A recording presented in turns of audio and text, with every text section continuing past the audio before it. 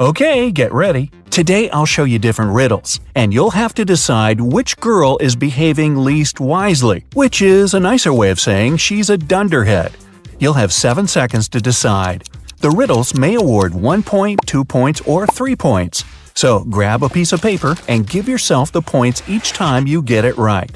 We'll start with the easiest questions that earn 1 point each. Autumn and Hope are going for a walk with their friends. It's 60 degrees outside. Who is dressed in the worst way?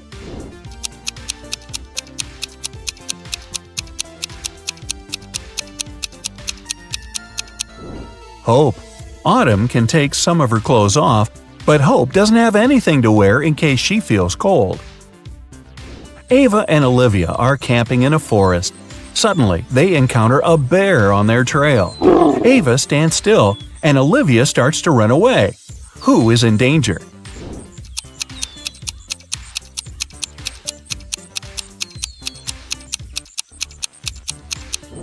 Olivia. The bear might see her as prey and follow, and he's definitely faster. So it's better to keep your cool and slowly move backwards, keeping the eye contact. Haley and Savannah are making sandwiches for lunch. Who did something terribly wrong?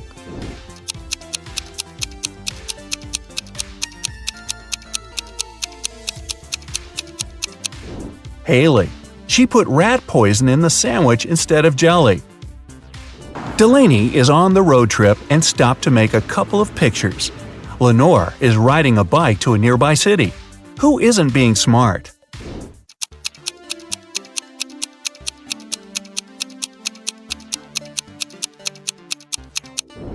Delaney. She parked her car right under the sign that says "Parking isn't allowed." Jane and Charlotte are learning how to swim. Jane went to the lake with her little siblings, and Charlotte went to the ocean with her friends. They both jumped in the water alone. Who is in greater danger?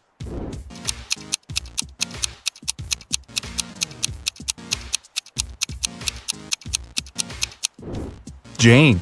In case she struggles, her little siblings won't be able to pull her out. McKenna and Desiree are late for school, so they're taking a shortcut. McKenna takes the way through the woods, and Desiree decides to go across a frozen lake. Who's in danger?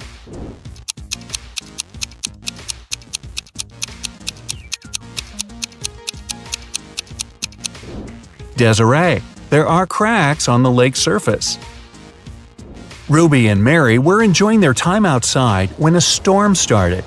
Ruby hid in her car in the open space, and Mary kept swimming in the ocean. Who is not safe?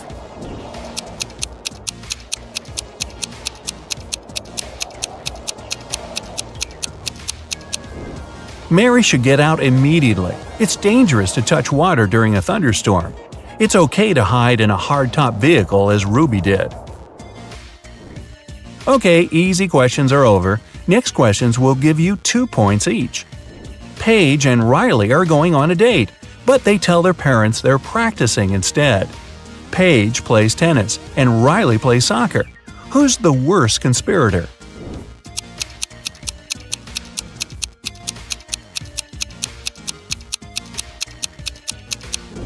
Riley. She's dressed inappropriately for a soccer game. Unlike Paige, she doesn't have any change of clothes or equipment with her. Quinn and Sandra are working in a garden. Quinn was told to water the flowers, and Sandra should mow the lawn. Who's doing something wrong?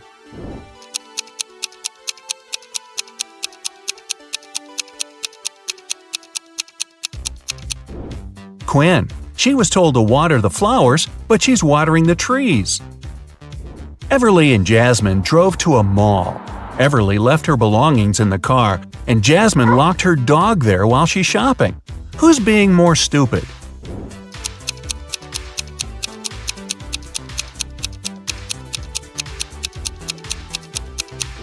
Jasmine. You shouldn't leave animals or people in a closed car, especially in the hot sun. It's the wrong way to get a hot dog. Mia and Stella wanted to get a tattoo and skip their classes to get home right after school. When they get home, they immediately run into their parents. Who's going to get in trouble?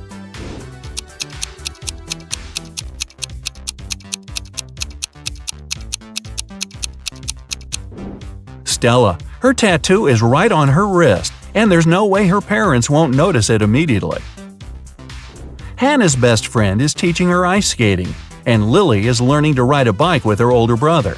After several minutes, they feel like they've got it and ride away from their supervisors very fast. Who's least careful?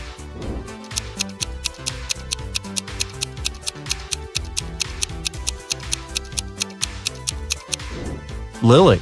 Hannah has the railing by her side that she can grab in case she falls. Lily will crash to the ground. Kylie and Abby are bloggers getting ready for a party. Who is missing something?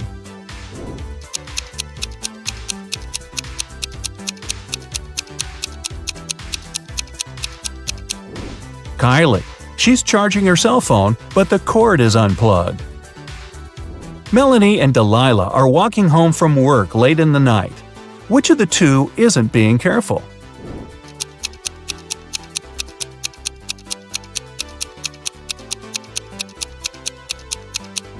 Melanie.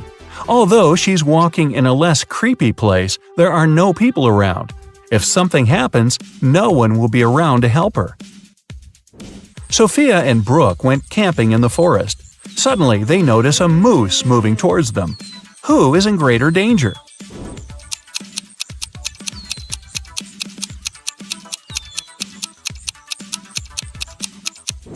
Sophia, who is wearing heels and will run slower. Brooke can drop her huge backpack and use it as an obstacle. Kira and Ava want to go to a party, but their parents banned them from leaving the house. Kira decided to sneak out using the attic window, while Ava used the back door. Who won't make it to the party tonight?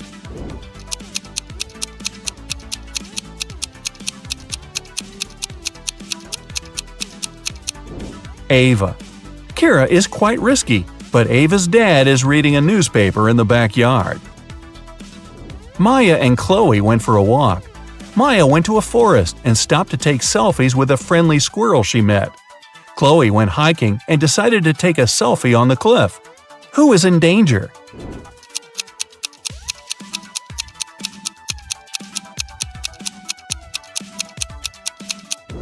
Maya. The branch above her is about to fall. Maeve and Sarah are cheating on their math test. Who is more likely to be caught?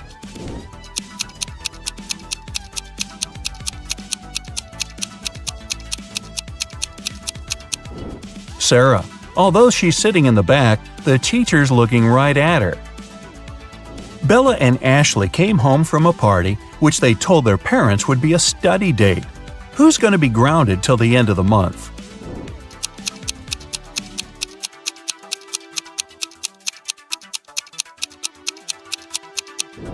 Bella. She'll have a hard time coming up with a logical explanation for the confetti in her hair. Elizabeth and Kate are late for work, so they're driving above the speed limit. Which of them is in greater danger?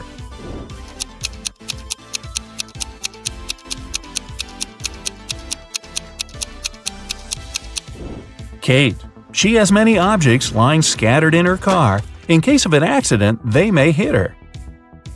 Ariana and Serena have to do their house chores before they'll be allowed to go to the birthday party. Who is going to be late?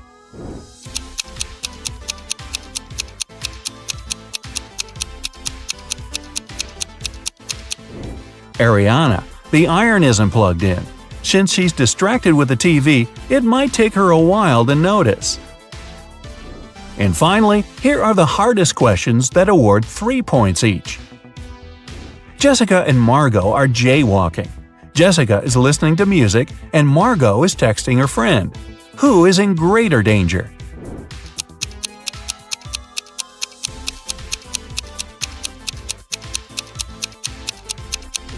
Jessica. Although they're both behaving poorly, Margot is on a straight road where she can be noticed. Jessica is jaywalking before the road takes a turn. Someone might not have enough time to react and stop. Julia and Naya are taking a vacation to the jungles. Julia got tangled up in lianas, and Naya got stuck in quicksand. Who's in danger?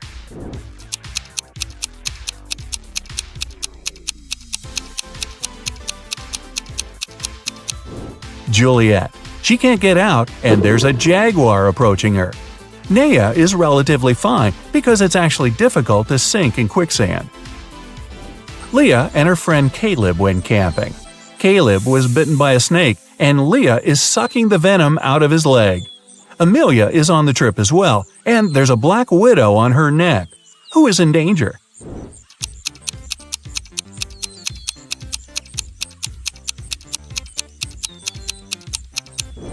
Leah. It's dangerous to suck out the venom. As for Amelia, black widows rarely bite, and the bites are rarely fatal. Becky and Allison are both in a bathtub doing their morning routine. Becky is using the hairdryer. Allison is charging her phone while scrolling through the internet. Who is less clever?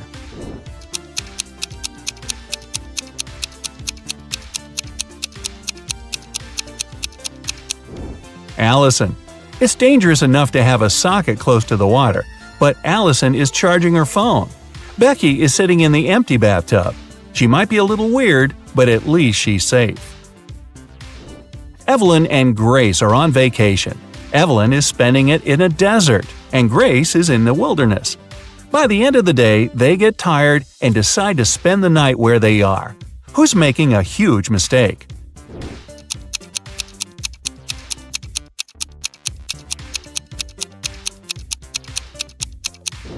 Evelyn. Night temperature in the desert can fall to 25 degrees Fahrenheit and she'll be freezing. Grace's fire will scare away wild animals. Emma and Avery are planning to go to the movies with their friends tonight. Meanwhile, they're enjoying a hot summer day. Who's not going to make it to the movies?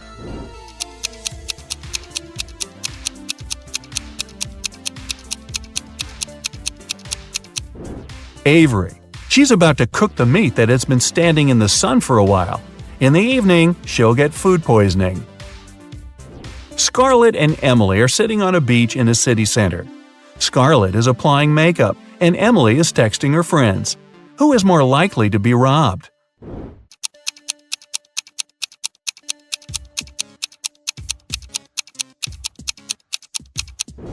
Emily. Although they're both distracted, at least Scarlett has a mirror in her hands and can see if someone is approaching her. Ella and Madison are driving to their friend's birthday party. Ella is chatting on the phone with her boyfriend, while Madison is applying lipstick. Who is in greater danger?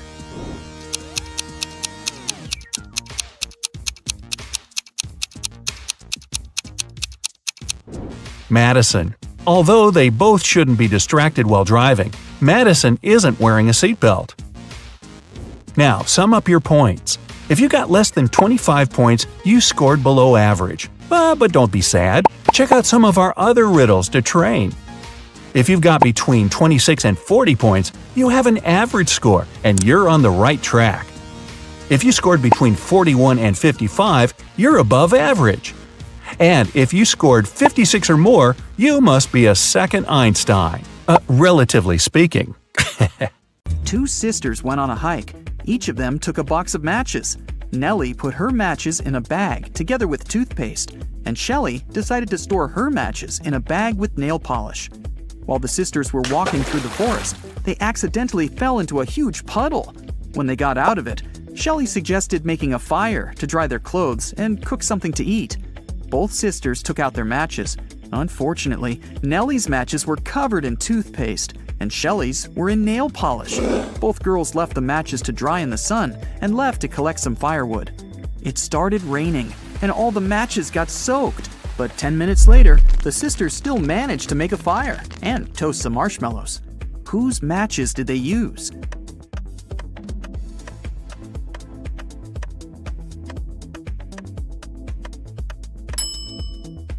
They used Shelley's matches. The nail polish dried and made them waterproof.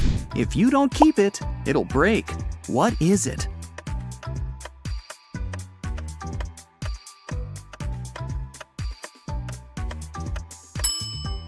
It's a promise.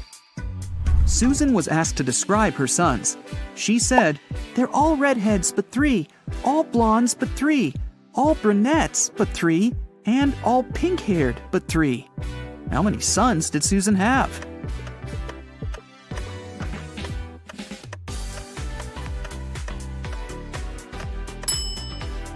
The answer is 4. 1 redhead, 1 pink-haired, 1 brunette, and 1 blonde. Lisa was a famous top model.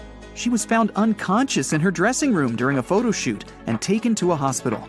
Doctors said she had a severe allergic reaction, but when Lisa came to herself, she insisted she hadn't eaten anything all day. The model's manager was very concerned and interrogated everyone who had been around Lisa. The stylist said she had applied Lisa's makeup and, indeed, hadn't seen her eating anything. The cleaning lady said she had cleaned the dressing room with organic, non-allergenic products. Lisa's main rival, Nora, said she had been watching the shooting all day long. She hadn't noticed anything suspicious. Who's the culprit?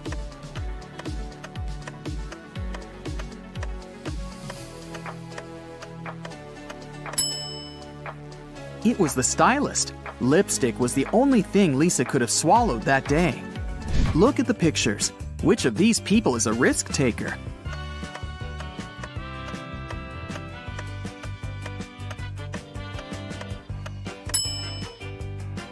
The girl is risking less. She's sitting on the second floor, and there's a pool below. The guy is risking more. The building he's sitting on is taller. You can see clouds and planes in the sky. What food can you never cheer up?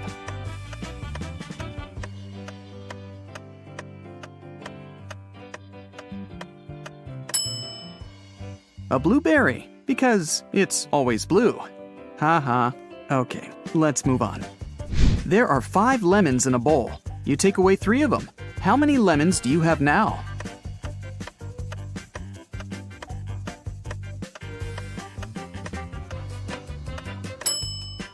Well, you have the 3 lemons you took. King Gerald has a very beautiful daughter named Teresa. 4 princes from different countries came to the kingdom, hoping to marry the girl. But the king decided to check how smart they were and organized a special contest. Teresa was in the center of a 200 by 200 foot room, and the princes were standing on small boxes in each corner of the room. The first prince to touch Teresa's hand would become her husband, but they weren't allowed to leave their places or use anything but their hands or wits. One of the princes figured out what to do immediately. He married the princess. What did he do?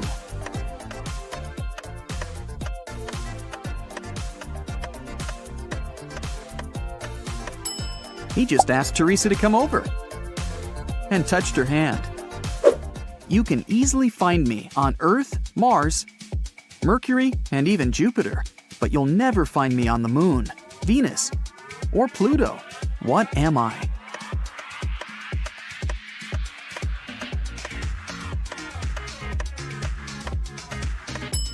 I'm the letter R. Manager George received an anonymous text message. It said a robber had just entered the supermarket where he worked. George hurried into the hall and saw 4 pregnant women in the grocery section. The man looked at the ladies attentively, detected the thief, and called the police. How did he know?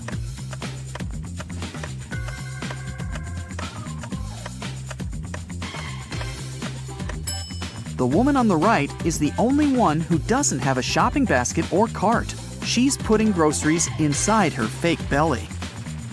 Imagine that you're in a room with no windows and no doors. How can you get out?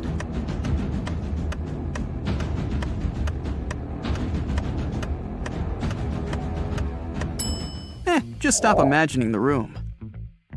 Mrs. Victoria decided to give her grandson Rick an unusual gift for his 18th birthday. She called him into her room, showed the guy her safe, and handed him a corked bottle with a key inside. Honey, this is the key to my safe. You can keep all the money you find there if you manage to open it. But you must take the key out without removing the cork or breaking the bottle. Good luck. Rick accepted the challenge and started thinking about the puzzle. What would you do to get the key out?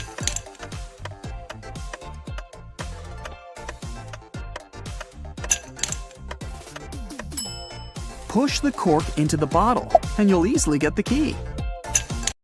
Abby was a college student.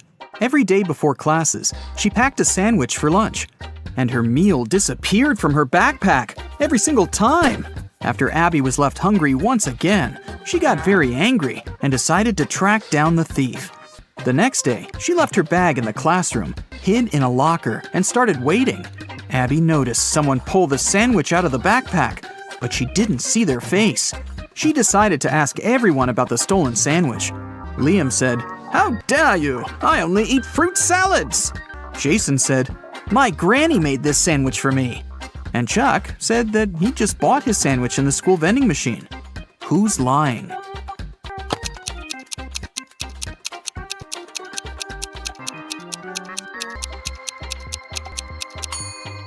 Abby didn't have lettuce in her sandwich, so it must be Jason who stole it.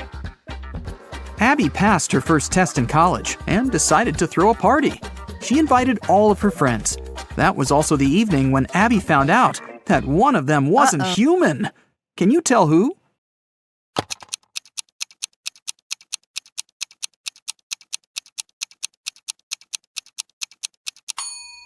It's Henry. Both of his shoes are for the right foot. During spring break, Abby organized a garage sale to sell some of her old dresses. After a while, Abby got her first customer, Tina. The girl picked only one dress and asked Abby, "How much for this dress?" Abby answered, $30. Tina didn't want to spend that much, so she asked, "Could you sell it for $20? Abby agreed. Tina gave her $50, but Abby didn't have any change, so she went to her neighbor to ask for help. The neighbor gave Abby 3 notes, 2 20s and 1 $10 note. Abby came back, gave $30 to Tina, and put the remaining $20 in her wallet. A few minutes later, the neighbor ran into Abby's garage and shouted, "That note you gave me is fake! Give me my money back!" Abby had to give the man her own money. How much money did she lose?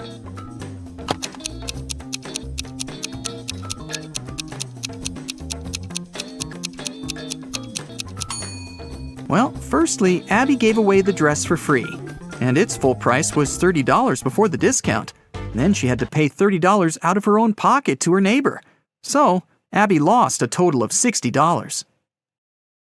Abby invited her best friend Nina to go skating in the park. Soon, they got really hungry and decided to buy some burgers. They chose similar toppings and added lots of sauces. 10 minutes later, Nina got very sick. Abby had to call 911. Paramedics took the girl to a hospital and diagnosed severe poisoning. Can you tell which sauce was poisoned?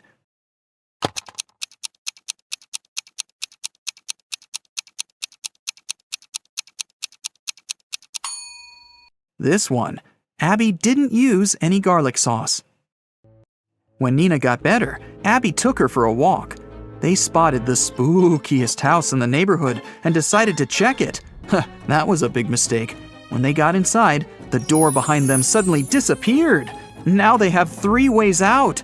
There's a zombie behind the first door. A creepy vampire is waiting behind the second door. And there's an angry ghost behind the third door. Which way is the safest?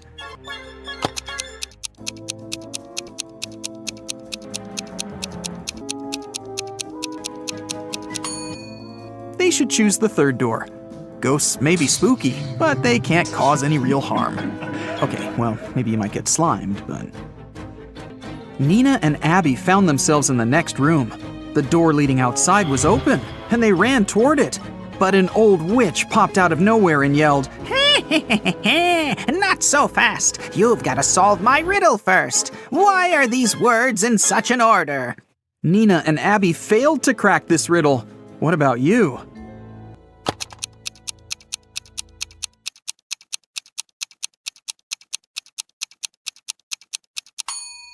Here's the correct answer. The words rhyme with 1, 2, 3, 4, and 5. That's why they're in this order. The witch teleported Nina and Abby to her basement, but the girls didn't give up and found 3 ways out again.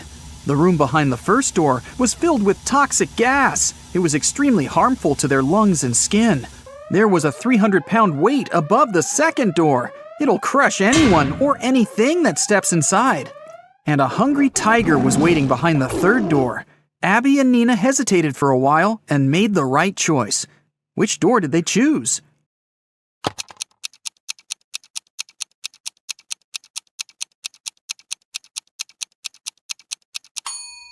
Nina took off her boot and threw it on the floor in the second room. The weight crushed the boot, and the girls ran into the room and closed the door. After that, they escaped through the window. Unfortunately, they got lost in a magical forest. It was cold since it was winter. After wandering around for a while, they saw 3 roads. All of them seemed dangerous. If they picked the road leading to the left, they'd have to go past some hungry wolves. And if they went straight ahead, they'd have to go through a village where werewolves lived. And the third path went over a lake covered with thin ice that could crack at any moment. Which way should they choose?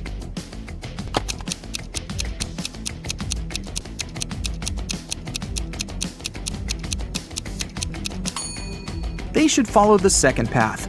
Look at the sky. It's a new moon, and werewolves are only dangerous during a full moon. Nina and Abby got home safely. But someone had burgled their apartment while they were absent. They called the police, and they questioned 3 neighbors. Jeff said, "I was away all weekend, fishing with my friends." Holly said, "I didn't leave my home. I was painting the walls in my apartment all weekend. I love bright colors, you know."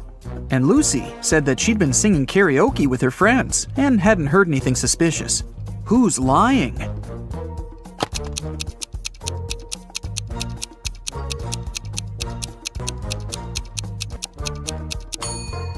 Holly. The walls in her apartment are mostly white, but she said that she painted them in some bright colors. Nina got a job in a bookstore. On her first day at work, she found a vintage watch on the floor. 3 people came over to claim it. Kevin said that he'd bought this watch when he got his first salary many years ago. Violet said that she'd inherited the watch from her grandfather.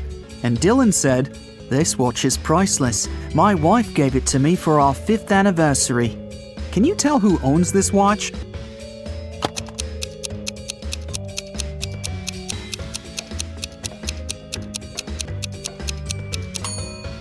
It's Violet. She has the narrowest wrist.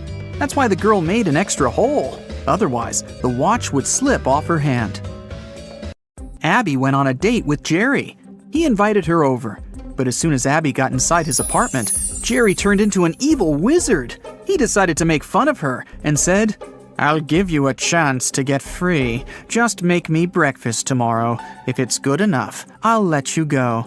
And if it's bad, you'll stay here forever." The next morning, Abby came to the kitchen and began cooking. When she turned away from the stove, Jerry added a whole box of salt to the pot. But when Abby served breakfast, Jerry understood that he'd have to let Abby go. What did she cook?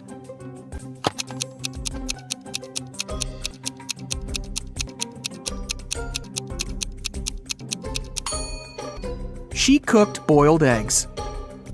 So, Rick wants to become a famous chef, but the cooking school only accepts applicants over 18.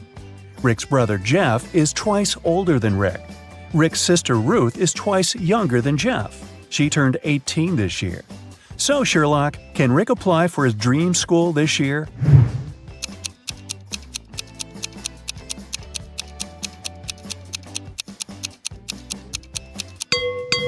Yep, he's 18 years old. Rick and Ruth are of the same age because they're twins. Rick has prepared all papers for the cooking school, but he still needs to get some work experience and recommendations to get accepted. He found 3 job ads. Bill has a small diner on the 4th floor of the local shopping mall. He needs help in the kitchen. Holly offers a part-time internship at her fancy sushi restaurant. But first, you need to pay $300 for a 2-week training. Sam needs an assistant in his noodle shop. Now, only one of these offers isn't fake. Can you tell which one?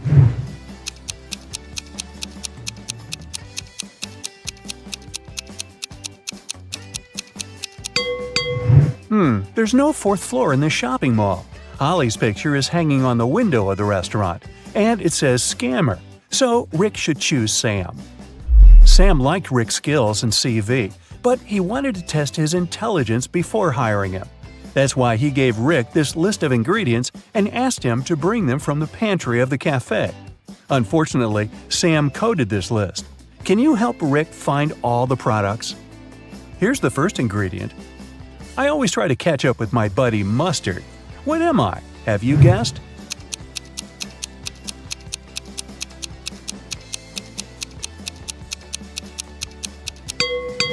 It's ketchup.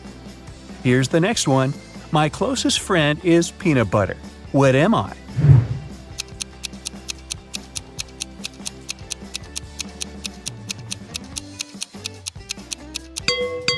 The second ingredient is jelly. I'm a nut that is only delicious when fried or baked. What am I? Have you guessed?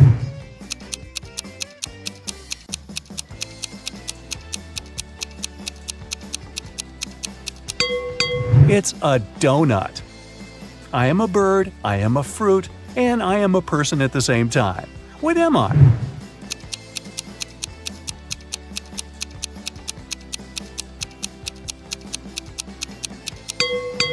A kiwi. I go along with most veggies and snacks beside me. What am I?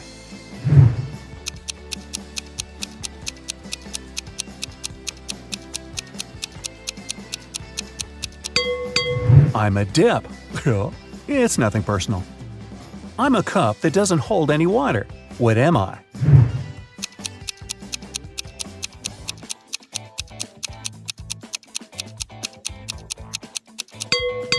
I'm talking about a cupcake here. A little pool with 2 layers of water around it. One is white and soft, and the other is dark and hard amidst a light brown grassy lawn with an outline of green grass. What's that all about?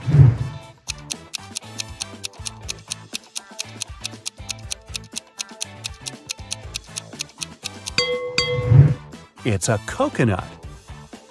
It's hard to get a smooth bite, and you can chew me for a long time if I'm too dry. What am I?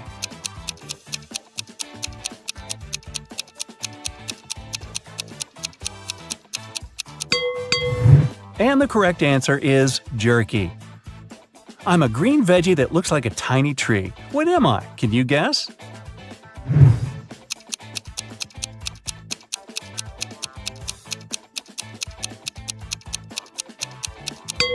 I'm broccoli. A time when they're green, a time when they're brown. But both of these times cause me to frown. But just in between, for a very short while, they're perfect and yellow and cause me to smile. What are they?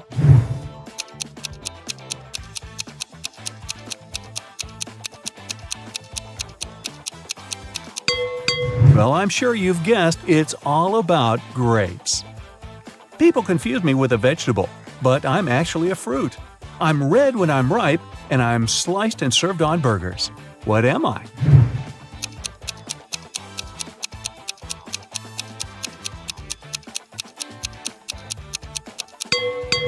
A tomato or tomato. I'm the type of room you cannot enter or leave. I raise from the ground below. I can be poisonous or a delicious treat.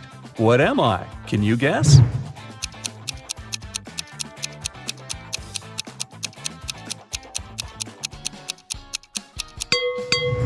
All of this is about a mushroom. You throw away my outside and you cook my inside. Then you eat me from the outside and throw away what's inside. What am I?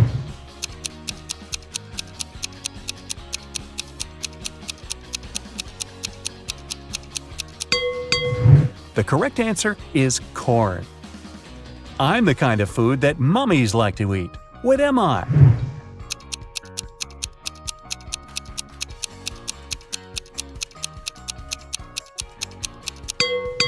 It's a wrap. Oh, really?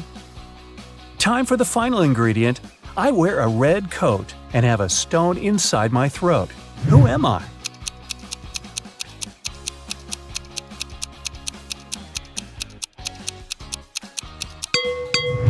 I'm a cherry. Hey, great job. Rick has brought all the ingredients. Sam hired him right away and asked him to take orders. Rick saw 3 customers in the cafe, but only one of them was a real human. Can you spot who exactly it was?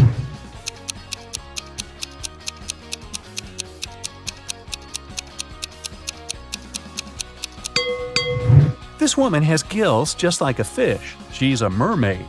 And this guy's wearing trousers instead of a shirt, and he's trying to pay with shells. It's pretty clear he's not from this planet. Someone had stolen a tip box from Sam's cafe. The police arrived almost at once. Rick said that he could only see the back of the robber. He knew it was a woman. The next day, another robbery took place, but this time the guard managed to block the exit. The police arrived in a minute. They saw 4 women in the cafe. Can you tell who the thief was?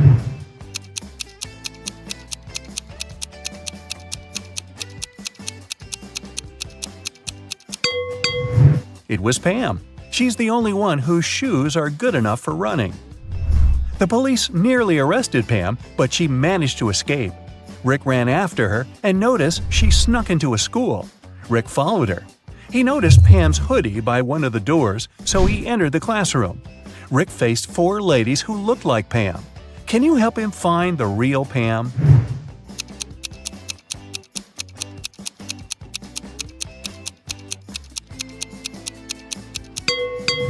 There she is. She has neither books nor pens on her desk. 2 months later, Sam gave Rick a good recommendation. Rick applied for cooking school, and now he has to take some exams.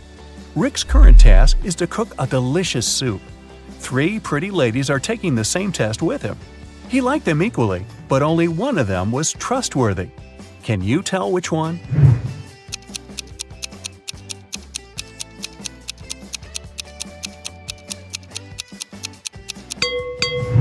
Jenny has a bottle of poison in her spices collection. Fiona put push pins in her soup. It's very suspicious as well. Kelly didn't do anything wrong. She looks pretty reliable. After the soup test, Rick got a new task. He must tell which cupcake is in the very center of the tray. Can you help him?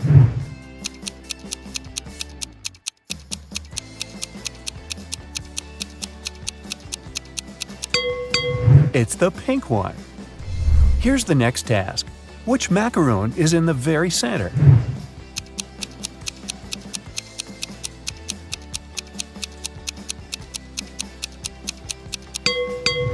The purple one. Great job! What about this tray? Can you tell which cookie is in the very center?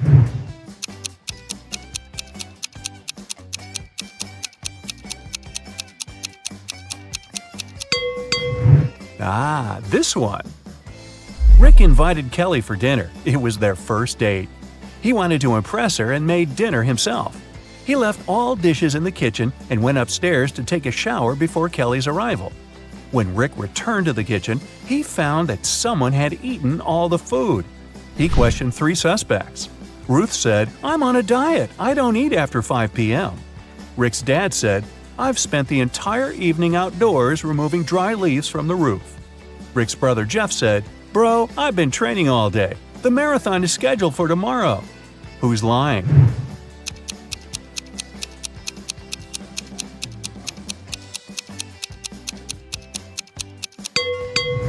Rick's dad. The roof is still covered with leaves. And Rick's dad is a pig. Wendy and her roommates at college decided to find jobs to earn some money for an epic trip to Asia on summer vacation. Wendy downloaded a special job search app. The app offered her to solve a riddle to prove she was human. Tomorrow, I'm sure here. Yesterday, I'm found as well. Today, I'm gone. What am I? Wendy gave her answer right away and passed the test. What did she say?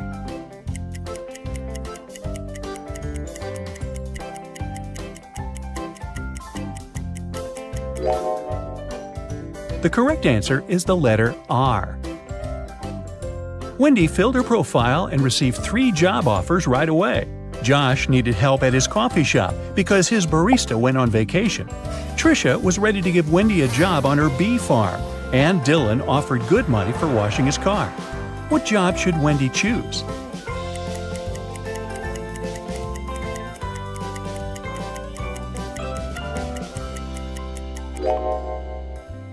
There's a flying cat at the bee farm, so it's probably not quite safe there.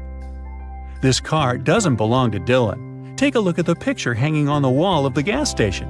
This car is stolen, and Dylan is the thief. Wendy's best choice is the coffee shop. Wendy arrived at the coffee shop and saw something very weird right away. Can you see it too?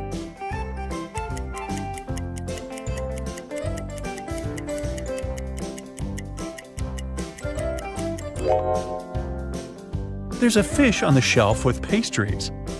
Wendy's new boss, Josh, said, "That was just a welcome prank to check how attentive you are."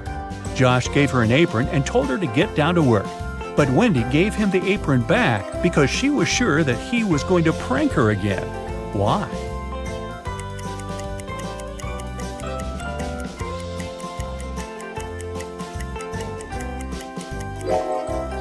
Take a look at the coffee shop logo and the logo on Josh's t-shirt. They don't match the logo on Wendy's apron. He challenged her attentiveness once again. A group of 6 students entered the coffee shop. Wendy was very nervous because they were her first clients. She asked, "What would you like to order?" The students decided to play a game with Wendy.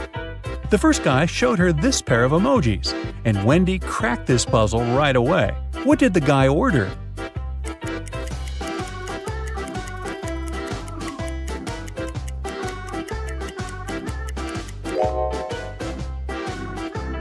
A sandwich. Another guy showed Wendy these 2 emojis. Can you help her solve this?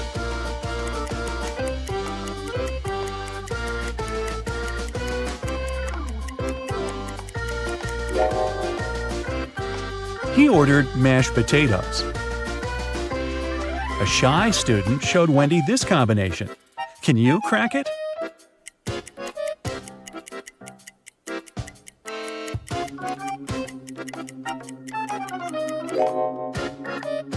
He ordered fish fingers. And finally, the last student ordered this dish. Can you help Wendy figure it out?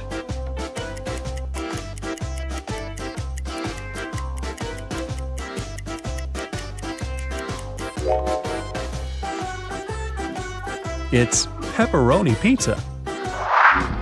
4 friends from that group of students ordered raspberry tea, but 2 remaining members of the group ordered different drinks. Rob took a glass of lemonade, and Rosie asked for a double espresso. The guys drank tea, and 5 minutes later, they got very sick and fainted. Wendy called the ambulance. She suspected that Rosie and Rob were behind this accident. So the girl asked them why they had ordered different drinks. Rob said he'd taken lemonade because he was allergic to blackberries.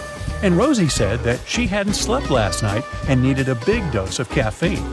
Who's lying?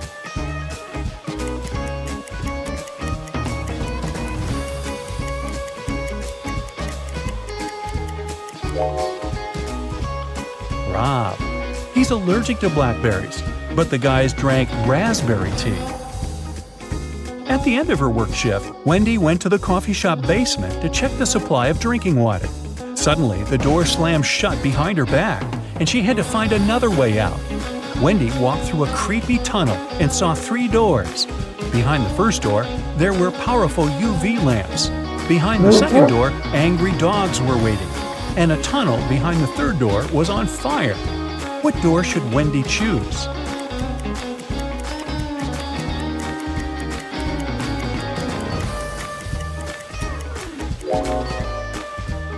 The third one. She can take several large water bottles and put the flames out. Next day, Wendy got a task to deliver some books. When she arrived at the needed address, she saw a building with a metal door. The door was locked, but there was a note next to the combination lock. It said, Rose, Daisy, Aloe, and Sunflower. Can you help Wendy figure this passcode out? Here's a hint. One word on this list is different from the rest. Which one?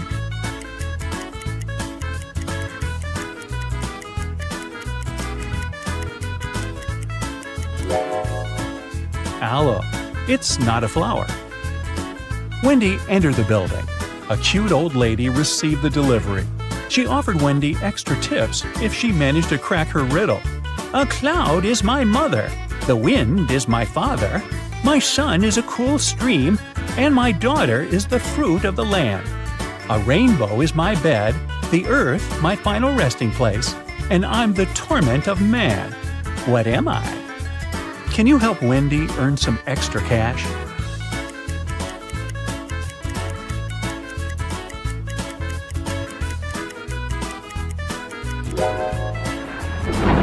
correct answer is rain. Wendy got a new task to organize a music concert in a jazz club. There, she met 6 musicians, and all of them had tattoos on their shoulders. They offered Wendy to guess who was the last one to join their group. Can you help her crack this puzzle?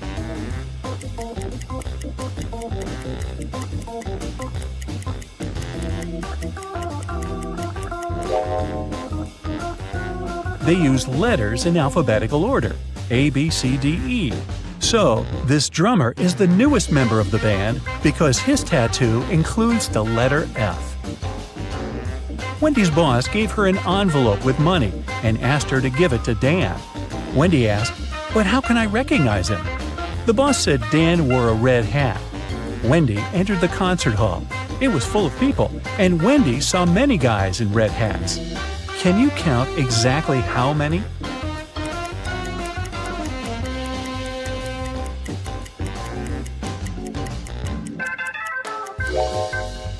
It's 8. But which of these guys is the real Dan?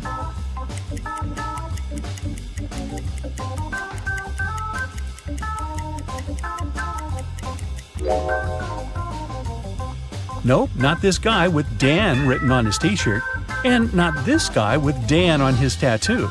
The real Dan is over here. Look at his badge. It says Dan. The rest of the guys have different names on their badges. Early in the morning after the concert, Wendy drank a cup of coffee, felt unwell, and fainted. 10 minutes later, she woke up in a weird basement. 4 doors could lead her either to freedom or into a trap. Behind the first door, there were hungry bats. Behind the second door, there were rabid foxes. Behind the third door, there were venomous tarantulas.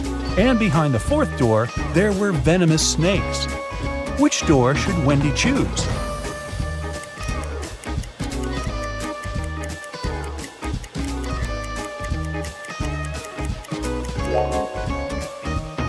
She should choose the first door. Bats are nocturnal animals. They sleep in the morning. Rachel had been dreaming of becoming a famous actress. Finally, her dream was about to come true. A famed talent agency had invited Rachel for an interview. She arrived at the office to meet her new agent early in the morning. There were 4 people in the conference room. Can you tell which one is Rachel's agent?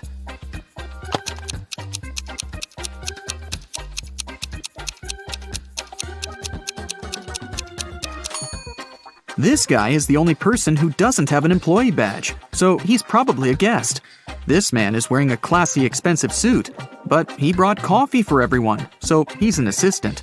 This lady's mug says "World's Best Lawyer," so she's probably responsible for legal issues. And this relaxed lady over there is Rachel's agent, Zoe.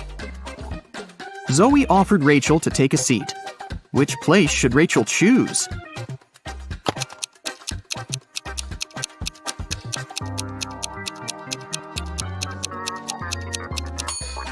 This chair is missing one leg. Someone has spilled coffee on this chair. The barista has written "The Boss" on the drink in this cup and left it on the table next to this chair. And someone has left a sweater on this chair. So, Rachel has only one option, and here it is. First of all, Zoe decided to check how smart Rachel was and offered her this puzzle. She used 3 pencils to make this triangle. Rachel's task was to create a perfect square by moving just 1 pencil. Can you help her?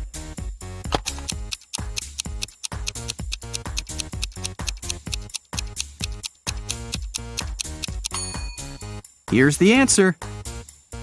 After the meeting, Zoe unboxed a delivery from a popular writer. He sent Zoe his new masterpiece in secret. Zoe didn't say anything about this to her colleagues, but one of them was actually trying to steal the script. Can you guess who this person is?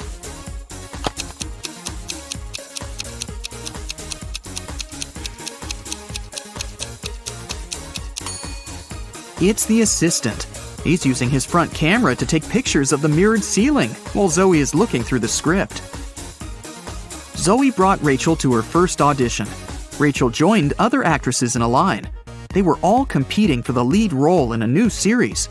The main character had poor eyesight, so all actresses put on fake glasses to get into character. Rachel didn't do well enough. and another actress, Sally, got the job. Rachel was very upset. But suddenly, Sally fell to the floor. She was unconscious, and Rachel called an ambulance. Doctors said that someone had poisoned Sally. But all the actresses ate the same snacks and drank the same water. Doctors checked the food, and it was fine. Can you guess what happened there?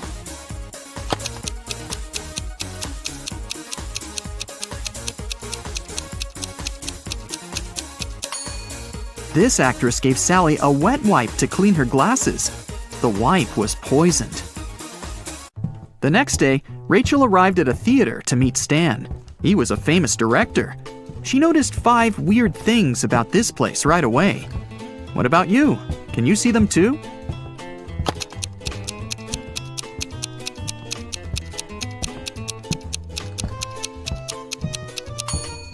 Something's wrong with the gravity. In particular, with this chandelier that isn't hanging from the ceiling as it should. The wind that the fan creates is blowing to the right, but this actress's hair is flowing to the left. There are human footsteps on the ceiling. The spotlights are red, but the lighting on the stage is blue.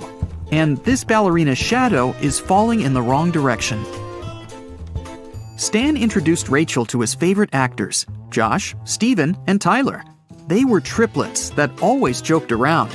But this time, they agreed that one of them would tell the truth, and the other 2 would lie. They told Rachel about their game. She had to guess their names. The first guy said that he was Josh. The second introduced himself as Steven, and the third guy said, "The second person always tells the truth." Can you figure out who is who?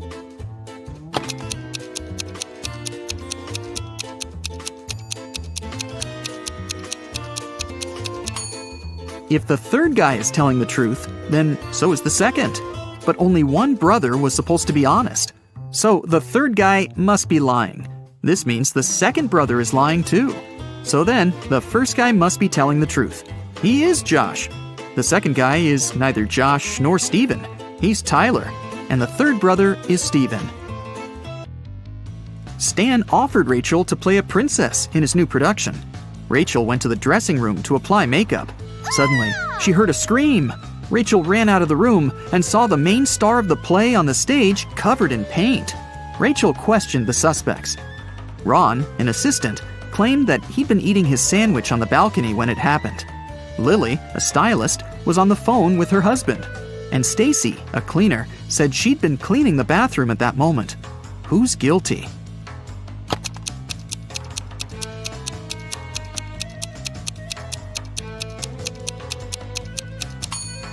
Ron. He's holding a sandwich, and it's still unwrapped. Now that Rachel got a job, she needed a place to stay in Hollywood. She started looking for an apartment and went to 3 agencies. Each agency showed her one apartment. Rachel liked them all, but when she examined the apartments, she realized that there were scammers among the realtors. Rachel looked at the documents attentively. Which apartment should she choose?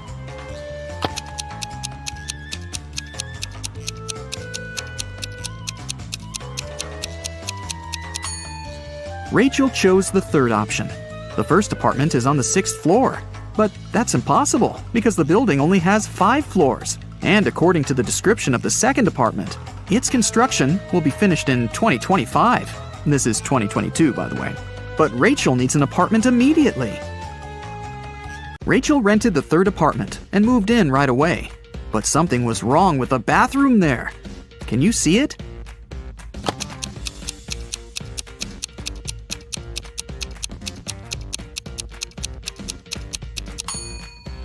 How is she supposed to flush?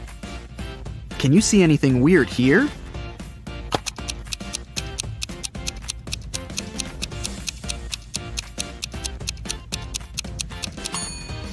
There's no shower drain. Rachel heard the doorbell ring. Her neighbors, Peter and Victor, brought her 2 cakes, but only one of them was edible. Can you tell which one?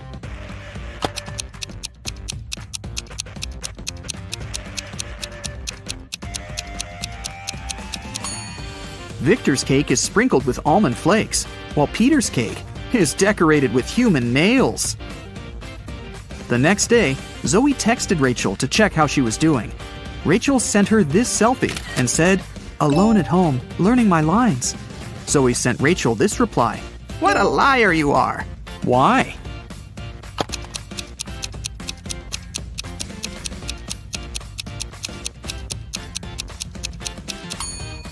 If Rachel's alone, who's that guy?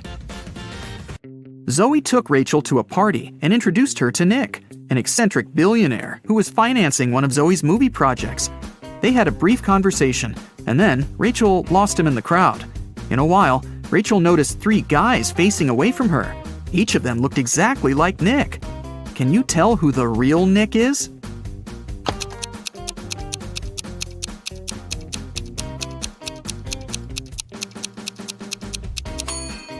This guy has a tattoo on his hand, while Nick didn't have it. And this guy's suit is fake. They wrote the brand name with a mistake.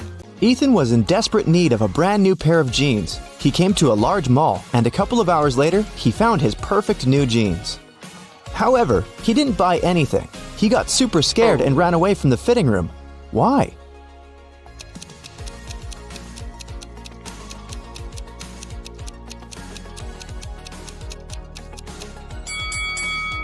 Ethan glimpsed in a large mirror and realized a guy from the dressing room had his face reflected in the mirror, even though he was standing with his back facing it.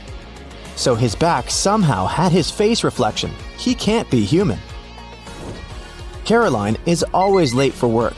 Every time she hears an alarm clock, she stops it and continues sleeping.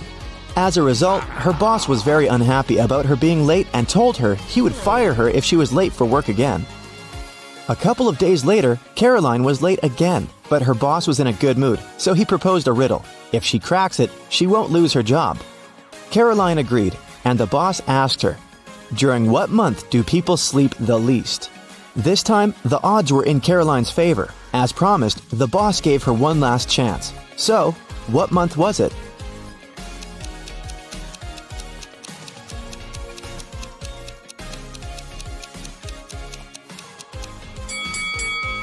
People sleep the least in February, since it's the shortest month.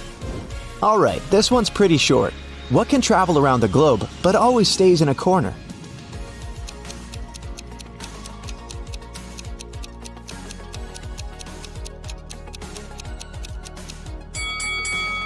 Sure thing, it's a stamp. Next riddle.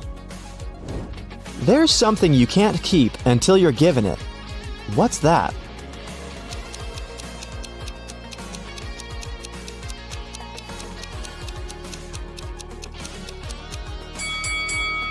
Right, it's a promise. Last Saturday, Karen went on an excursion to a Gothic castle. Suddenly, she got lost there and started wandering around the castle. A few minutes later, she spotted a silhouette moving towards her. It was a young man. He came up to her and Karen asked him who he was. The man replied, "Well, there's something that spends all the time on the floor, but never gets dirty. And by the way, I don't have it." Karen ran away immediately. Why?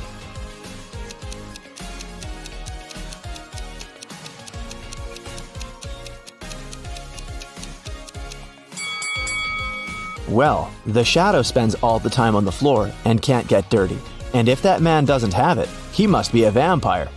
A notorious bank robber came to the city, and huge sums of money started to disappear from the vaults of the city's banks. No one could stop the criminal. They were never caught on CCTV cameras. Bank security officers never saw anything suspicious. There was only one strange thing about the thief. They always left behind a slip of paper with a tooth, spider, and a lizard drawn on it. Was it some code? But several months later, the police managed to arrest 3 suspects. They were Mr. Pantafent, Ms. Twospard, and Mr. Superhero. Yep, some people do have bizarre last names. Who is the infamous bank robber?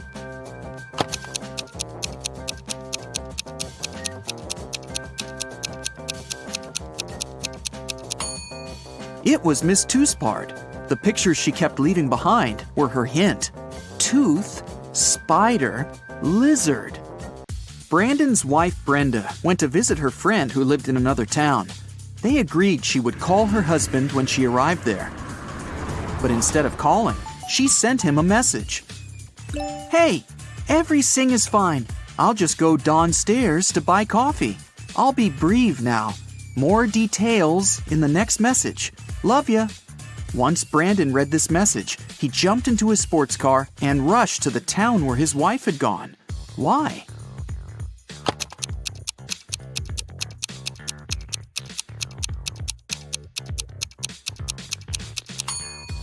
Brenda isn't simply terrible at spelling. The typing errors make up the word save. Someone stole extremely important documents from Mr. Larson's office. 1 week later, the police arrested the criminal. It was a woman called Emily. She was being questioned for 3 days straight, but still refused to tell the police where the folder with the documents was. Then, several officers visited her apartment. At first sight, nothing was out of the ordinary. But after careful inspection, they figured out where the documents were. Can you do the same?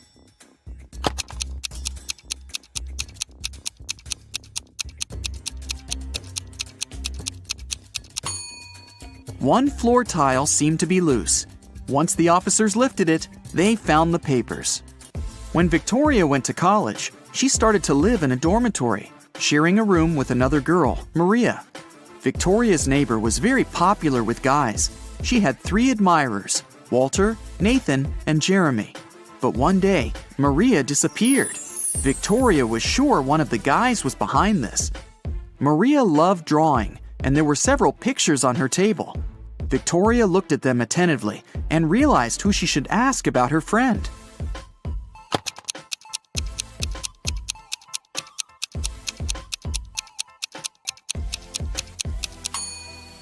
Jeremy must know something. Look at the pictures. A jacket, yo-yo, mouse, earth, rocket, and elephant. The first letters of these objects make up his name. Look at this poor guy. He seems to be stuck in the middle of a natural disaster. Which one should he choose to survive? A tornado, flood, or lightning strike?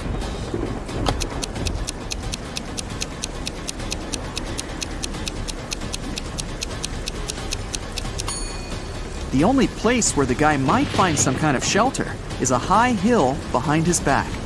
High ground during a lightning storm or a tornado is a terrible idea, which means the man will only be able to survive a flood. Carl was a rich man who had 2 adult sons, Ethan and Christian. They all lived in one house. One day, Carl saw that his most expensive ancient Chinese vase was missing. The only people who were at home the night before were his sons. The man didn't want to involve the police. That's why he decided to talk to each of his sons himself. He saw Ethan driving through the gates. He was back from his daily visit to the bakery. The guy said that the night before, he'd been practicing the guitar in his room. He didn't notice anything suspicious. Christian was near the swimming pool.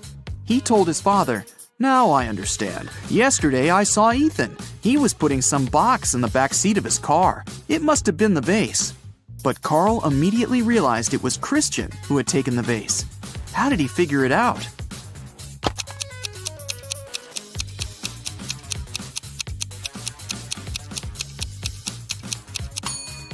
Ethan drives a sports car. It only has 2 seats. He couldn't have put the box in the back seat. It means Christian is lying. Jack and Deborah lived in a pretty small house near a forest. One day, the man went for a walk and never came back.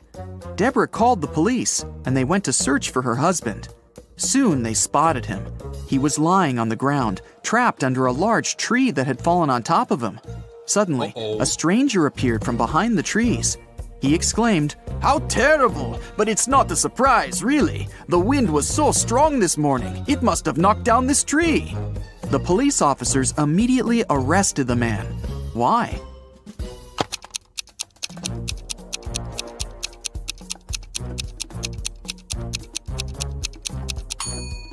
The tree doesn't look broken by the wind. It looks as if someone cut it down. It was an unusually snowy winter. Detective Adam Davis was walking home from his office when he saw a young woman. She was carrying 2 large bags. For some reason, the girl seemed suspicious to the detective. He came up to her, showed her his badge, and asked what she had in her bags. "Oh, I'm going on vacation. That's just some stuff I'll need there." And still, Adam called for backup and arrested her. Why?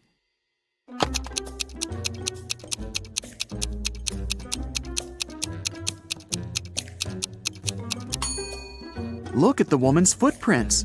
She got out of the house through the window. A bizarre way to leave your own home. She must have broken into the house, and there are stolen things in her bags. A man was walking along a railroad track. Suddenly, he saw a train speeding toward him.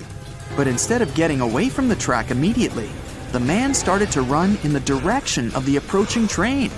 When the train was very close, he finally jumped off the track. Why did he do this?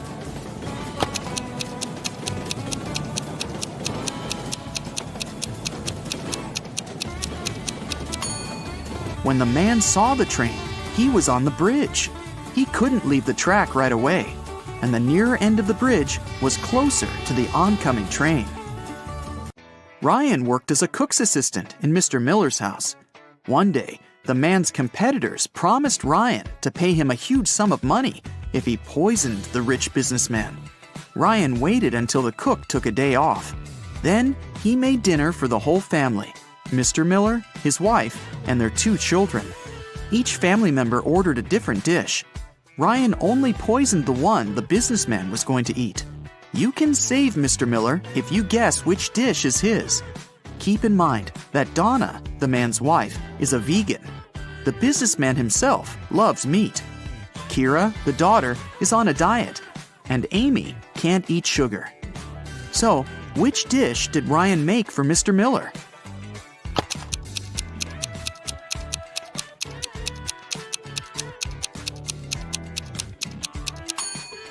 It's spaghetti with meat sauce.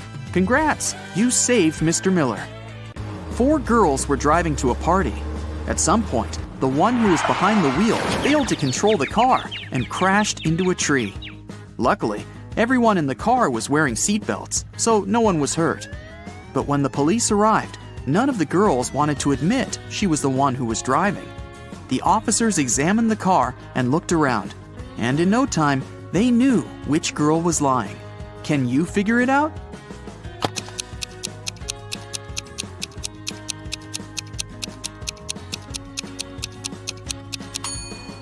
Almost all the girls are wearing really high heels. It must be extremely uncomfortable and unsafe to drive wearing such shoes. And only the girl in the black dress has sneakers on. She was the driver. A math teacher told his students about Roman numerals. After that, he asked them to draw one line and turn 9 into 6. His only condition was that the students couldn't lift their pens from the paper until the line was finished. Mark was the first one to complete this task. How did he do it?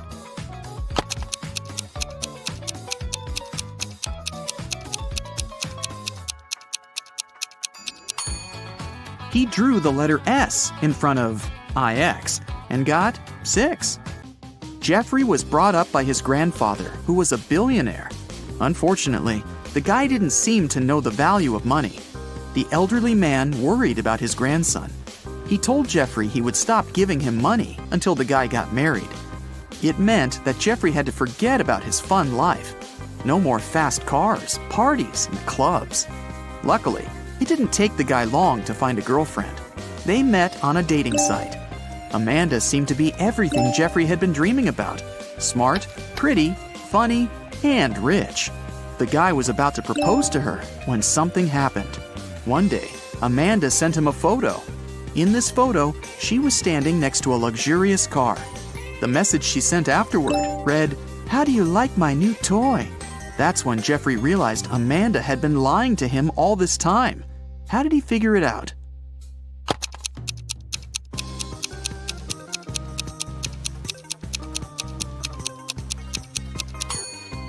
The girl is wearing a badge in the photo. She must be working at a car dealership, not buying extravagant cars.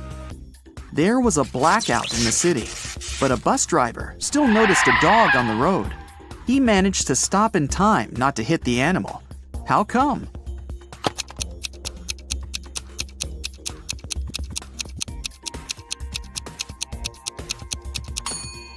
This near miss happened during the day.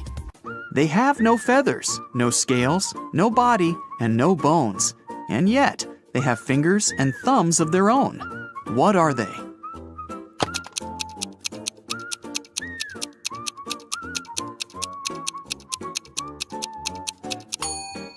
A pair of gloves. Cassie won a trip to a luxury resort in the Maldives. She goes there on a boat along with 3 other hotel guests. One of these billionaires is fake. Can you guess who?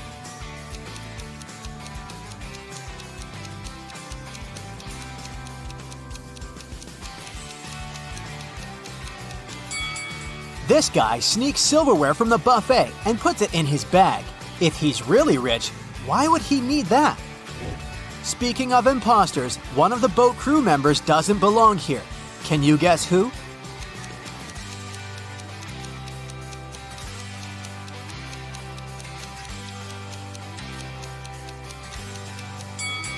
This waitress hides a police badge under her floral garland, so she's probably working undercover.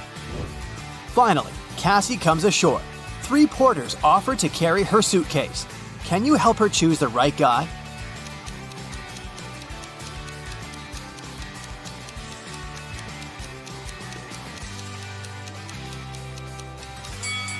The first guy is a runaway criminal. See this poster on the pier? The second guy is a ghost. He's too transparent for a human being. Therefore, Cassie should choose the third guy. The hotel manager offers Cassie 3 options to choose from. A room on the 8th floor with a gorgeous sea view. A luxurious apartment on the 2nd floor with a garden view. Or a separate authentic bungalow on the shore. What would you choose?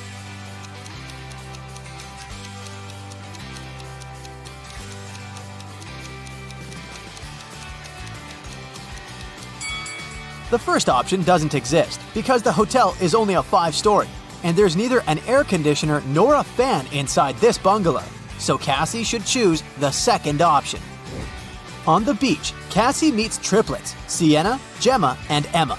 Emma borrows $20 from Cassie. The next morning, Cassie meets one of the triplets in the lobby, but they're so identical that Cassie can't distinguish them. We know for sure that Sienna always tells the truth, while Gemma and Emma always lie. What 3-word question should Cassie ask in order to get back her $20?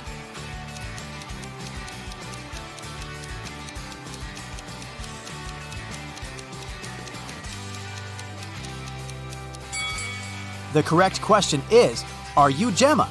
Sienna, who only speaks the truth, would say no. Gemma, who always lies, would also say no.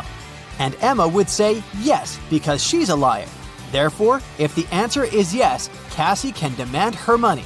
And if the answer is no, Cassie can ask Sienna or Gemma to remind Emma about her debt. After breakfast, Cassie goes diving. She sees a lot of identical clownfish underwater, but one of them doesn't belong here. Can you spot the odd fish out?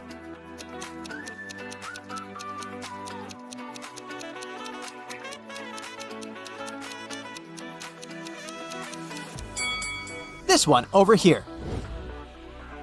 Underwater, Cassie finds a treasure chest, but it's locked. Can you help her crack the combination lock?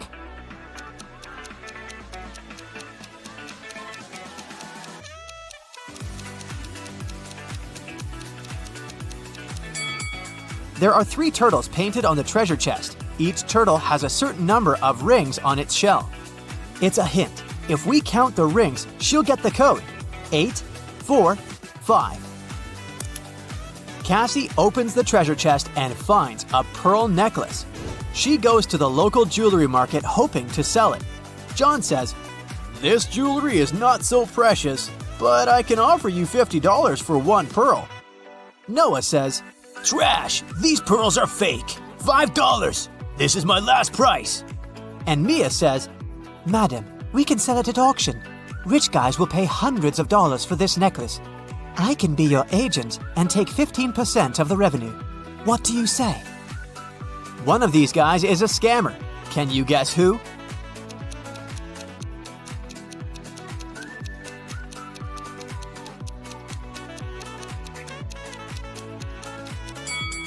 Noah is wearing another person's work badge. Therefore, he had stolen someone else's identity. Cassie wants to buy a new swimsuit. She walks into a fitting room and sees these 3 pairs of legs. Can you guess who's broke?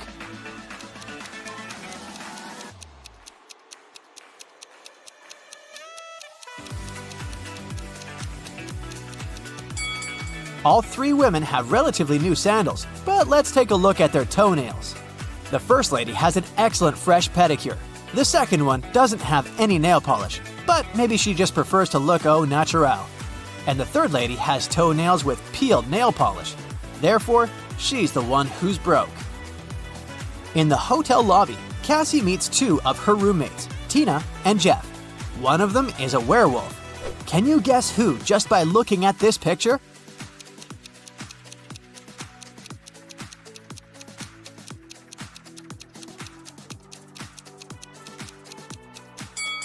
Tina is a werewolf. She has handcuffs on her leg. Cassie goes to the beach to sunbathe. There's a vampire on one of these sun loungers. Can you spot where exactly?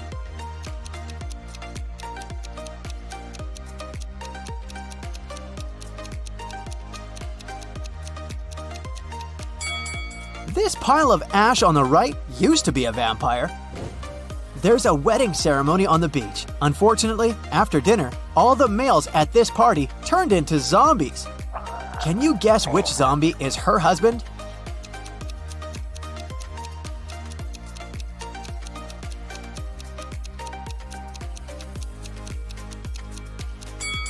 It's this guy. He's wearing a ring. In the evening, Cassie arrives at an abandoned haunted village to film a video for her vlog. She spots 5 weird things about this place right away. Can you see them too?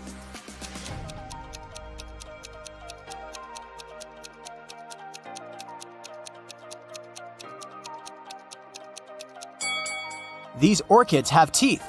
Who left these huge claw marks on the wall of this house?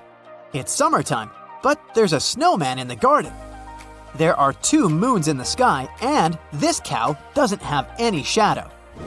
Cassie returns to the hotel and sees a hot mess. Someone has been rummaging through her stuff. She interrogates 3 suspects. The maid says, "I cleaned your room in the afternoon. All your clothes and personal belongings were neatly folded in the closet. When I left, I locked the door." The plumber says, "I also entered your room in the afternoon to fix the toilet.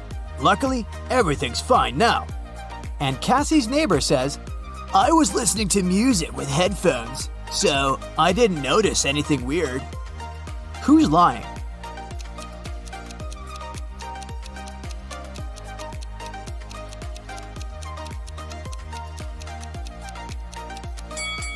It's the plumber. He said he fixed the toilet, but it's still clogged. One of the hotel guests, Peter, likes Cassie.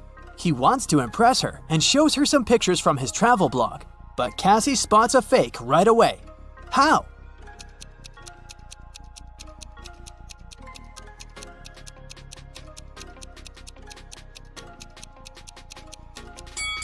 Take a look at the wind direction in this picture. In the background, the wind is blowing to the left, but his hair is blowing to the right. Therefore, Richard had photoshopped himself. Someone had broken the most expensive statue in the hotel lobby. The manager interrogates 4 suspects among the guests to find out who's guilty. Melanie says, "I'm not into art. I haven't even noticed this statue before." Steven says, "Sorry, dude. I've been out skydiving all day long." Zach says, "Don't worry, that sculpture was tasteless. I'm an art dealer and I can get you a new one." And Sophie says, "I was chilling at the spa, so I didn't see anything." Can you spot who's guilty?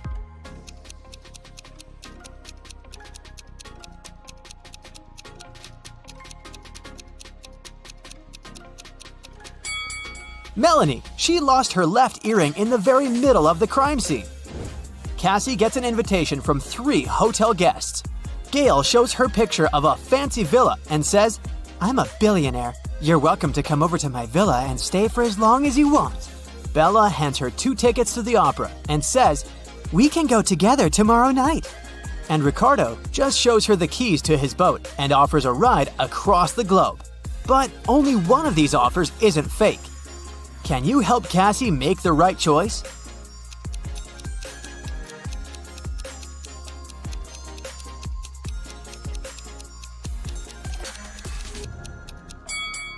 There's a for sale sign near the villa, so Gail's offer doesn't look trustworthy. Take a closer look at the gate on the opera ticket. It expired centuries ago, so Cassie should trust Ricardo. Cassie goes to the hotel restaurant to have dinner.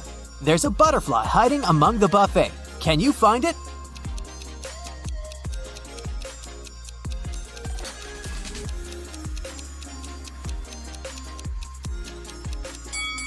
It's over here. Two best friends, Emily and Luna, came to a popular and expensive hair salon. At first, the administrator told the girls they had just one available hairstylist. But after making a phone call, she happily announced she had found another hairdresser. Emily and Luna could have their hair done at the same time. But in the process, it dawned on the girls that one of the hairstylists was fake. Which one?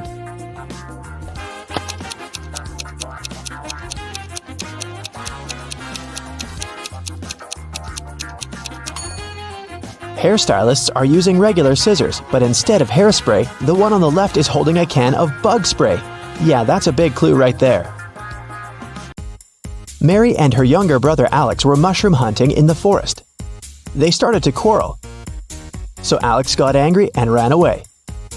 After several minutes, Mary rushed after him. She was still fuming but also worried. Soon, the girl reached a small river. A man was sitting on the shore. "Did you see a teenager here?" Mary asked. "Yep, he's just taken a boat and made it to the other side." But Mary didn't believe the man. Why?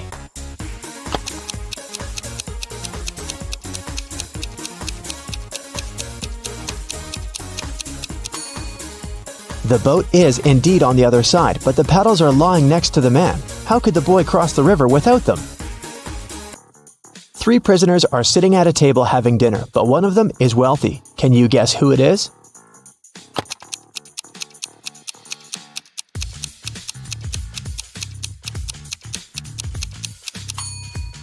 It's not the guy with the steak and shrimps. The little tag on his shirt reveals he's a chef, and he likes to prepare a special treat for himself. The guy with the jewels shows that he's well off, but in prison, jewelry is basically worthless. It's the third guy. Wealthy people try to keep a low profile in prison, not to be targeted by others. That's why he doesn't flash any valuable possessions or his status. It's Friday and all the students have gathered in a big lecture hall to take the end of term exam. The teacher has been informed that one student is going to cheat. Can you tell which one? Pay attention to every detail.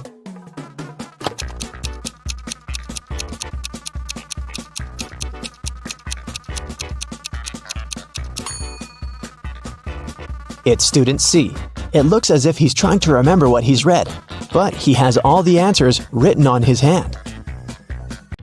Marta was walking through the park near her home in the evening. It was dark and there was nobody around. Suddenly, someone grabbed her from behind and they bolted away. Marta took off after them. She was pretty sure this person was a woman, but she couldn't make out her appearance or clothes. When Marta ran inside, she saw three teachers.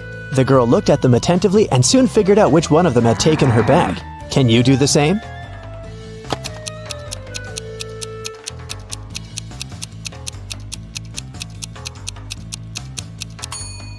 The woman in the middle wouldn't be able to run away with a cast on her leg. The one on the right doesn't have anything in her hands. Where would she hide Marta's bag so quickly? But the woman on the left has a big shopper bag on her shoulder. A real teacher wouldn't need to carry it in the classroom, so she was definitely the one who took the bag. Jonathan sneaked out of the house late in the evening to meet his girlfriend. The teenager thought he was extremely careful and quiet, but his whole family knew about his plan. They were aware the guy would return at midnight, so they decided to make a bet. The one who would see Nathan first when the guy started climbing the fence would be the winner. The prize would be no chores for them for 1 week. So as to not fall asleep, Nathan's dad switched on the TV. The teen's grandfather settled in the living room to read a book. The grandmother went to the kitchen to make a pizza, and Nathan's mom went to her room, sat down on the floor, and started to meditate. Who's going to be the first to spot Nathan when the time comes?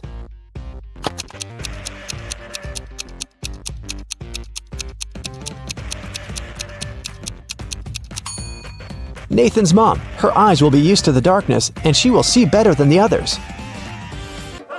Look at this picture closely and try to figure out who's from the future.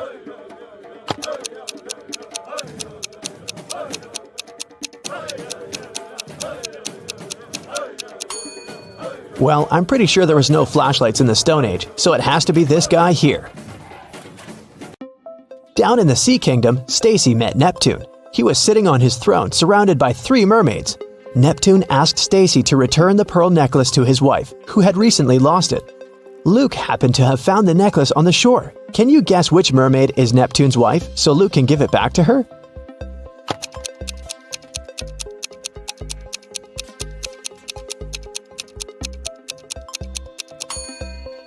It's the third one. She's the only one who's wearing an engagement ring. Lisa was a famous top model. She was found unconscious in her dressing room during a photo shoot and taken to a hospital. Doctors said she had a severe allergic reaction, but when Lisa came to her senses, she insisted she hadn't eaten anything all day. The model's manager was very concerned and interrogated everyone who'd been around. Lisa's stylist said that she had applied Lisa's makeup and indeed hadn't seen her eat anything. The cleaning lady said she had cleaned the dressing room with organic, non-allergenic products. Lisa's main rival, Nora, said that she'd been watching the shooting all day long. She hadn't noticed anything suspicious. Who's the culprit?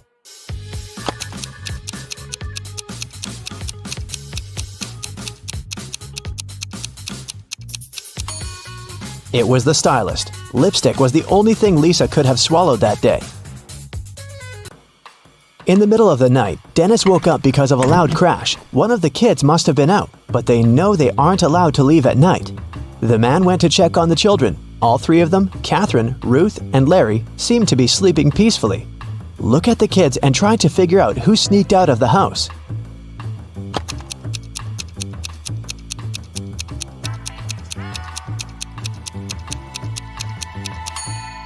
It was Ruth. There's a dirty sneaker hidden behind the curtain and several pieces of French fries under her bed. Brenda was traveling by train. It was scorching hot in the carriage. The girl took off her gold bracelet decorated with diamonds and put it on the table in front of her. Several minutes later, the train entered a tunnel, and it got pitch dark. When the tunnel was left behind, there was no bracelet on the table. Brenda was shocked. "Someone's taken my bracelet!" There were just 3 other people in the compartment. Helen said she'd been sleeping. Rachel was reading a book on her phone, and Gregory had gone to the bathroom even before the train entered the tunnel. Who took the bracelet?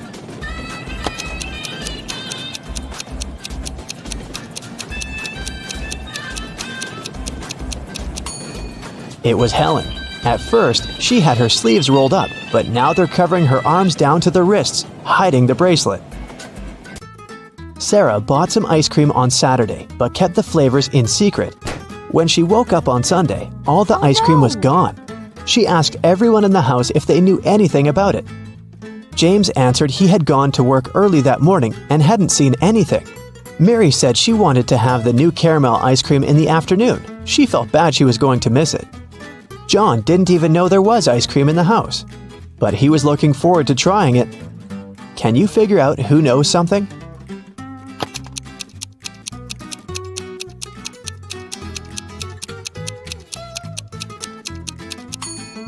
It's Mary. The ice cream flavors were a secret. She couldn't be sure there was a caramel taste among them. Can you tell who's a real mermaid here?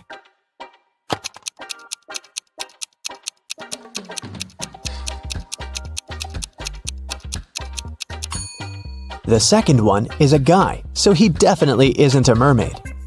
The girl on the right is chilling in the sun, and she's out of the water. Mermaids wouldn't do that because they dry out in the sun. So the real mermaid must be the one on the left.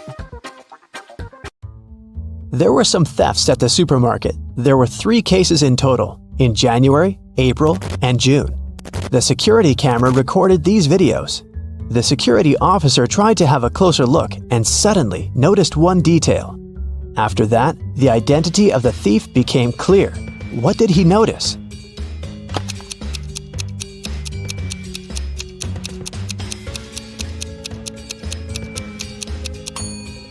It was the pregnant woman. The attentive security officer noticed that in January, she looked about 6 to 7 months pregnant. In June, she looked the same. Seems like it's the mysterious case of the baby bump that was really a canned ham. One day, a thief decided to rob the local bank. He came up with a brilliant plan to dress up as one of the bank tellers and try to sneak into the vault. As he was approaching the vault, he saw a security guard standing right in front of the door. The robber hadn't anticipated this, so he hid and watched the guard carefully when one of the actual bank tellers walked up to the door. The security guard said 12. The worker answered 6 and got in. Then another teller came up to the vault. When the security guard said 6, the person answered 3 and was granted access. The thief nonchalantly walked up to the security guard when the guard said 10. The robber confidently answered 5. He was arrested immediately. So why was the thief's answer wrong, and what could he have answered instead?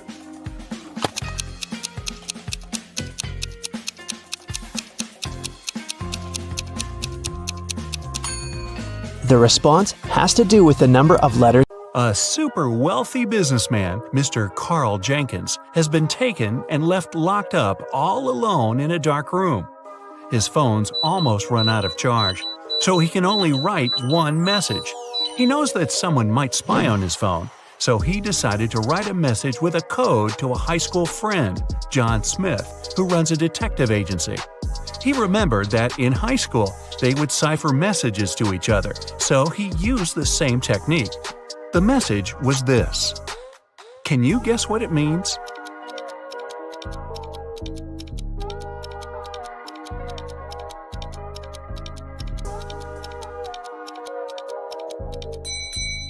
Back in high school, they would shift one letter to the right each time they needed to write a secret code.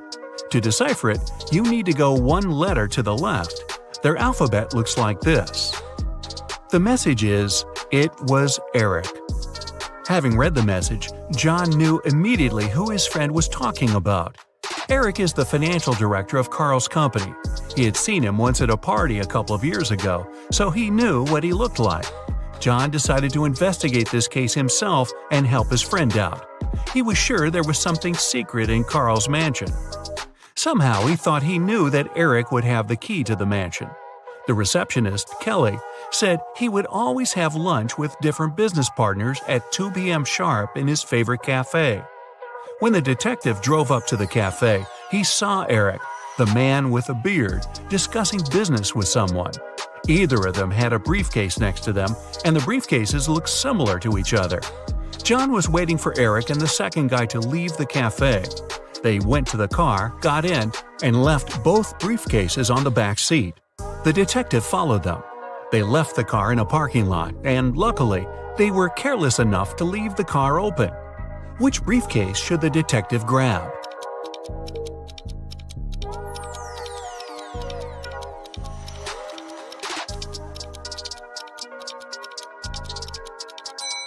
The one that looks brand new.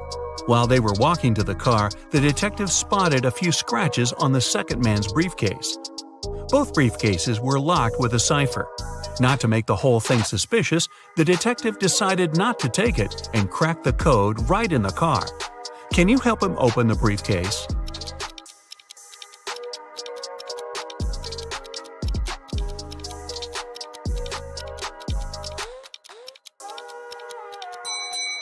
The code is 000. The briefcase is brand new, and Eric probably didn't have time to set a code on it yet.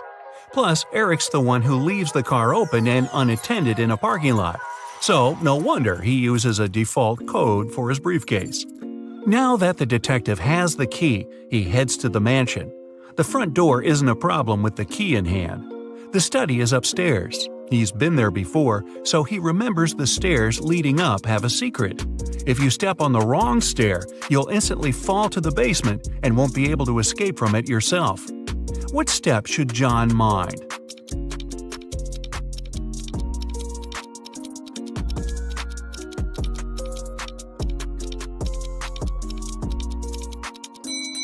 It's the one with the slit in the middle. When you step on it, it opens, and you get into a dark room with bats and spiders. Yikes! Alright, John is finally at the study door, and Carl would always use buttons to open it. You've got only one try. There are 3 buttons: yellow, green, and blue. Which one should the detective choose if he knows that Carl is a big fan of painting?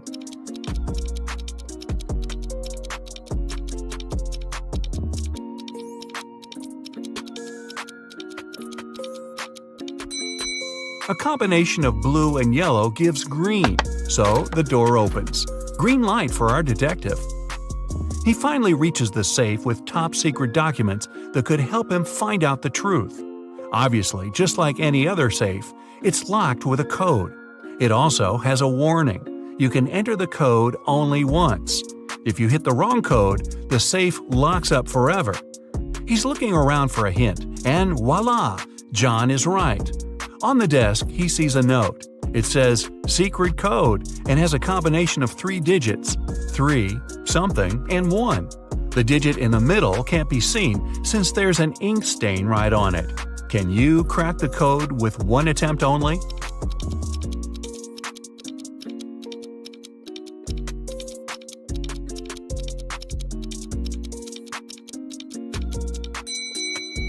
The code is 371. The detective thought the code was used frequently, so the button must have been a bit worn out. He was right. Since he knew the beginning and the end, he only needed to find one more worn button. Alright, now he's got the top-secret documents he needed for his investigation. He looks through all the papers and finally finds something that looks like the document he actually needed. To take it as a hard proof, he needs to find one which is not fake. There are 4 copies. They look almost the same, but only one is real. Can you guess which one?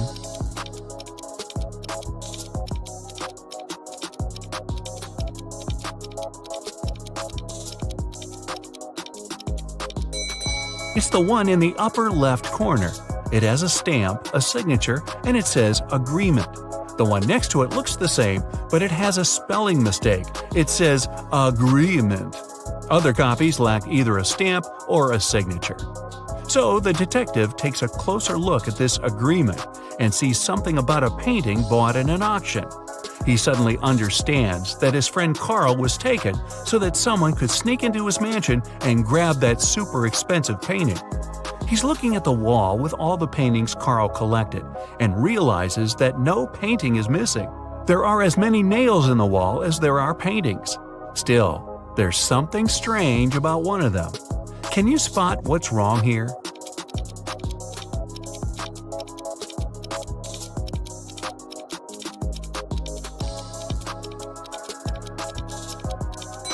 Even though all the paintings are present, there's one that lacks a frame. According to the agreement, the painting has been recently bought, and an art dealer helped Carl pick it. The expert was an honest man, and he helped Carl make sure all the other paintings in his collection were real. This time, the painting turned out to be nothing but a copy. Why did the expert suggest that Carl buy it?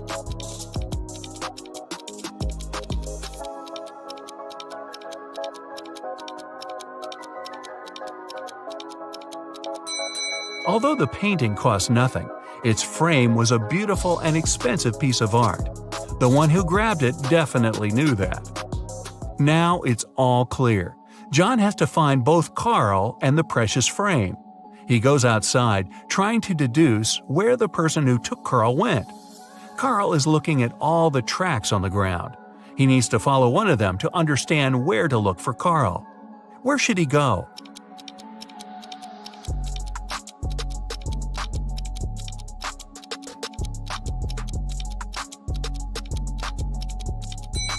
He's got to follow the tracks going to the left. There are 3 sets of tracks here. The first belonged to John's car. The second set belongs to a 2-wheel vehicle, and since the tracks are really thin, they were left by a bike. It seems impossible to take someone somewhere on a bike, so these must belong to a mail carrier who comes every day to bring the letters. The last set of tracks definitely belongs to a large car, so John should follow it. He's lucky and there are no turns, so he's just going straight. Half an hour later, he sees something like a castle. He drives up to it and he sees 3 moats in front of him. Here's the first one, a row full of metal stakes. How can John jump over it safely?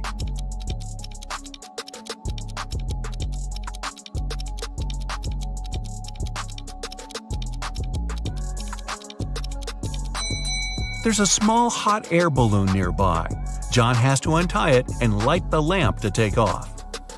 Since the next moat is on fire, John thinks it's unsafe to fly over it because the air balloon doesn't fly high enough and the lamp doesn't have enough oil to go on for long. Still, he managed to cross the moat with fire easily. How did he do it?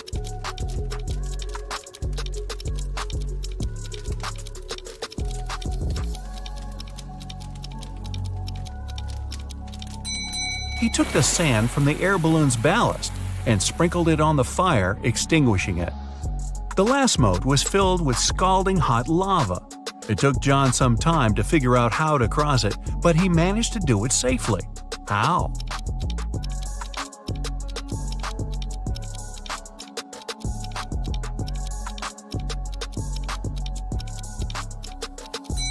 There were a lot of stones around him.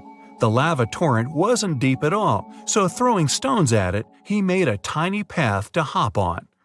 The castle was rather small inside, so the hardest thing was to actually get into it. When he entered the hall, John saw 3 doors. Above the doors, there was a sign. It said, "One of the doors leads to a labyrinth no one ever escaped. One of the doors is the exit. If you enter it, you'll have to cross all the 3 moats all over again. One of the doors has what you're looking for." When John looked at the doors, he knew immediately where his friend was. Which door did he choose?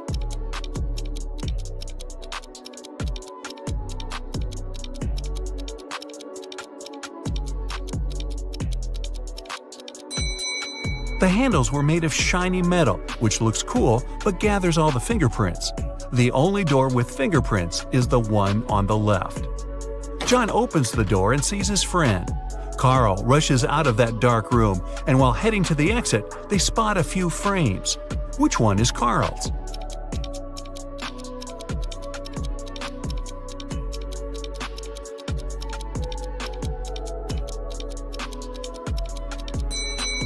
The rectangular one. The painting was rectangular, and the 2 other frames are square. The 2 friends get out of the castle, get in the car, and head to the police department. There, an officer's waiting for them. They have 3 suspects who could have possibly taken the exquisite frame. Carl and John enter the room separately. Still, they choose the same person. Who did they choose?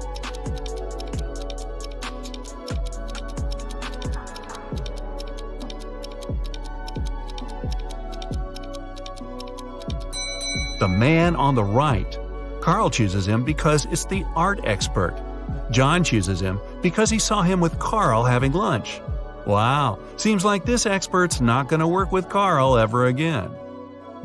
Morgana goes to the local store to find the perfect dress, but all the dresses are sold out. She has to choose from these 4. Can you see any difference between them?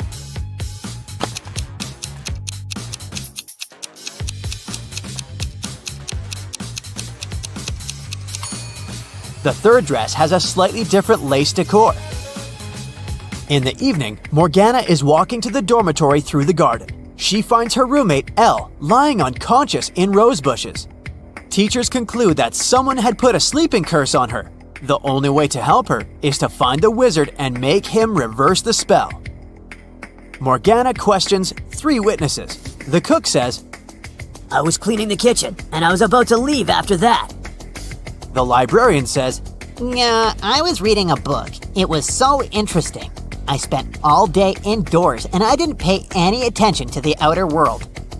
and the gardener says, "I was watering lilies in the opposite corner of the garden. I didn't see anything." Who cursed Elle?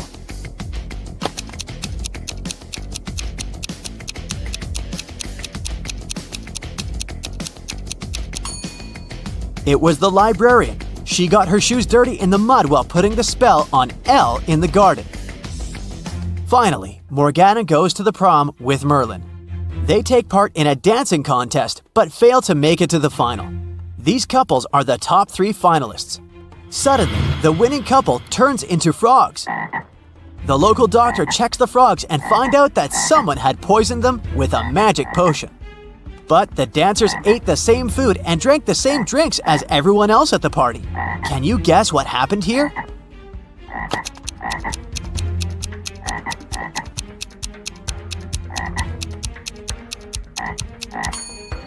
They danced with a rose in their teeth, remember? It was drenched in the potion. Merlin offers Morgana to have a romantic tour around his great-grandfather's castle. He says, "This place is abandoned. No one has entered it for 100 years." Wow, let's explore it. Morgana finds 4 odd details in the living room. Can you see them too?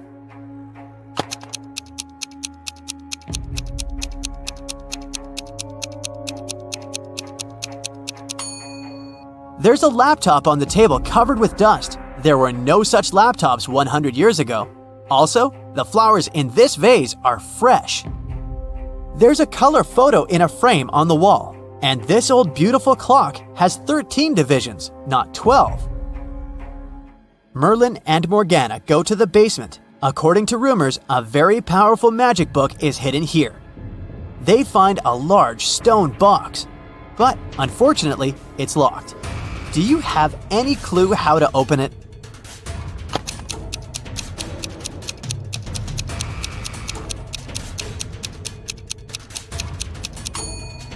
This odd boss relief with magical runes is a combination lock.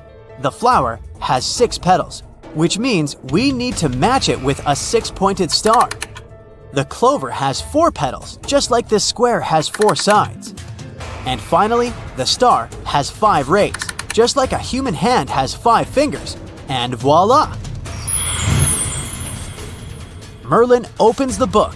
Suddenly, he yells, "It's a fake! Someone sneaked the original ahead of us!"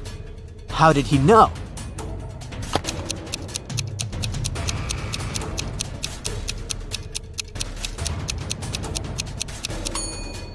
There's a modern barcode on the cover of this book.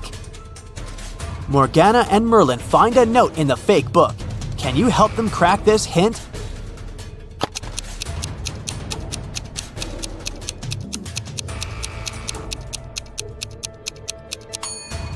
The paper is purple, and the rebus means corridor, so they should search a purple corridor.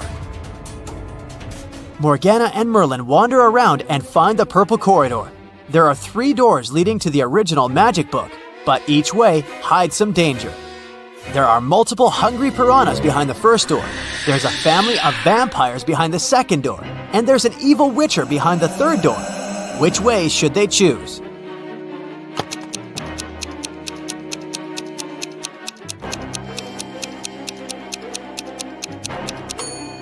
Morgana and Merlin walk through the first door. Piranhas can't survive without water, so they're not dangerous.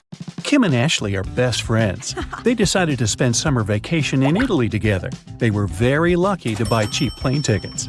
Their flight was at 10 a.m. Unfortunately, when the girls arrived at the airport, they realized it was the wrong one.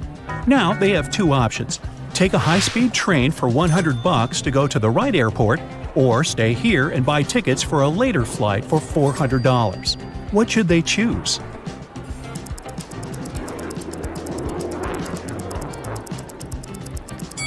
The second option. Look at the clock on the wall. It's 9:55 a.m. The boarding for their flight is already over. They won't make it even if they take the high-speed train. Kim and Ashley bought new tickets. They went to the airport restaurant to drink coffee. But one weird detail scared Kim away. She suggested they should leave that place as soon as possible. What did Kim see?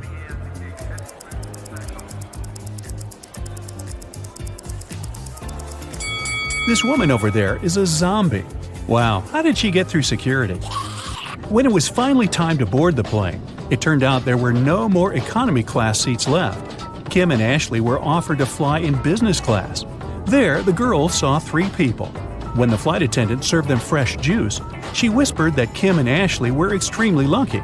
They were about to travel next to a famous Italian billionaire. Can you guess which of these passengers is the billionaire?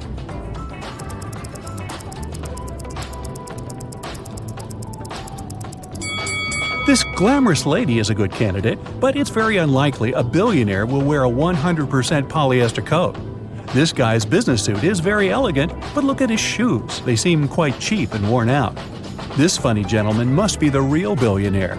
Although his outfit is rather casual, his gold watch looks very expensive. The glamorous lady began to chat with Kim and Ashley. She told them she had recently visited an exotic island with her friends. Then she showed the girls some pictures.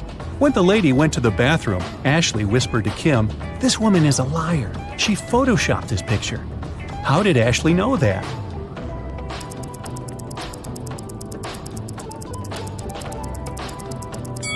It's all about the shadows. They all look natural except for this one. The glamorous lady took a sip of her juice and started coughing. Suddenly, she fainted and fell into the billionaire's arms. He was ready to shout for help, but Kim stopped him, saying the woman was faking it. How did she know that?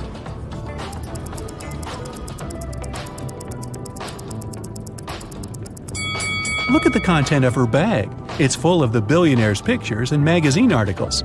She also has a tattoo with his portrait on her leg. This woman is obsessed with him. It was lunchtime, and the billionaire offered Kim to play a game. There were 3 boxes. One of them contained a meal. There was a statement on each box, but only one of them was true. Can you help Kim figure out which box has food inside?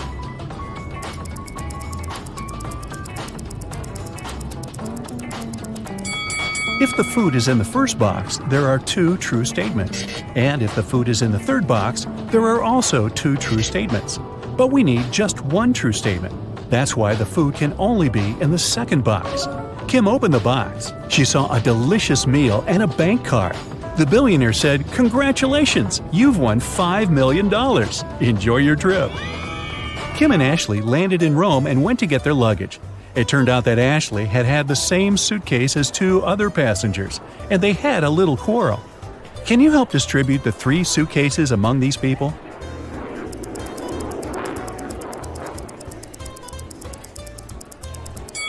The first suitcase belongs to this woman. It's covered in her dog's hair. The second suitcase has some traces of a star sticker. You've probably noticed it before on Ashley's bag. And the third suitcase belongs to this man. Since Kim and Ashley were now very rich, they decided to find a real estate agent who could help them rent a luxurious villa.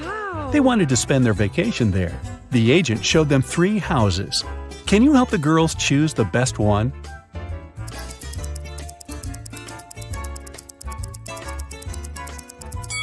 There are cockroaches in the first house. They won't make very pleasant neighbors.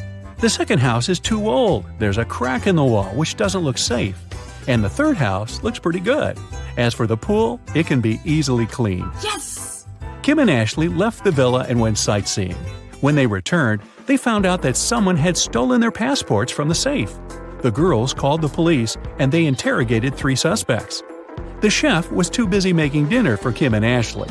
The cleaner was dealing with the pool all day, and the gardener said he had been outside planting flowers. He didn't notice anything suspicious. Who's lying?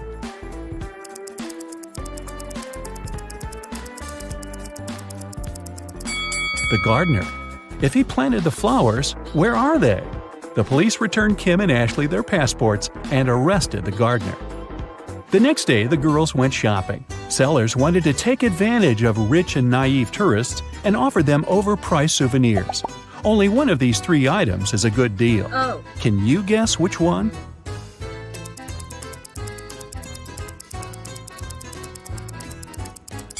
Take a look at this Venetian mask. It says "Made in China," which means that this mask can't be real. This magnet is of very low quality. The word Italy is spelled with an error. It simply can't cost $100.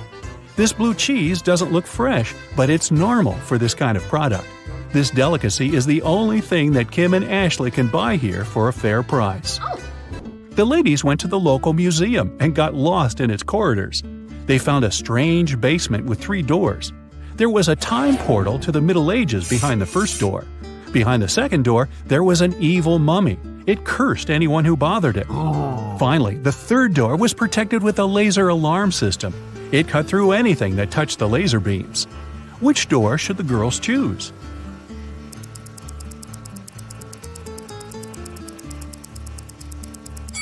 The second one. The mummy is sleeping peacefully inside its sarcophagus. If Kim and Ashley are quiet and don't come close, they can just walk by it. When the girls got outside, they saw a crowd of reporters around the museum. Someone has stolen the most expensive painting. The police questioned 3 suspects. Giovanni, the cleaner, said he had been washing the bathroom when the theft happened. Luca, the museum guide, saw a suspicious woman with a large folder not far from the crime scene. And Bianca, the suspicious woman, was just drawing sketches as part of her art school homework. Who's lying?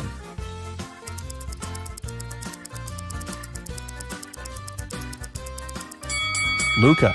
He has a rolled canvas under his shirt. Kim and Ashley came to a restaurant to enjoy the local cuisine, but they noticed a vampire among the visitors, so the girls decided to leave. Which visitor is the vampire?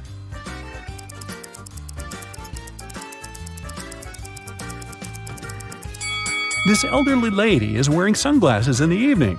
Also, she doesn't have a shadow. Then Kim and Ashley took a boat trip. A local photographer took their picture and printed it on 2 similar t-shirts. Then he offered the girls to buy these souvenirs. But Kim noticed 3 differences between these pictures. Can you see them too?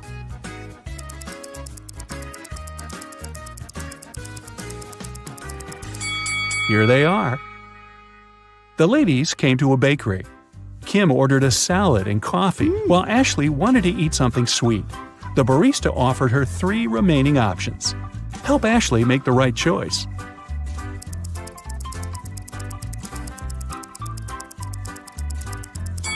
Someone has already tasted this cupcake. Ants live inside this donut. It's probably not very fresh. But this croissant is safe. The green color is pistachio glaze, not mold. In the evening, Kim and Ashley arrived at the villa. The owner was there and he was furious. He hadn't received any rental payment because Kim and Ashley's card presented by the billionaire was blocked. Suddenly, they heard breaking news on TV. Some scammers had robbed the billionaire. All his accounts were empty. 3 people commented on the situation. The billionaire's driver said his boss had many enemies. The billionaire's girlfriend complained that now she couldn't even afford a new haircut, and his PA said they would try to return the money soon. Ashley knew for sure that one of them was hiding something. But who?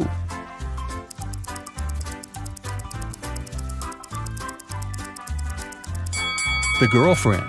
If she had no money, how come she left the boutique with so many purchases? The owner of the villa offered Kim and Ashley a deal. If you manage to prepare my favorite cocktail, I'll forget about your debt. The girls had no choice, so they agreed. The man gave them the recipe, but the last ingredient was coded. Can you guess what ingredient it is?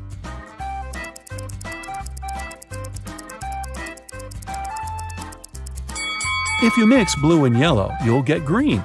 So the ingredient must be green grapes.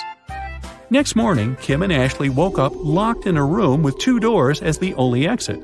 If they chose the wrong door, they would stay in the room forever. And if they picked the correct door, they would end up with loads of jewelry, money, and designer clothing that would be enough for the rest of their lives. Wow. 2 guards were standing in front of them. One guard always lied, while the other always told the truth. Kim and Ashley didn't know their identities. The girls could only ask one question. What should they ask?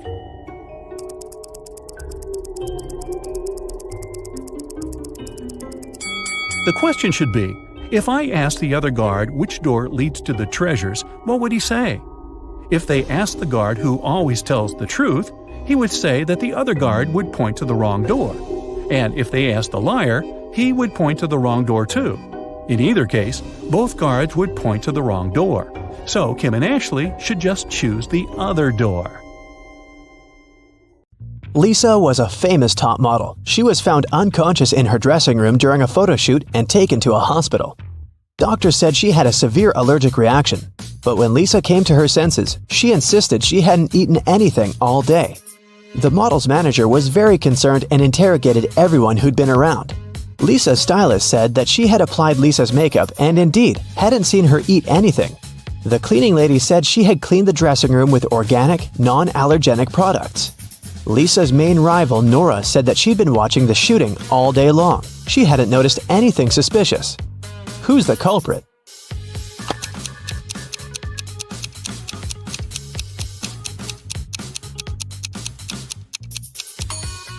It was the stylist. Lipstick was the only thing Lisa could have swallowed that day. In the middle of the night, Dennis woke up because of a loud crash. One of the kids must have been out, but they know they aren't allowed to leave at night. The man went to check on the children. All three of them, Catherine, Ruth, and Larry, seemed to be sleeping peacefully. Look at the kids and try to figure out who sneaked out of the house.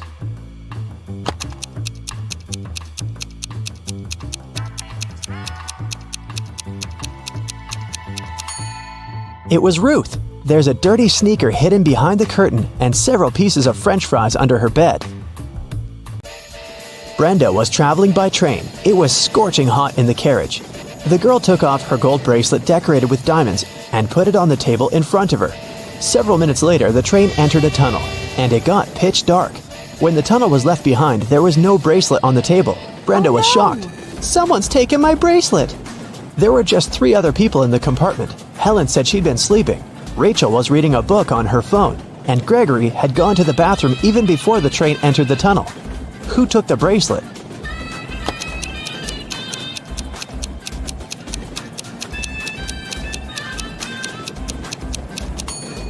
It was Helen.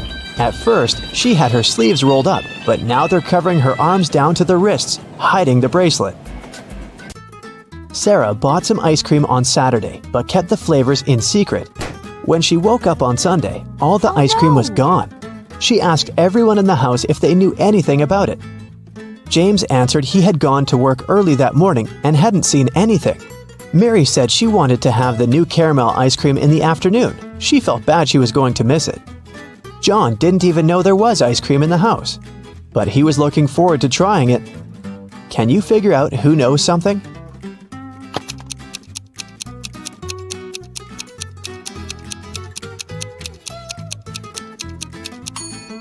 It's Mary. The ice cream flavors were a secret.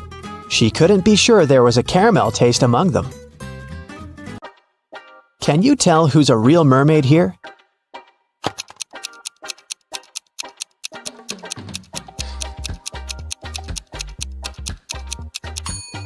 The second one is a guy, so he definitely isn't a mermaid. The girl on the right is chilling in the sun, and she's out of the water. Mermaids wouldn't do that because they dry out in the sun. So the real mermaid must be the one on the left. There were some thefts at the supermarket. There were 3 cases in total, in January, April, and June. The security camera recorded these videos. The security officer tried to have a closer look and suddenly noticed one detail. After that, the identity of the thief became clear. What did he notice?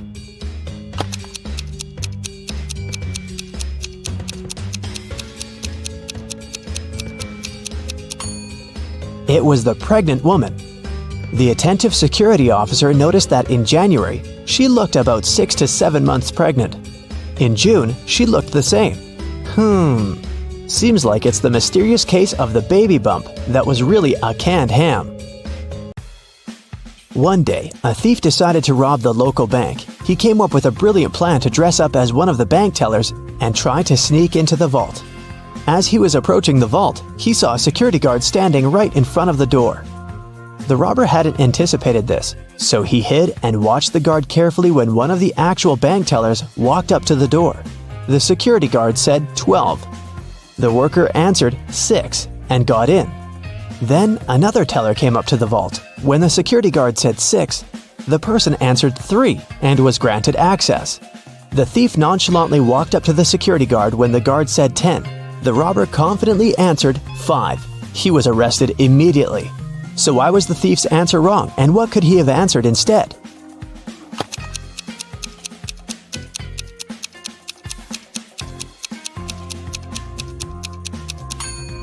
The response has to do with the number of letters in the word.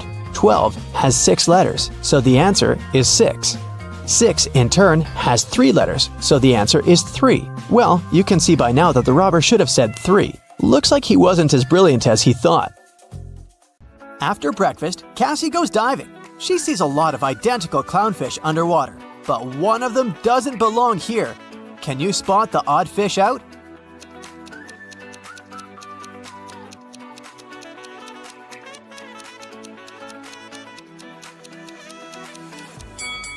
This one over here.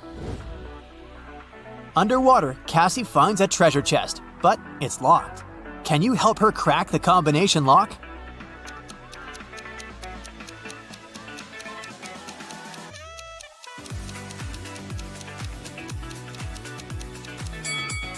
There are 3 turtles painted on the treasure chest. Each turtle has a certain number of rings on its shell. It's a hint. If we count the rings, she'll get the code. 8, 4, 5. Cassie opens the treasure chest and finds a pearl necklace. She goes to the local jewelry market hoping to sell it. John says, "This jewelry is not so precious, but I can offer you $50 for one pearl." Noah says, Trash! These pearls are fake! $5! This is my last price! and Mia says, Madam, we can sell it at auction. Rich guys will pay hundreds of dollars for this necklace. I can be your agent and take 15% of the revenue. What do you say? one of these guys is a scammer. Can you guess who?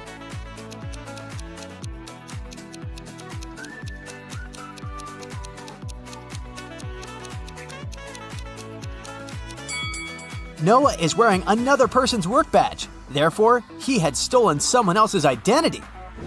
Cassie wants to buy a new swimsuit. She walks into a fitting room and sees these 3 pairs of legs.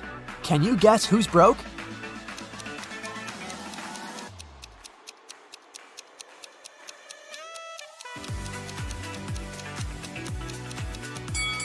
All 3 women have relatively new sandals, but let's take a look at their toenails. The first lady has an excellent fresh pedicure. The second one doesn't have any nail polish, but maybe she just prefers to look au naturel. And the third lady has toenails with peeled nail polish. Therefore, she's the one who's broke. In the hotel lobby, Cassie meets 2 of her roommates, Tina and Jeff. One of them is a werewolf. Can you guess who just by looking at this picture?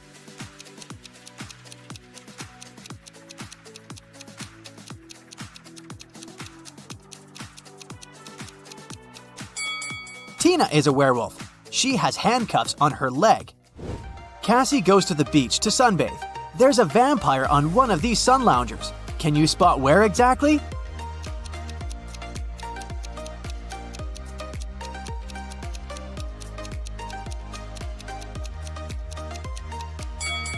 This pile of ash on the right used to be a vampire. There's a wedding ceremony on the beach. Unfortunately, after dinner, all the males at this party turned into zombies. Can you guess which zombie is her husband?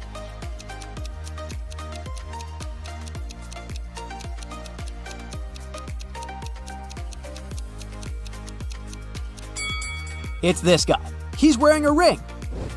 In the evening, Cassie arrives at an abandoned haunted village to film a video for her vlog. She spots 5 weird things about this place right away.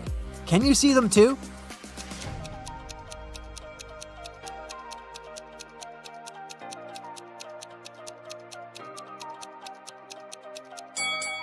These orchids have teeth. Who left these huge claw marks on the wall of this house? It's summertime, but there's a snowman in the garden. There are 2 moons in the sky, and this cow doesn't have any shadow. Cassie returns to the hotel and sees a hot mess. Someone has been rummaging through her stuff. She interrogates 3 suspects. The maid says, I cleaned your room in the afternoon. All your clothes and personal belongings were neatly folded in the closet. When I left, I locked the door. The plumber says, I also entered your room in the afternoon to fix the toilet. Luckily, everything's fine now. and Cassie's neighbor says, I was listening to music with headphones, so I didn't notice anything weird. Who's lying?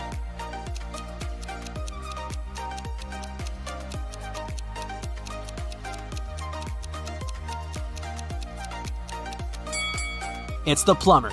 He said he fixed the toilet, but it's still clogged. One of the hotel guests, Peter, likes Cassie. He wants to impress her and shows her some pictures from his travel blog, but Cassie spots a fake right away. How?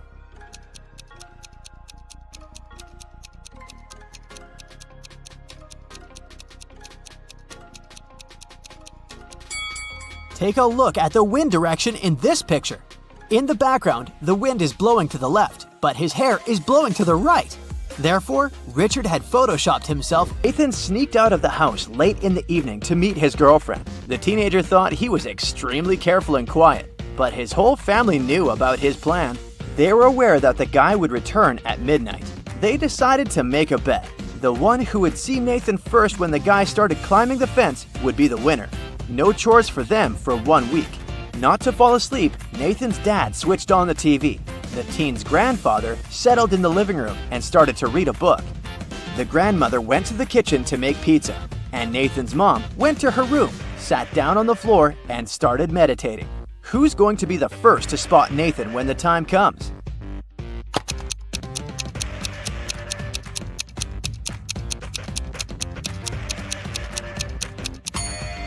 Nathan's mom. Her eyes will be used to the darkness, and she will see better than the others. The CEO of a large company called the police. He was sure that one of his employees, Victoria, had stolen a memory card with secret information. She was going to sell it to the competitors. The police arrived at Victoria's house, but the woman didn't let them in without a warrant. The officers had to leave to get all the necessary papers. When they came back, Victoria was already sitting in her car, ready to drive off. The police officers arrested the woman. They searched her car and clothes, but found nothing. And then, when they were about to give up, one of the detectives realized where Victoria kept the memory card.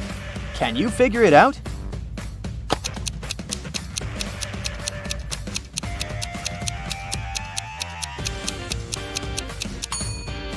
When the police first came to her, the woman had her hair down, but after that, Victoria changed her hairstyle. The memory card is in her bun. Martin was driving past a bus stop when he saw 3 people standing there. One of them was Monica, a woman he had a crush on. Martin also spotted Sam, his friend, and an elderly lady who looked like she was freezing. Unfortunately, Martin had a 2-seater car. What should he do?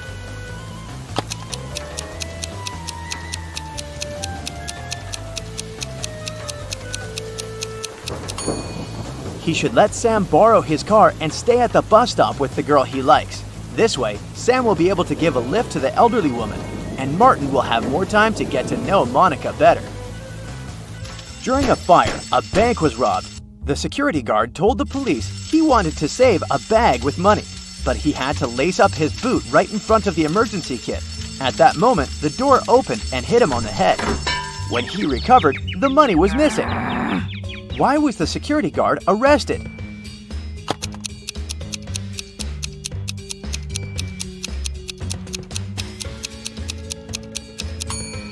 All emergency doors open outward.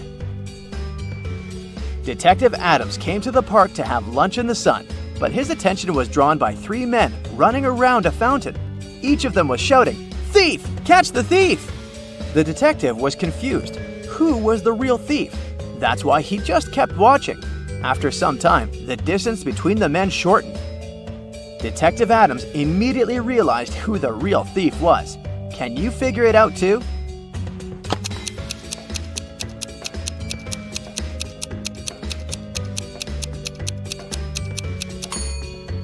If the third man was the thief, the second one would only have to turn around to catch him. The same goes for the second man, which means the man running in first is the criminal. Someone robbed a bank in a large city. A police detective went to visit the main suspect. "I've been feeling unwell all this week, and I haven't left my apartment for 3 days. I didn't even need food. My fridge is full. You can make sure yourself," the suspect said, and indeed opened his fridge. But the detective realized the man was lying and arrested him. How did he figure it out?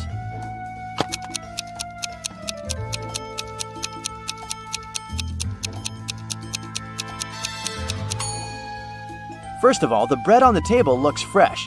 Plus, if the man had been staying inside for 3 days already, his fridge wouldn't be that full. Riddle number 1. Who is guilty? Sherlock Holmes was working on a tricky case. One day he vanished. The only thing John Watson found on his desk was an encrypted note. It looked like this: D+1, L+1, H+1, K+1, X+1. He knew Sherlock had 3 suspects: David, Susan, and Emily. Who was behind the disappearance of the famous detective?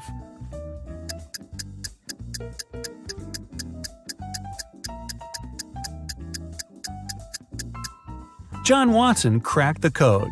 D plus 1 equals E, L plus 1 equals M, and so on.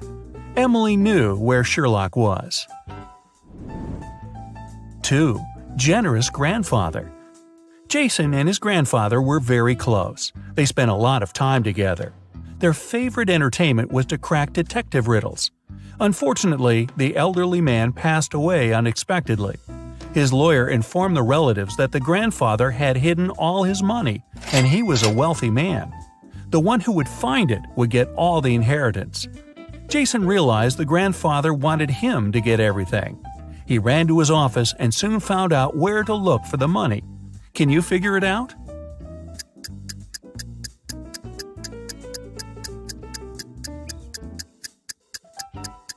There's a cross on the picture with an apple tree that's hanging on the wall. Jason has to look for the money there. 3. The second riddle. When Jason reached the tree, he found a small box. Inside, there was a note with a rebus puzzle. After looking at it for a while, the guy darted off. Where did he run?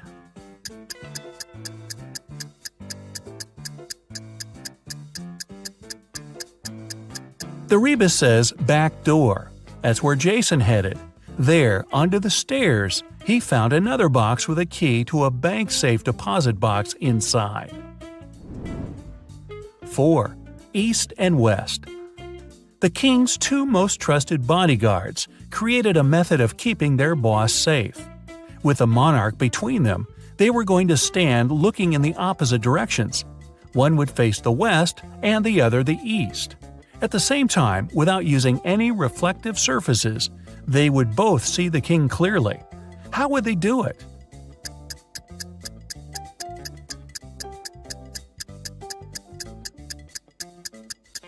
They would be facing each other. 5. Attacked neighbor. Detective Oliver Norton was leaving for work in the morning when he saw a man running out of his neighbor's house. He stopped the guy, who said his name was Paul. He came to visit his colleague about 30 minutes ago and saw him fighting with a man. The door was locked and Paul couldn't get inside to help. While he was trying to find the way to enter the house, the criminal left. Paul entered and saw his colleague lying on the kitchen floor, unconscious. Oliver and Paul came into the house. Nothing seemed to be out of the ordinary, but after looking around the kitchen, the detective arrested the man. Why?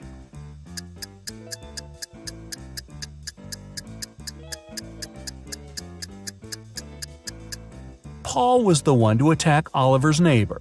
If his words had been true, fried eggs would have been burned after 30 minutes of cooking. Uh-oh, Allie was missing for days when her husband Orson called the police to report it. Detective Wells arrived at the scene and found her purse buried in the garden. Inside, there was a note that read, "It's a sign, you're mine. I redesign your new life." The police had 3 suspects with unusual names: Orson, her husband, Ryan, her best friend, and Atlas, her brother. Who took Allie?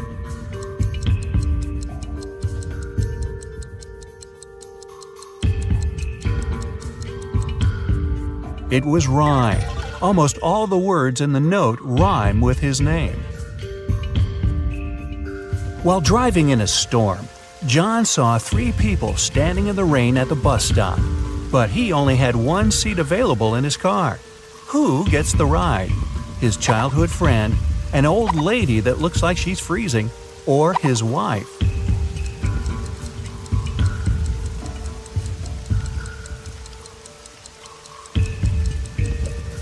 John asked his childhood friend to drive the old lady to the hospital and then take the car back to his house, and John himself will wait for the bus with his wife. Mark is locked in a 30-foot tall cell with an earthen floor and a window near the ceiling. There's nothing else in his room but a shovel and a bed. The entrance is blocked with concrete. How can he get out?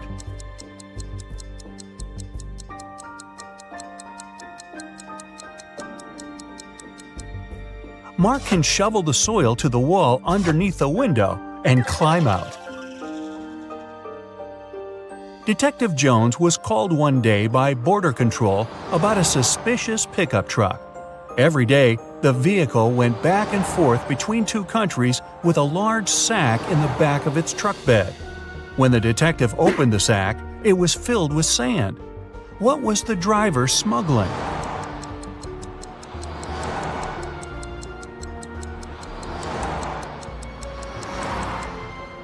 Trucks. A geography teacher vanished on the first day of school. When the police arrived, they suspected 4 people who claimed to have alibis. The landscaper was mowing the front lawn. The English teacher was giving students a surprise test. The principal was preparing for his welcoming speech. And the coach was meeting new students who wanted to join the football team. Who was lying?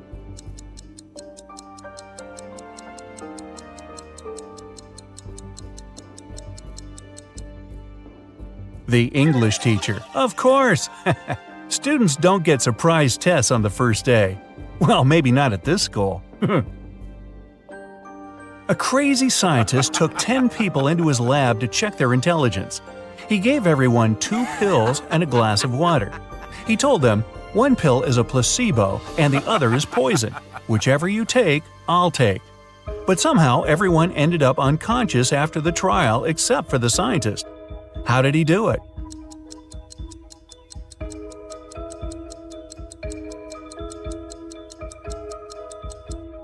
Both pills were placebo. The poison was in the water.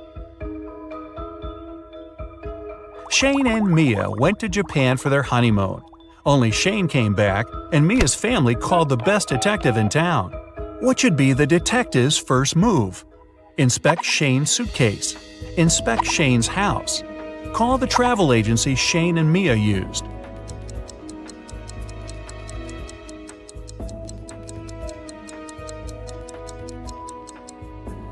Call the agency to see how many return tickets Shane had booked.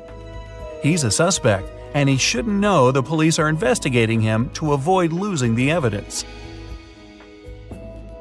Someone knocked on Amy's hotel room door. When she opened it, she saw a mysterious man. He apologized and said he'd mistaken Amy's room for his. When he left, Amy called the police. Why?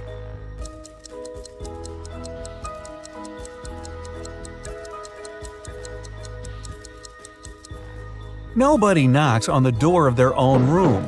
This is a technique used by people who want to break into someone's home. A worker was found unconscious near the entrance of an abandoned building.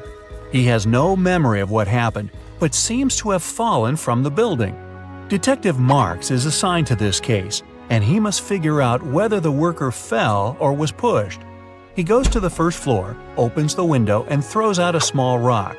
He does the same on the second floor and all the way to the top. When the detective comes back down, he's sure the worker was pushed. How does he know?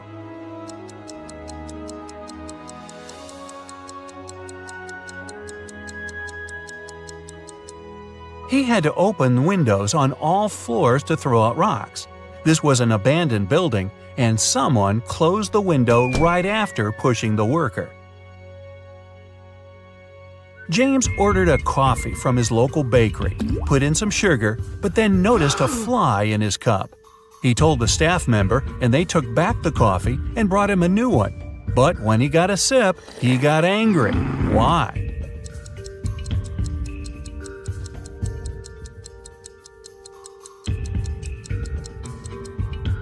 His new coffee was already sweetened. The staff member only removed the fly. Tom was walking in a snowy park at 10 p.m. when he got attacked from behind. He didn't see who knocked him out, and he immediately went to the police. The detectives questioned 4 suspects. Adam said he was at a suit fitting for his dinner later. Daniel said he was hosting a party at his place. Susan said she was working out before going to work. And Luke said he went to the park to get some cool photos of flying birds. One of them is lying. Who?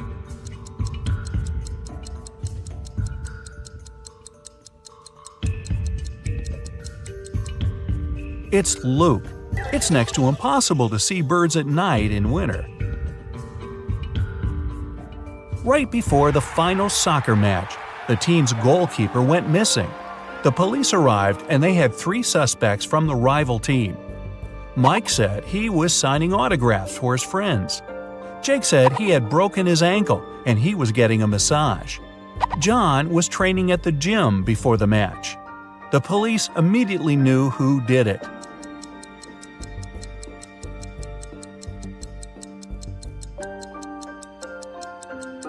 It was Jake. You don't get a massage when you break your ankle. A doctor walked into an unconscious patient's ward.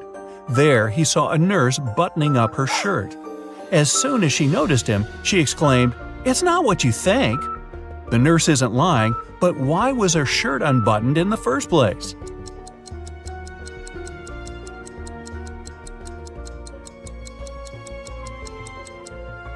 She got locked out of the changing room and knew that the patient was unconscious, so she went to his ward to change into her uniform. Yeah, I believe her. A group of 6 friends decided to check out an abandoned house in their neighborhood. When they arrived, Mark, one of the group, warned his friends not to go in. But all of them ignored him and walked in anyway. Mark stayed outside, but his friends never came out. What did he see that stopped him from going into the house?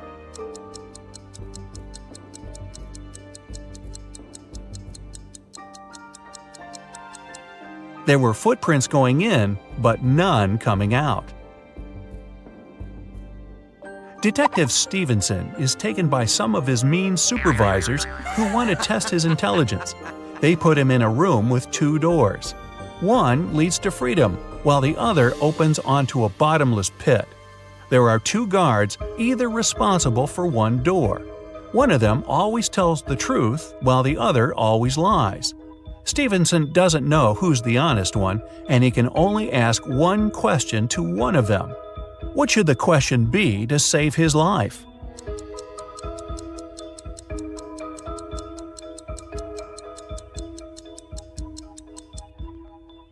If I ask the security guard next to you which door leads to freedom, what will he say? The honest guard will say that the liar will point to the dangerous door. The liar will point to that one too. No matter who Stevenson asks, he should pick the door neither of them will point at. Melissa is walking down a dark alley when she notices a dark figure following her. She walks into a restaurant and sits at a table. The mysterious figure does the same. Then she yawns and immediately knows she's got a stalker. How?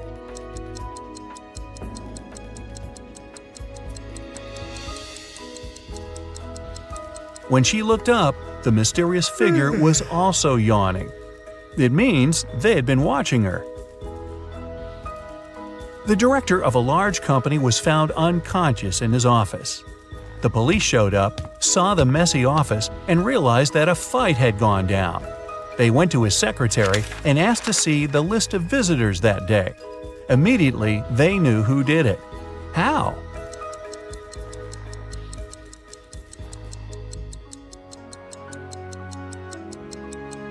The last visitor was the culprit. During the fight, the wall clock also stopped because it got hit. It showed the exact time the last appointment took place. Sarah wanted to get some money from her brother for a house. She couldn't tell him the truth and asked him for an expensive gift. After a week, her brother gave her a glamorous tiara. Then she went to her second brother, asked for money, but he gave her jewelry. Still, she's got both money and jewelry. How is it possible?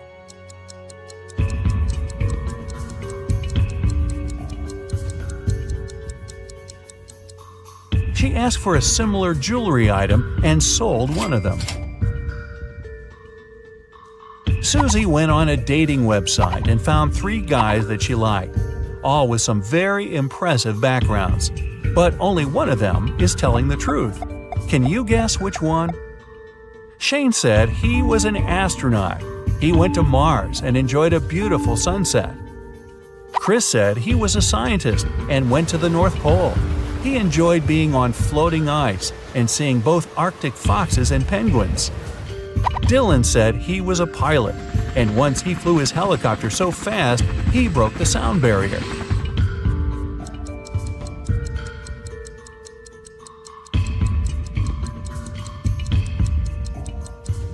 Shane is telling the truth. The sunset on Mars is blue. There are no penguins in the North Pole, and helicopters can't travel faster than the speed of sound. Oh, and yes, we'll also ignore the fact that no one's been to Mars yet. Susie also thinks Shane has beautiful eyes, so who are we to disrupt this love connection? Nathan sneaked out of the house late in the evening to meet his girlfriend. The teenager thought he was extremely careful and quiet, but his whole family knew about his plan. They were aware that the guy would return at midnight. They decided to make a bet. The one who would see Nathan first when the guy started climbing the fence would be the winner. No chores for them for 1 week. Not to fall asleep, Nathan's dad switched on the TV. The teen's grandfather settled in the living room and started to read a book. The grandmother went to the kitchen to make pizza, and Nathan's mom went to her room, sat down on the floor, and started meditating. Who's going to be the first to spot Nathan when the time comes?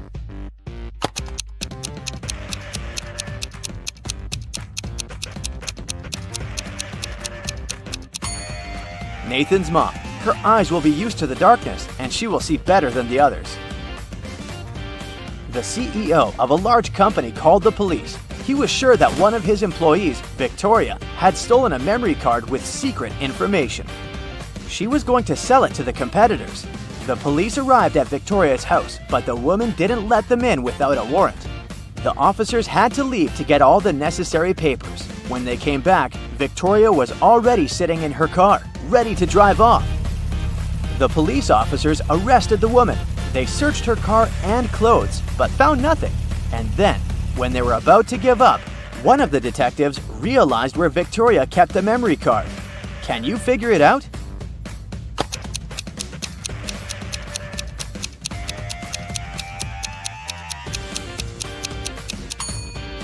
When the police first came to her, the woman had her hair down, but after that, Victoria changed her hairstyle.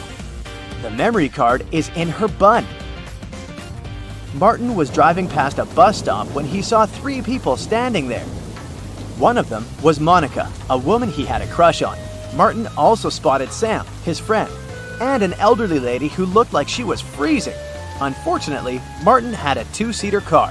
What should he do?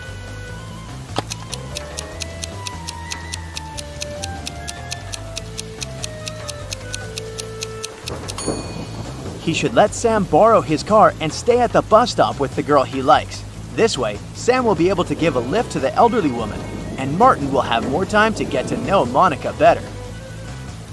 During a fire, a bank was robbed. The security guard told the police he wanted to save a bag with money, but he had to lace up his boot right in front of the emergency kit. At that moment, the door opened and hit him on the head. When he recovered, the money was missing. Why was the security guard arrested?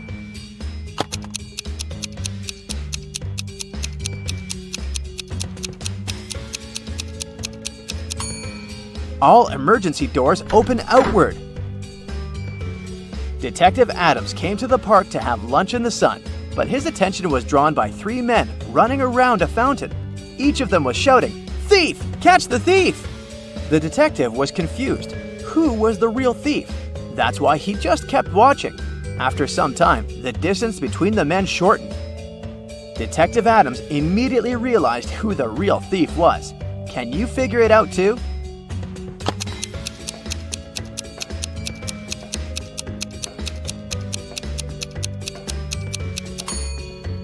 If the third man was the thief, the second one would only have to turn around to catch him. The same goes for the second man, which means the man running in first is the criminal.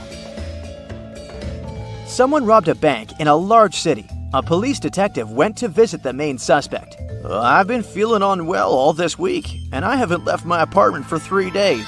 I didn't even need food. My fridge is full. You can make sure yourself," the suspect said, and indeed opened his fridge. But the detective realized the man was lying and arrested him. How did he figure it out?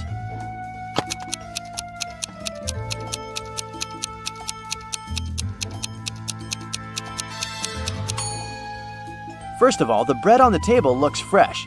Plus, if the man had been staying inside for 3 days already, his fridge wouldn't be that full.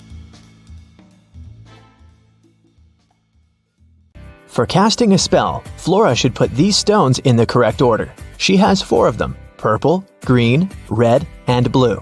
The instruction says, 1. The red one only has 1 stone next to it. 2. The green and purple stones aren't next to each other. 3. The green stone is the last one. Can you help Flora?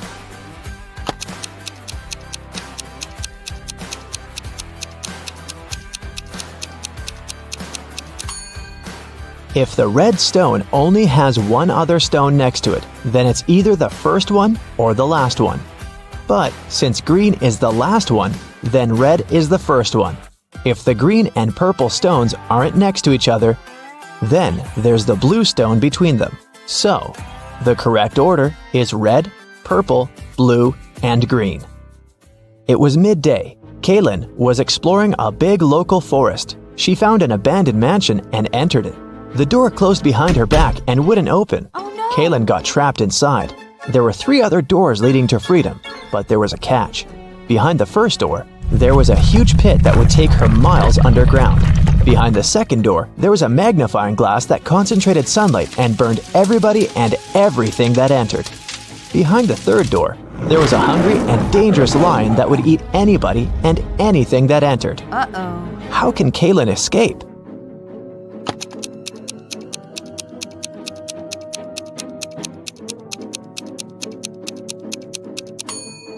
Kaylin should wait until sunset. When the sun goes down, the second door with the magnifying glass won't be dangerous anymore. Amelia, Belle, Chloe, and Della are identical quadruplets who always prank people. One day, one of the girls' teachers had to let Amelia leave the class early. She had a doctor's appointment, but the woman wasn't sure which girl was Amelia. The quadruplets had decided to help her. Here is what they said. Amelia is one of the girls standing in the middle. No, Amelia is one of the girls standing on the sides. I'm Amelia. I'm not Amelia. 3 girls lied and 1 told the truth. Who is Amelia?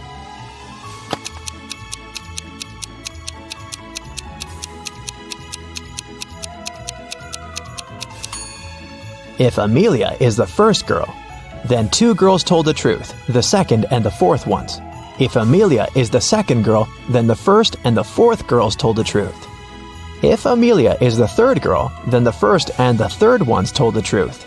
But if Amelia is the fourth girl, then only the second girl told the truth. So, Amelia must be the fourth girl. Esme was having a walk in the forest and got lost. She found a witch's house, petted her black cat, and asked the witch to send her home. The witch wanted to play a game. If Esme won, she'd send her home. But if Esme lost, she'd have to stay with the witch forever. We'll be saying numbers between 1 and 10. The next player will have to choose a number that's between 1 to 10 greater than the previous one. The first person to say 50 wins. You can start. How can Esme win?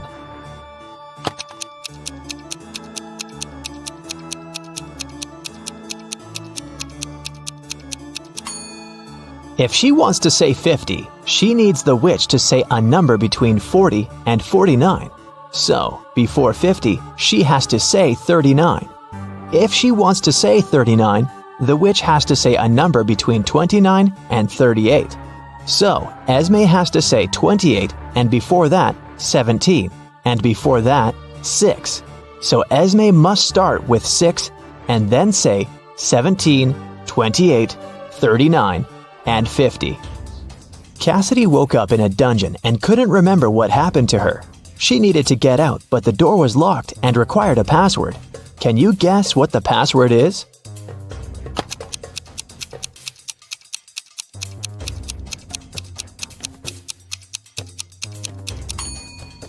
Every next number is made by moving the last digit of the previous 4 to the front. So, the password must be 4728. Mrs. Davies is an elderly lady telling a story of her life. After I lived 1/4 of my life, I got my first car. I married 1/12 of my life later. 1/6 of my life later, I started a business.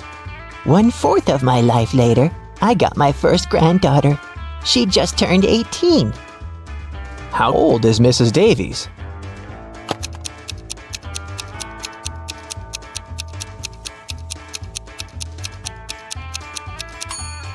Let's say Mrs. Davies is X years old. 1/4 of her life, till she gets her first car, X is 4. Then we add 12 till her marriage. X till opening her business, 4 till the birth of her granddaughter, and finally 18 years from then till now. It should all be equal to X. If you solve this equation, you'll figure out that X is equal to 72. So, Mrs. Davies must be 72 years old. Esme was walking in the forest, and you know what? She didn't get lost this time. She knew how to get home, but the other road led to the witch's house, and the girl recently came up with a cool riddle for the witch. So, Esme decided to pay her a visit. She offered a deal. If the witch couldn't solve her riddle, Esme would get her cat. The witch agreed, and Esme gave her a square piece of paper, 4 inches by 4 inches, with a total area of 16 square inches. Turn it into a square with a total area of 8 square inches without a ruler. How can the witch do it?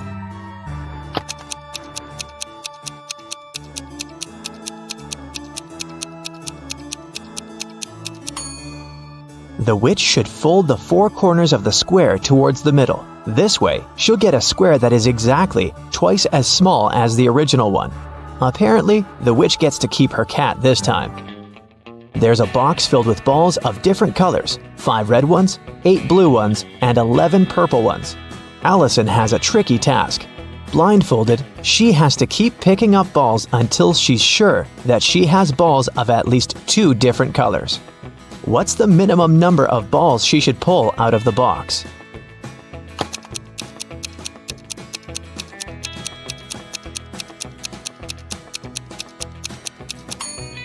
In the worst-case scenario, Allison will be picking up balls of the same color until there are no more of them left in the box. The majority of balls are purple, so if she picks up a purple ball every single time, it'll be 11 balls. And only after that will she get a ball of a different color. So, she should pick up 12 balls. Now one day, Gemma went to a mermaid party, but one of the guests was not a real mermaid. Can you tell who it was?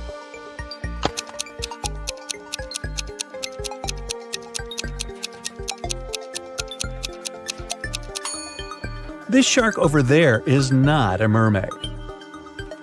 Gemma's mother, Fiona, owns a cute one-story jewelry store for mermaids. She came to her store early in the morning and found out that the most expensive necklace had been stolen. She called the underwater police. Detective Fisher arrived and questioned Fiona. "I closed the store at 10 p.m. and went home. The pearl necklace was still right there." Detective Fisher identified 3 suspects. The owner of the store next door said, "I closed my door at 8 p.m. and went home right after that." The guard said, "I was on duty last night. Perhaps the thief snuck into the store when I was patrolling another floor." And the cleaning lady said that she'd finished cleaning at 4 p.m. Then she rushed home because her husband was having a birthday party. So, who's lying?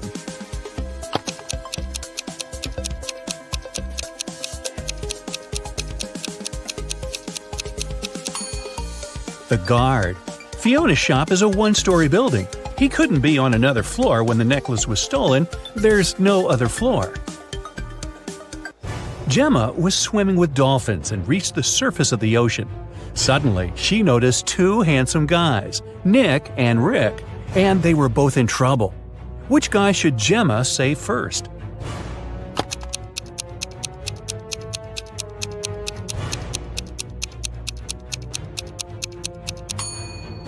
Rick. Although this wooden boat is a bit flooded with water, it's still okay, and Nick can scoop the water out. But this inflatable boat is damaged. Rick will soon find himself in the water, and a shark is nearby.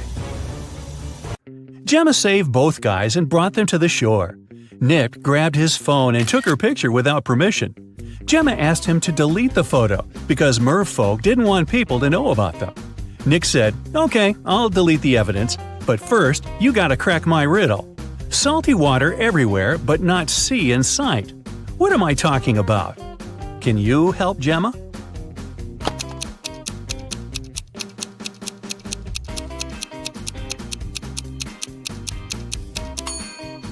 The correct answer is tears. Rick asked Gemma on a date, and she said yes. She went to a local witch doctor to buy a potion to get human legs for 24 hours. The door to the witch's house was locked, and the note said, "If you want to meet me, find the key first." Can you help Gemma find the key?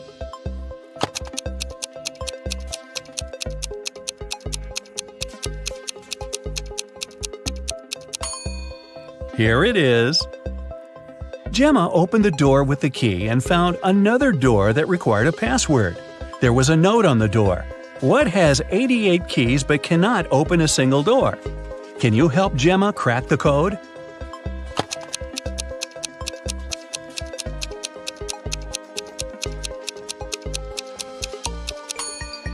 It's a piano. Gemma didn't have any money. The witch offered her this deal. If you guess my riddle, I'll give you the potion for free. But if you don't crack it, you will be my servant forever. So listen, 2 in a hole and 4 in a pack. 6 in a trio, you see. 8's a quartet, but what you must get is the name that fits just one of me. What am I? Gemma cracked this riddle right away and got her potion. What about you?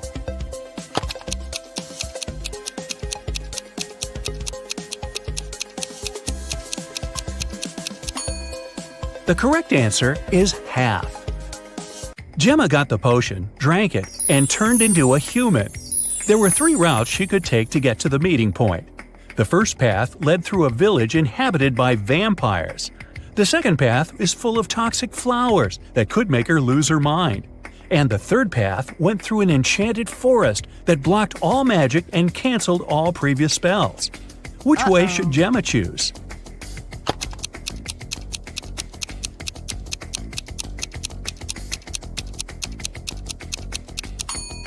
The first option is the safest. It's a sunny day and vampires are probably sleeping. Rick and Gemma met at a restaurant called Three Mermaids. But there are only 2 statues of mermaids on the porch. The owner of the cafe, Victor, is well aware of this and could easily fix this. But he doesn't. Why?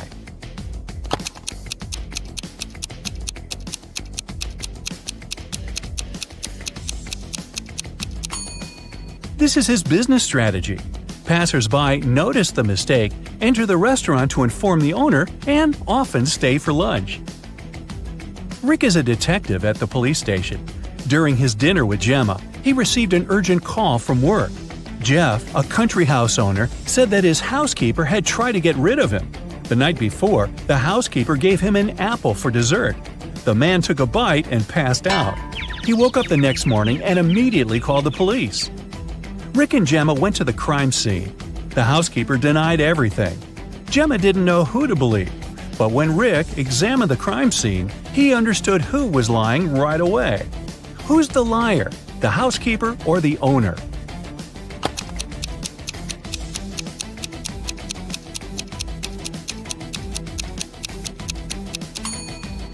The owner said he'd eaten a poison apple. So if it happened the day before, this apple must be brown now. But it's not. The man must have bitten into it just before calling the police. James is a famous blogger. He arrives at an abandoned haunted castle to film a video. James hasn't even entered the house yet, but he has already spotted 5 weird things about this place and freaked out. Can you see them too?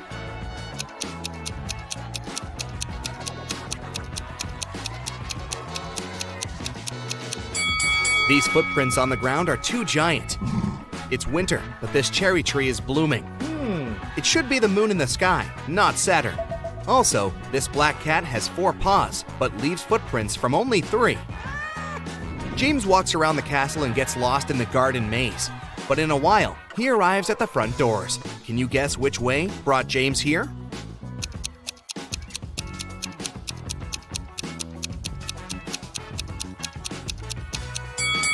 Here's the only way to cross the maze. Unfortunately, the doors are locked. James needs to enter a 4-digit code. Can you find any clues?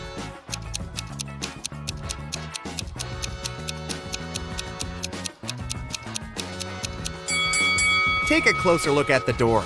There are 4 stars painted on it. The first one has 5 rays, the second has 4 rays, the third one, 9, and finally, the fourth one has 7 rays. Therefore, the correct code is 5497. James enters the castle. It's very dark.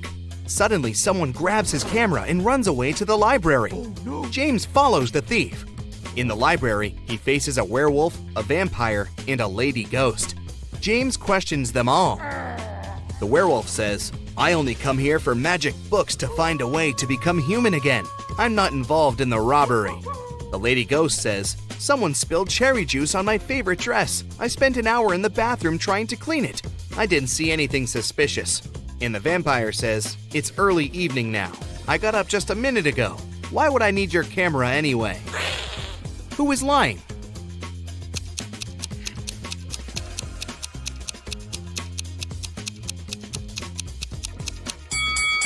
You cannot spill juice on a ghost. Therefore, she's lying.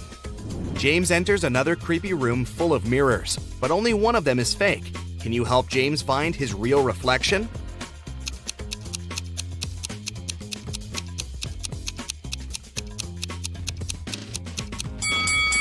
Only the second mirror shows the truth. James enters the toilet room, but all cabins are occupied. Can you spot a zombie among the visitors?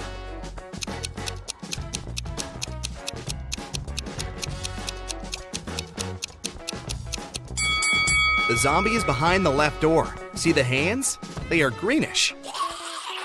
Suddenly, James finds an invitation card for a party. The castle owner, Luna, is having a birthday. James enters the main hall and sees 7 pretty witches sitting by the table. All look very similar, but each witch is wearing an outfit of a different color. It's very hard to tell who's the birthday lady, but after a couple of seconds, James approaches one of the witches, shakes her hand, and says, "Thank you for inviting me over, Luna." How did he guess?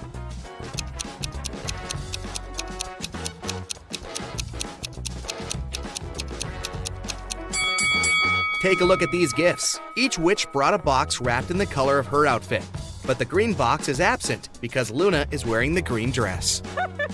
Luna leads James to a company of 4 ghosts and says, "Welcome, stranger. Meet my granny." Can you help James find out Luna's actual grandmother?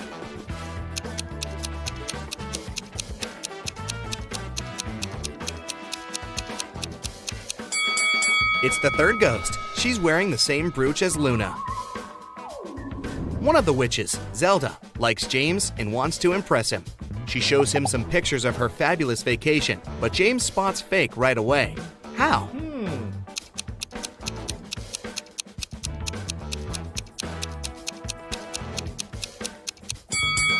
Take a look at the angle of the shadows in this picture.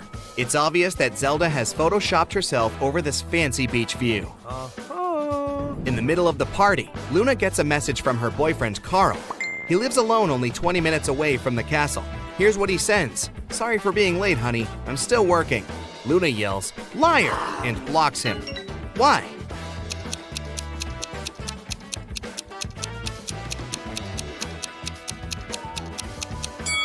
It's because of his selfie. There's a lipstick mark on the glass in the kitchen. Luna breaks up with Carl and uses a magic spell to teleport 3 handsome wizards to her dinner. When they arrive, Luna asks them just one question. "Do you guys have a girlfriend?" Magnus replies, "Lady, I work around the clock. I'm too busy for romance." Tristan says, "Oh no, I've never had any serious relationships." Ambrose replies, "Nah, I'm too picky. I'm still searching for the one." 2 guys are lying. Can you guess who?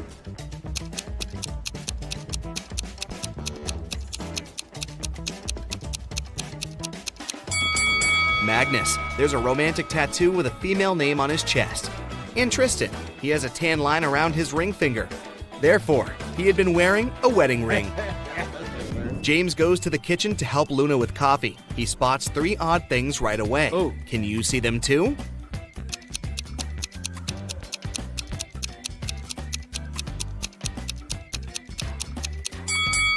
The candle flame painted on the canvas is moving. There's a zombie hiding on the shelf behind the jars. And also Luna puts salt in the coffee pot. Luna comes back to the hall and sees that someone had scratched her favorite oil painting on the wall. She interrogates 4 suspects among her guests. Magnus says, "Whoa, I haven't even noticed the painting." Sophia says, "Sorry, I was having a phone call." Zelda says, "No worries, honey. I can paint you a new one better than this." And Glinda says, "I was in the bathroom. I don't know who ruined the painting. Who is guilty?"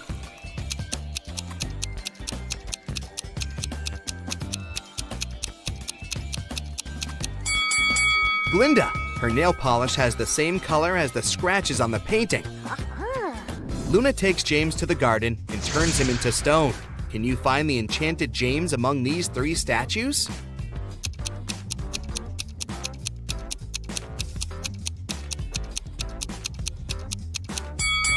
There shouldn't be any grass under a real statue. Meanwhile, James has only been a stone for a few minutes. Therefore, we need to choose the only statue with grass underneath. James asks Luna to let him go. She says, "Okay, but first, you should crack my riddle. If I had 3 watermelons and 4 oranges in one hand, and 4 watermelons and 3 oranges in the other hand, what would I have?" Can you help James figure it out?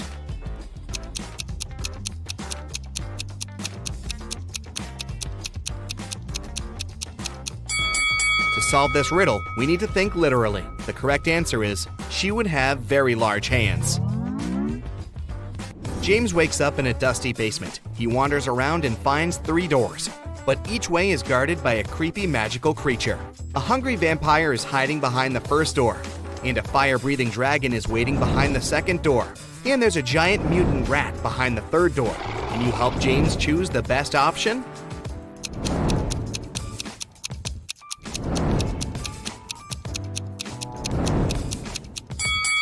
James should choose the first door. Take a look at the window. It's already dawn, which means the vampire is sleeping. James gets out of the castle and walks home. Suddenly, he spots a suspicious guy with a huge bag nearby a luxurious mansion. James decides to question the guy. He says it was his house, and he carried his old stuff to give it away for charity. James calls the police right away. Why?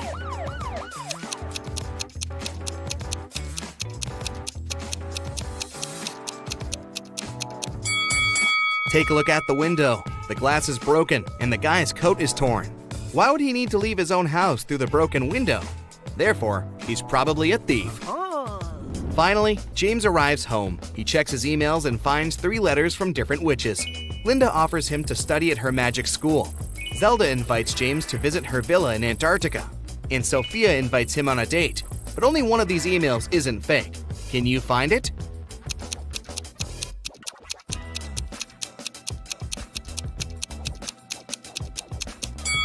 Linda's email is just spam. She doesn't mention his name in the message, and it also contains a suspicious link. Zelda sends him a picture of her villa, but it's clearly not in Antarctica, so only Sophia's email is real. James agrees to go on a date. He arrives at the meeting point and faces not 1 Sophia, but 5. Unfortunately, a wicked wizard had cloned her. He tells James, "You only have 1 chance to choose the real Sophia. If you succeed, I'm gonna let her go. Can you help James?"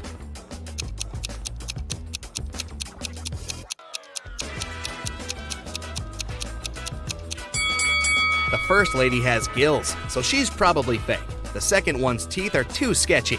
The 4th Sophia has 2 left hands, and the 5th one has lilac eyes, while the real Sophia's eyes are green.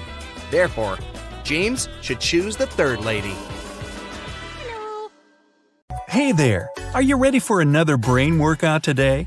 Because I have 30 new riddles for you. I'll show you a pair of people for each one, and you'll have to decide which person doesn't behave wisely. You'll have 7 seconds per riddle to make your decision. Every right answer will award you 1 point. Ready? Grab a pencil and a piece of paper, and let's get started. Charlotte and Elizabeth are doing some homework. Charlotte is going to iron some clothes, and Elizabeth is about to cook. Who's not being smart?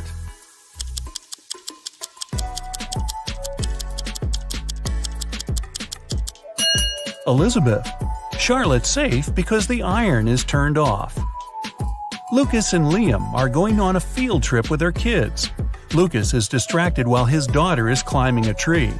Liam is talking to another parent while his son is petting a dog. Who is wrong?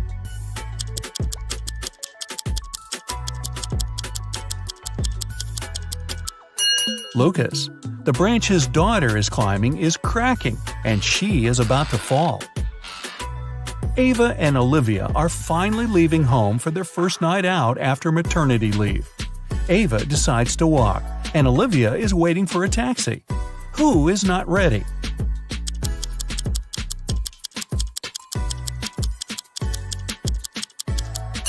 Olivia. She forgot to finish her makeup. Michael and Logan are bloggers who take selfies in dangerous places. This time, Michael is taking a selfie while surfing on a huge wave, and Logan is taking one standing on the edge of a bridge. Who is not smart?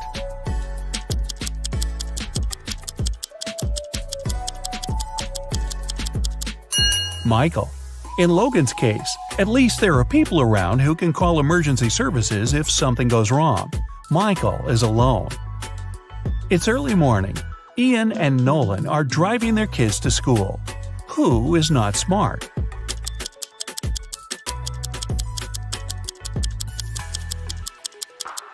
Nolan. His child is not in the car. Jackson and Emma are volunteering at an animal shelter.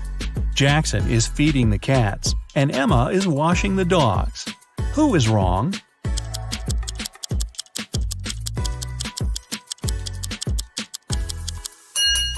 Jackson. He gave the cats dog food by mistake. Scarlett and Ellie are going to bed.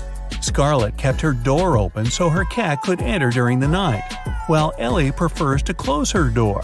Who is not smart?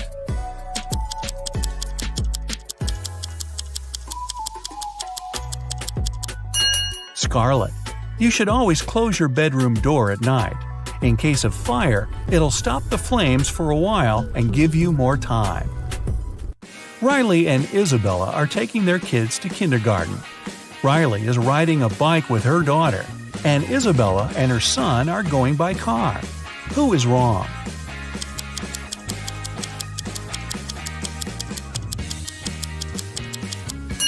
Isabella. Her child isn't wearing a seatbelt. Lily and Oliver have job interviews at 4 o'clock.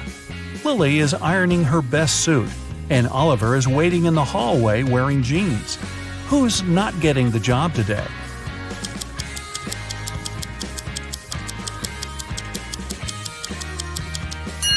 Lily. She must have forgotten the time. The interview is in 5 minutes, and she's still at home. Sophia and Aiden are working in the garden. Sophia is watering the flowers while her cat is walking around. Aiden is mowing the lawn while his child is playing nearby. Who's not smart?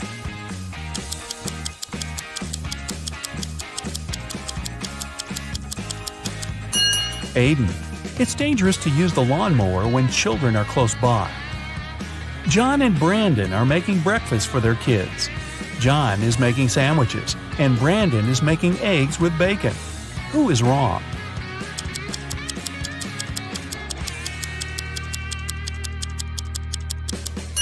Brandon. He forgot to turn on the stove. Thomas and Abigail are going on a date. Thomas arrived a half an hour early and decided to buy some flowers. Abigail just returned from London and is driving to meet him. Who is wrong?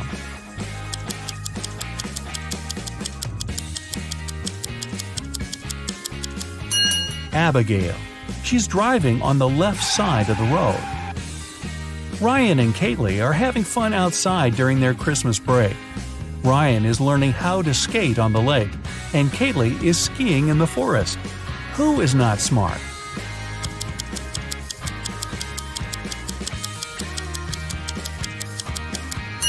Ryan. The ice on the lake is cracking, and there's no one around to help him. Asher and Haley are enjoying their vacations. Asher is chilling at the beach, and Haley is climbing the highest mountain around. Who is not behaving wisely?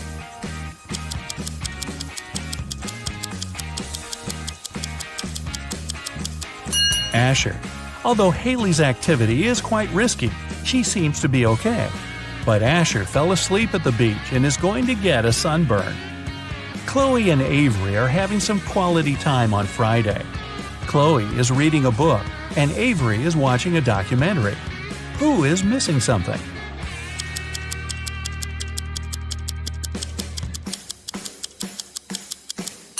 Avery. She forgot to turn off the oven and something's burning. Hannah and Maya are meeting their friends today. Hannah arrived by bike and is waiting for her friend by the house. Maya arrived by car, opened the doors, and is waiting for her friend to come down. Who is not smart?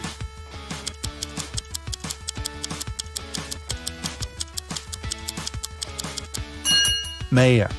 It's not safe to stay in the car with unlocked doors. A stranger can quickly get in the car and she wouldn't be able to do anything from the front seat. Mason and Jacob are going on a trip to the desert where they'll spend the whole day. Who is not adequately prepared?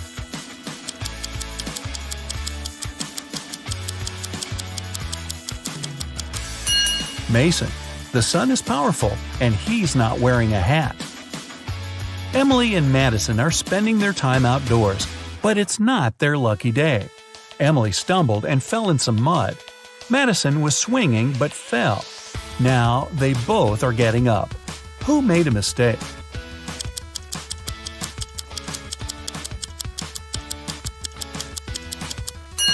Madison. The swing is still moving, and it may hit her head if she gets up. Aubrey and James are cleaning the house. Aubrey is listening to music while vacuuming the living room, and James is washing the windows. Who is not being smart?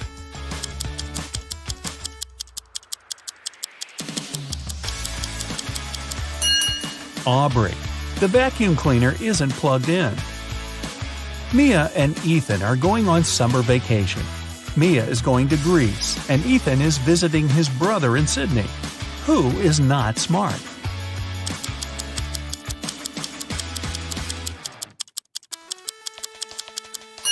Ethan. He's packed shorts and swimwear, but he won't need them because it's winter in Australia. Carter and Layla are in a hurry for work. Carter is walking while talking on his phone, and Layla is running while texting. Who's going to be late?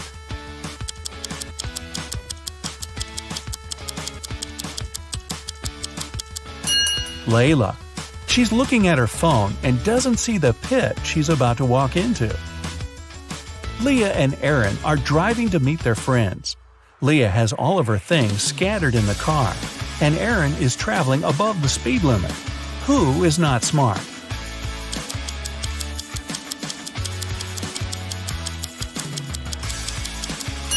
Leah.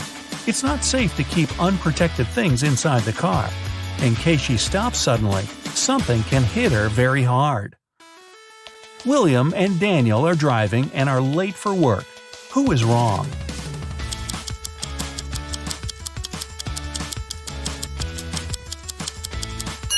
Daniel. He's driving way above the speed limit in the neighborhood. Jane and Amelia are resting in the park after running 5 miles. Jane is eating, and Amelia is drinking water from the fountain. Who is not smart?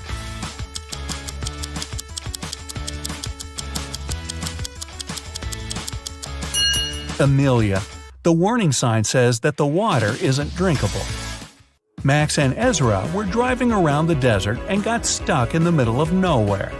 They burned a spare tire to produce some smoke. Max stayed close to the tire, and Ezra walked away in search of something helpful. Who is not smart?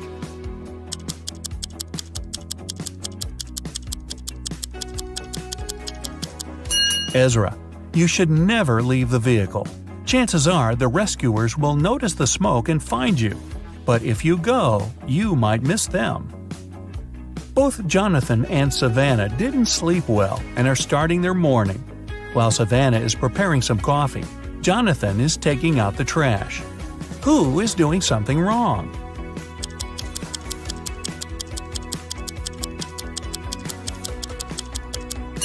Jonathan. Instead of the trash, he's taking out the old toys they collected to donate.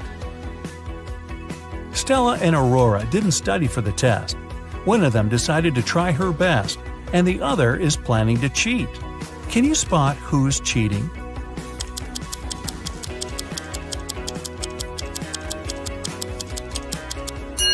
Stella. She has a lot of bags surrounding her, so she must be trying to hide something. Miles and Cooper were walking in a park when a sudden storm erupted. Lightning struck a tree, and Miles decided to hide under it. Cooper entered a little shack nearby. Who is wrong?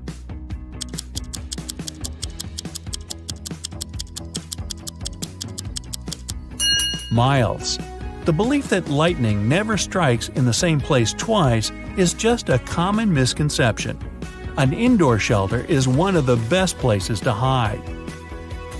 Leo and Melanie are preparing a barbecue party. Leo is cooking and Melanie is decorating the yard. Who is not smart?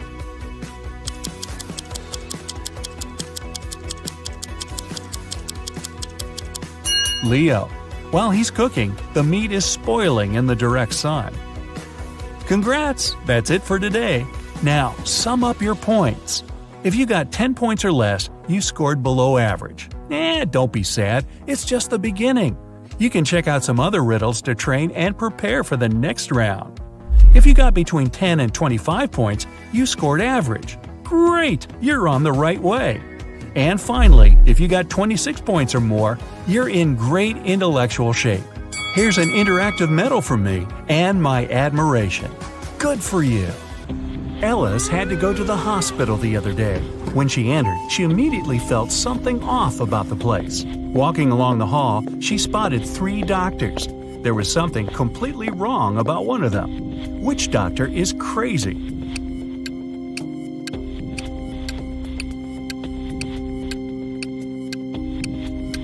The one on the left, he's got wolf eyes and teeth, and there's no badge on his uniform. Stay away from him, Ellis.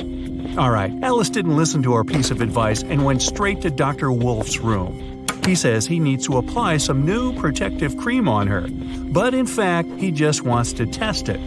After covering Ellis with this magic lotion, she shouldn't have trusted him. He makes Ellis choose one of 3 containers to jump into. Wow, this is a weird hospital. One of them is filled with toxic waste. In the second container, there's acid that can eat through metal. The third one is filled with lava from a volcano that almost ruined a whole town a year ago. What container should Ellis choose?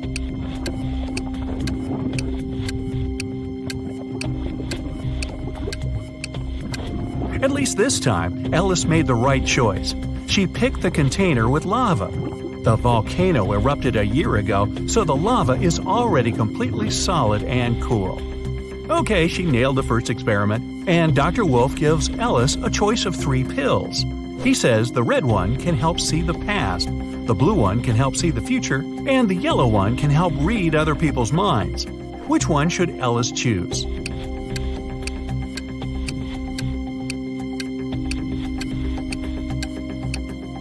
Ellis was smart enough this time. She randomly picked the yellow one, but she suspected it was another experiment.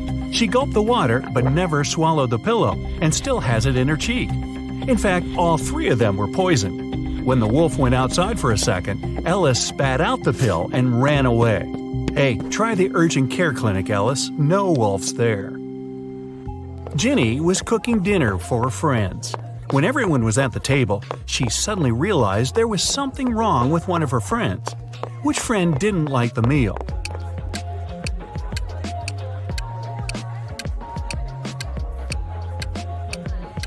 It's Mike. He secretly shared it with Jenny's dog. Everybody knows that an old witch lives in this spooky old house. Nobody really wants to meet her. Mary is in this house right now, but she seems to be alone. How come?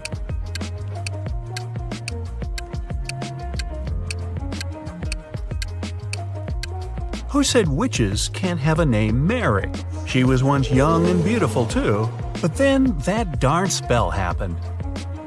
One town had a weird law that said all the men had to be cleanly shaven, but no man was allowed to shave himself. The only person who was licensed to shave them was a 40-year-old hairdresser. But who shaved the hairdresser?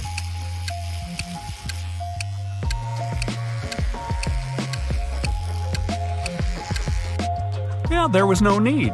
The hairdresser was a woman. Allison met a stranger yesterday, and she immediately knew who he was. She hadn't seen this person before, and no one had ever described him to her. He wasn't a celebrity, and he wasn't doing anything unusual. So, how come she knew who he was?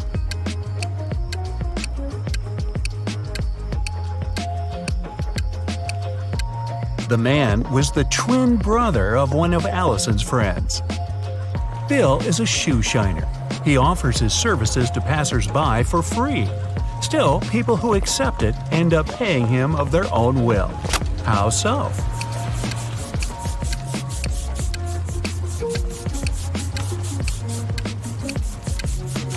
Bill shines only one shoe for free. People don't want to look bizarre with just one clean shoe and have to pay for the shining of the other one. The king told his 3 daughters to place 3 identical kettles with the same amount of water on the fire. The king promised that the husband of the daughter whose kettle would boil first would become his heir. His youngest daughter's kettle boiled first. How come?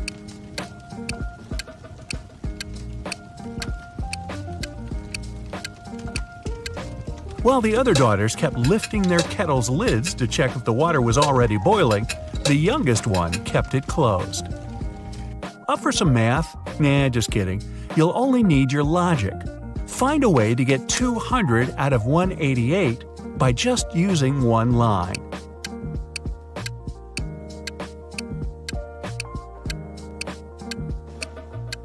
Use the line to cut 188 horizontally.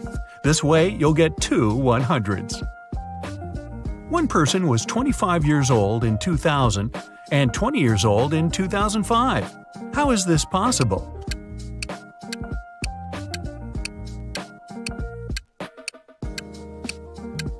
This person lived before Common Era. One man went to his friend's party and told his wife he'd be back before sunrise. He shaved and left home. He returned as promised before sunrise, but he was sporting a long, thick beard. How come?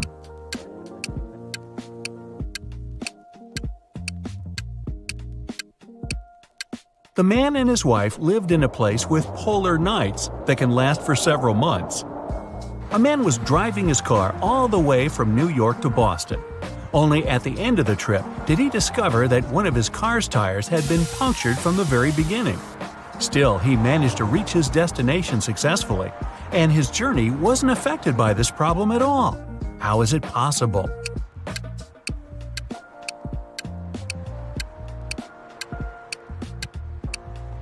The punctured tire was the spare one. The financial director of a big company finally persuaded new partners to sign a super important agreement. He then put this document into a folder and left it on the table in his office. When he arrived at work the next morning, the folder was gone. John gathered all the employees who were in the office at the time and questioned them. The cleaning lady said that she had been busy washing the floor and hadn't paid attention to anything around. The designer explained that he hadn't left his working place even once. What's more, being an artist, he didn't have any interest in agreement documents. The accountant admitted that he had entered John's office to have some documents signed. But once he noticed there was no one inside, he immediately left. Who took the folder with the agreement?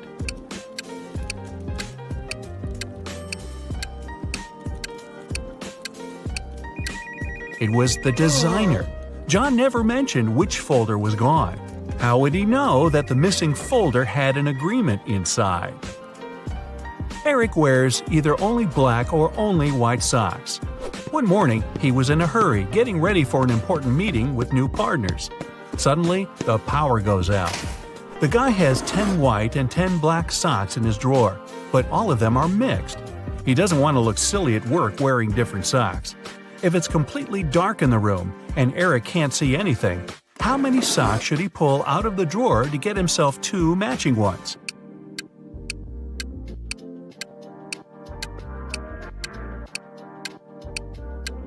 Three socks are more than enough. In a set of 3 socks, he's bound to have 2 of the same color. A hungry vampire is following you in a lonely street one dark night. Suddenly, you see a house with its door wide open and decide to hide there. The vampire can't enter your shelter since you locked the door in the nick of time, but it's waiting for you outside. However, you still have some hope. There are 3 doors leading out of the house. When you open the first door, there's molten lava. No thanks. The second door leads to the room with tarantulas as large as your head. Yikes. As for the third door, you can definitely hear a huge dog barking inside that room, and you're kind of afraid of it. What should you do?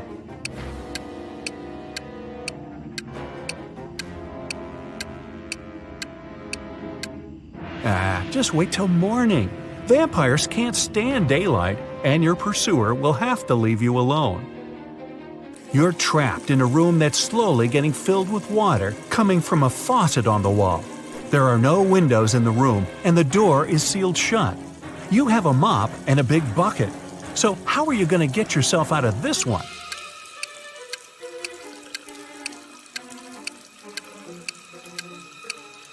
Come on, just turn the faucet off. Now it's better. Jane told her boss someone had taken the document she prepared for the meeting. She added that she had noticed someone come in wearing a smart suit, gloves, and a black mask, safety first. This person also had 3 rings on their fingers. The boss didn't believe her. Why?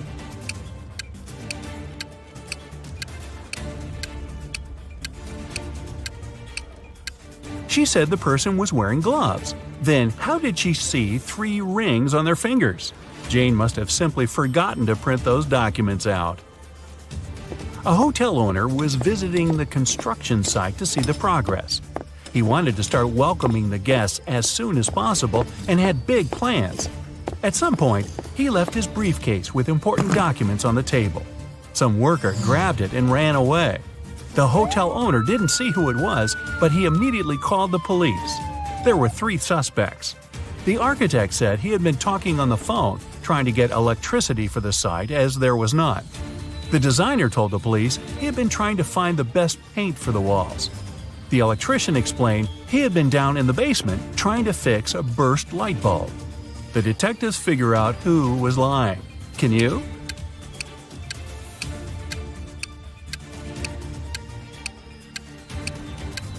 It was the electrician. How could he fix the burst light bulb if there was no electricity at the construction site at all? Liar, liar, pants on fire. For casting a spell, Flora should put these stones in the correct order. She has 4 of them: purple, green, red, and blue. The instruction says: 1. The red one only has 1 stone next to it. 2. The green and purple stones aren't next to each other. 3. The green stone is the last one. Can you help Flora?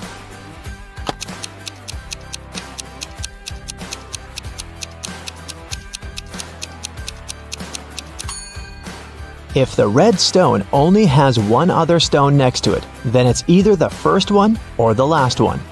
But since green is the last one, then red is the first one. If the green and purple stones aren't next to each other, then there's the blue stone between them. So, the correct order is red, purple, blue, and green. It was midday. Kaylin was exploring a big local forest. She found an abandoned mansion and entered it. The door closed behind her back and wouldn't open. Oh no! Kaylin got trapped inside. There were 3 other doors leading to freedom, but there was a catch. Behind the first door, there was a huge pit that would take her miles underground. Behind the second door, there was a magnifying glass that concentrated sunlight and burned everybody and everything that entered. Behind the third door, there was a hungry and dangerous lion that would eat anybody and anything that entered. Uh-oh. How can Kaylin escape?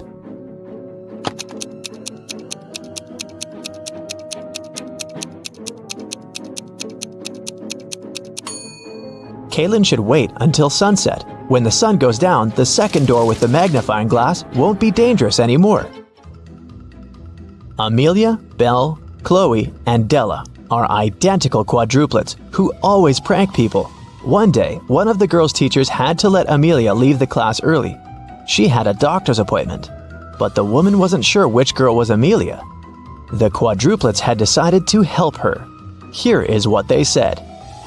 Amelia is one of the girls standing in the middle. No, Amelia is one of the girls standing on the sides. I'm Amelia. I'm not Amelia. 3 girls lied and 1 told the truth. Who is Amelia?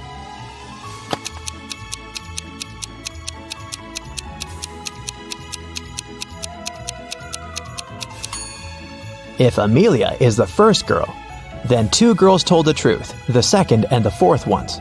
If Amelia is the second girl, then the first and the fourth girls told the truth. If Amelia is the third girl, then the first and the third ones told the truth. But if Amelia is the fourth girl, then only the second girl told the truth. So, Amelia must be the fourth girl. Esme was having a walk in the forest and got lost. She found a witch's house, petted her black cat, and asked the witch to send her home. The witch wanted to play a game. If Esme won, she'd send her home. But if Esme lost, she'd have to stay with the witch forever. We'll be saying numbers between 1 and 10. The next player will have to choose a number that's between 1 to 10 greater than the previous one. The first person to say 50 wins. You can start. How can Esme win?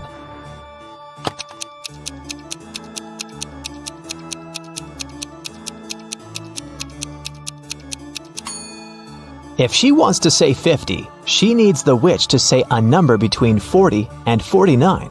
So, before 50, she has to say 39. If she wants to say 39, the witch has to say a number between 29 and 38. So, Esme has to say 28, and before that, 17, and before that, 6. So Esme must start with 6, and then say 17, 28, 39, and 50. Cassidy woke up in a dungeon and couldn't remember what happened to her. She needed to get out, but the door was locked and required a password. Can you guess what the password is?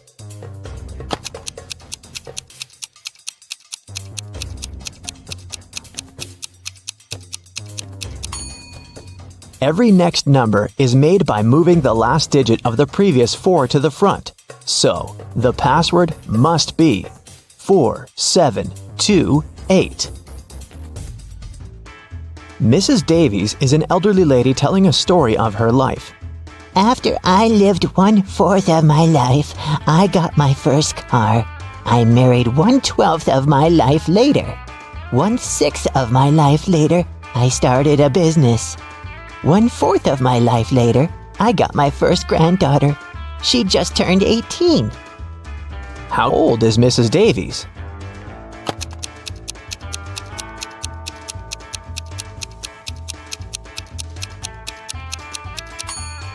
Let's say Mrs. Davies is X years old. 1/4 of her life, till she gets her first car, X is 4. Then we add 12 till her marriage. X till opening her business, 4 till the birth of her granddaughter, and finally 18 years from then till now. It should all be equal to X. If you solve this equation, you'll figure out that X is equal to 72. So, Mrs. Davies must be 72 years old.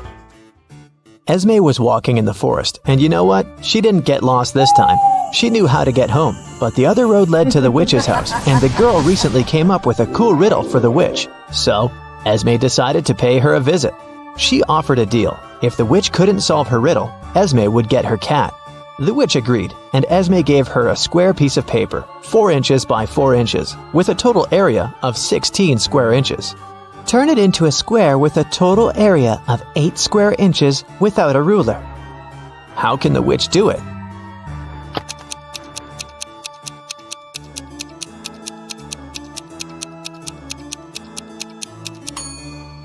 The witch should fold the 4 corners of the square towards the middle. This way, she'll get a square that is exactly twice as small as the original one. Apparently, the witch gets to keep her cat this time. There's a box filled with balls of different colors, 5 red ones, 8 blue ones, and 11 purple ones. Allison has a tricky task. Blindfolded, she has to keep picking up balls until she's sure that she has balls of at least 2 different colors. What's the minimum number of balls she should pull out of the box?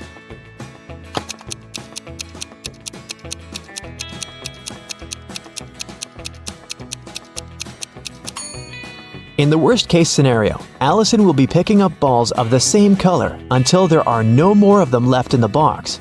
The majority of balls are purple, so if she picks up a purple ball every single time, it'll be 11 balls. And only after that will she get a ball of a different color. So, she should pick up 12 balls.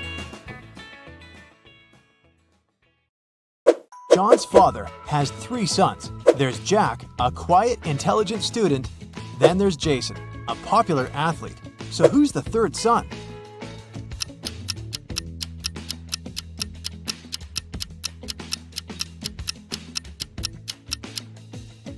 It's John. His father has 3 sons, Jack, Jason, and him, John. One day, a teacher decided to give her students a test, but all of them refused to take it. She could give detention for skipping the test to only one student. All of them knew each other's names. If a student knew they were going to get a detention, they agreed to take the test. How could the teacher make all the students participate?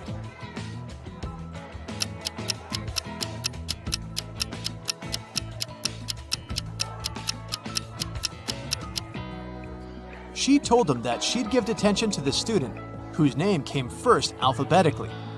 Then this person wouldn't skip the test. The next person on the list wouldn't skip as well, and so on until the end of the list. Randy was at home, sitting in his chair with a book. Suddenly, his sister's super expensive vase fell and broke in the living room. He ran there in time to see a stranger jump out of the window and run away. Randy tried to chase him, but his glasses fogged up because of the cold, so he couldn't see the person. When the police arrived, they immediately knew he was lying. He'd broken the vase himself. How did they know?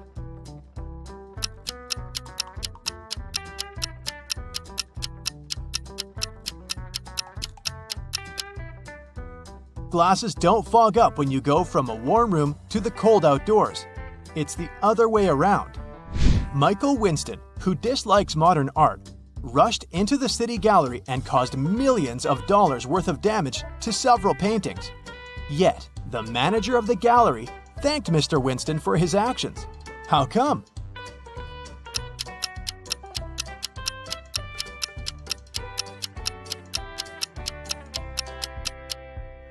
Michael was a firefighter. The water from his hose damaged several masterpieces, but he still managed to extinguish the fire and save many more exhibits. Look at this line of people at the checkout in a supermarket. They're all a colorful bunch, but one of them is trying to sneak out food out of the store. Can you tell who just by looking at them closely?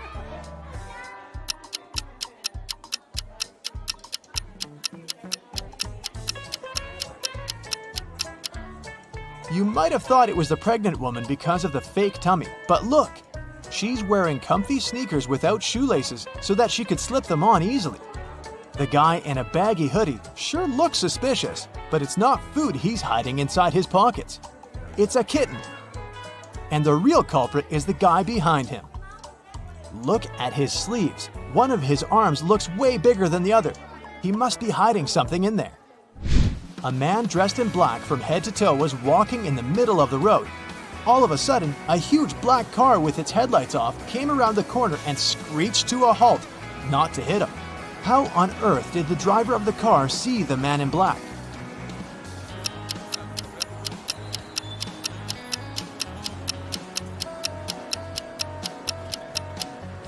Well, the only reasonable answer would be that it was in broad daylight. Nobody said it was nighttime after all. 3 college friends met after a summer break and were sharing stories about their vacation.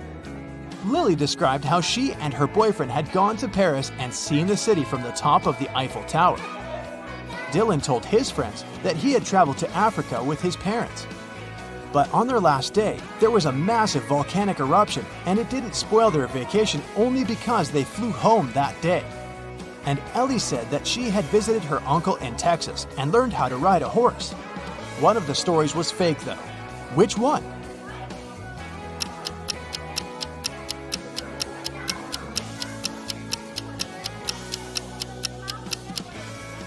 Dylan's story is fake.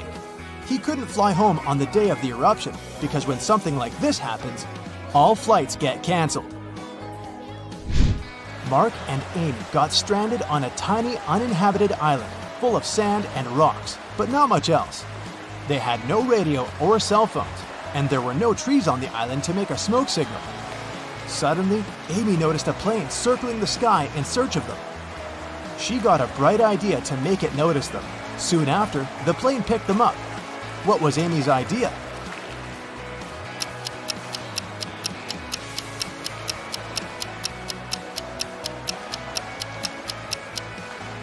She suggested using rocks to spell out SOS on the sand. Mike was studying for a big test in the school library. It was already late when he finished up and suddenly heard someone shouting for help. The voice was coming from behind a locked classroom door. Mike rushed there and opened it. Inside, there was his classmate, Brad. He told Mike that he'd gone to grab a bite in the cafeteria, only to find it was closed that day. Suddenly, he blacked out. And the next thing he knew, he was locked in the classroom. Mike promised to find out who had done this. By morning, Mike had 4 suspects in mind. When school started, he interrogated them. Matthew told him he'd been doing his homework in a classroom. Emily said that she'd been with Matthew, but later she'd gone home. Olivia claimed that she'd been having lunch in the cafeteria, and Chris explained that he'd been sick that day. It took Mike no time to figure out who was guilty.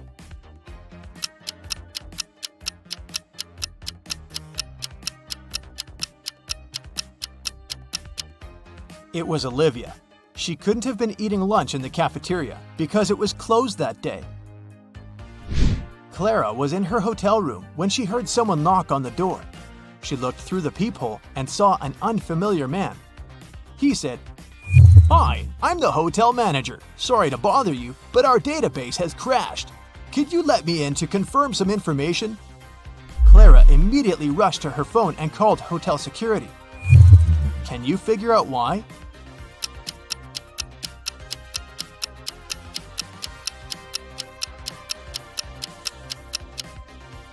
The badge on the man's chest says Chloe Smith, and that's a female name. She knew the man was a fake manager.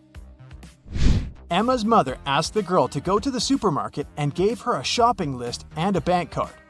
But in case Emma forgot the card's PIN, her mom also gave her a little clue. When Emma was already at the checkout, she took the clue out of her pocket and immediately recalled the code. Can you say what number it was if the clue was a sheet of paper with a fly, a cat, a girl, and a snake drawn on it?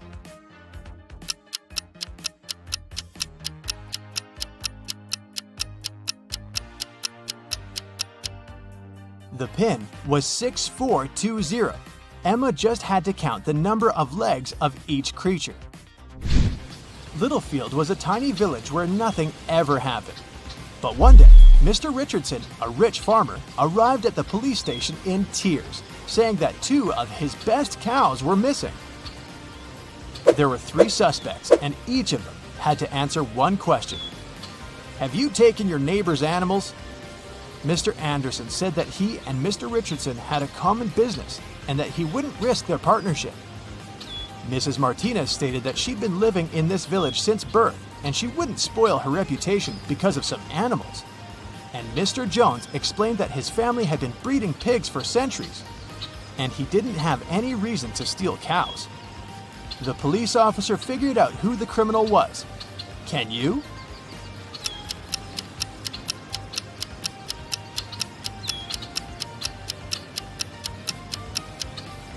The thief is Mr. Jones. How did he know that it was cows that were stolen? Nobody had told him the animal species. A woman was having breakfast at a nice restaurant. At one moment, she noticed a fly in her coffee. She was indignant and made the waiter bring her another cup. After he returned with a new cup of coffee, she shouted, "What's with this service in this place? You've just brought me the same cup of coffee." How did she understand it?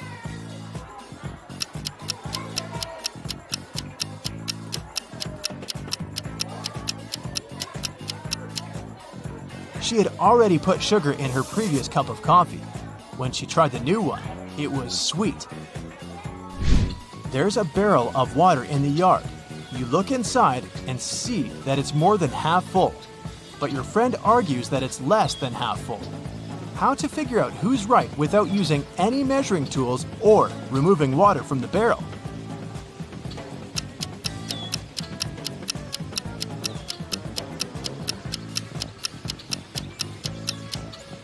Tilt the barrel so that the water touches its rim.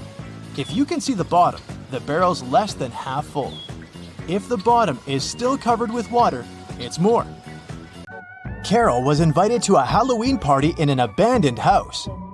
Her friends asked if she was up for a challenge, and she said yes. Soon enough, she was locked inside a room. In this room, there was one door and 3 light switches next to it. Behind the door, there was an empty closet with nothing but a light bulb. Her task was to figure out which switch controlled the light bulb inside the closet. She could flip the switches however she wanted, but once she opened the door, she couldn't touch the switches anymore. Sometime later, she managed to get it right. How did Carol do it?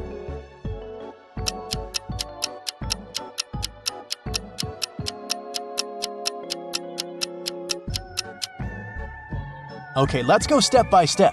She flipped switch number 1, then waited for a few minutes. Then, she flipped it back to off and immediately flipped switch number 2.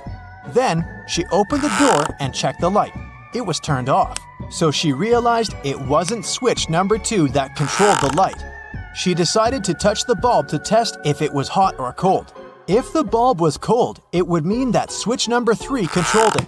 But the bulb was hot, so that meant that switch number 1 controlled it. Way to go, Carol! To get back to the party, Carol had to solve another riddle. There were 2 hourglasses in front of her. One hourglass measured 7 minutes, and the other measured 4 minutes. She needed to time 9 minutes using both hourglasses. How could she do it?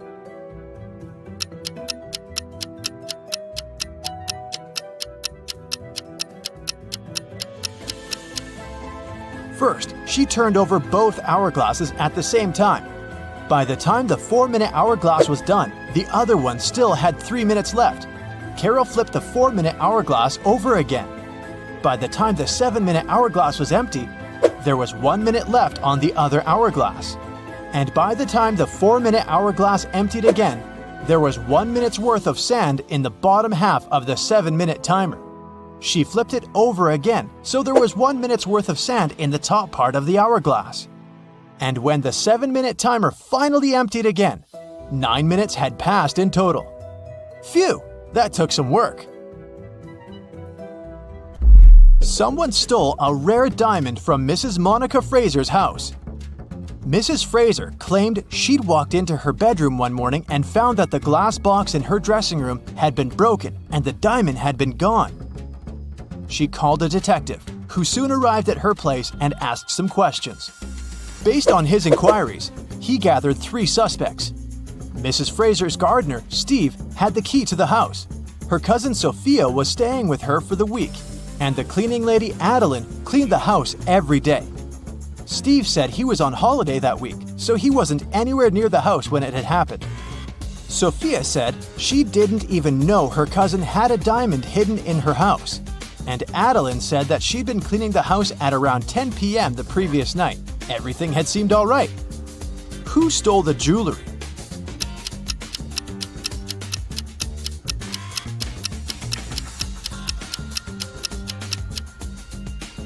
It was the cleaning lady. It seems that right after she broke the glass and stole the diamond, she also wiped off the pieces of glass left on the floor. On a cold winter day, Jason woke up after a medical procedure. He was lying in bed when the doctor walked into his room, saying there were 3 women outside claiming to be his wife. All 3 of them wanted to see Jason, but only his wife was allowed to do so. Look at the women. Which one do you think is telling the truth?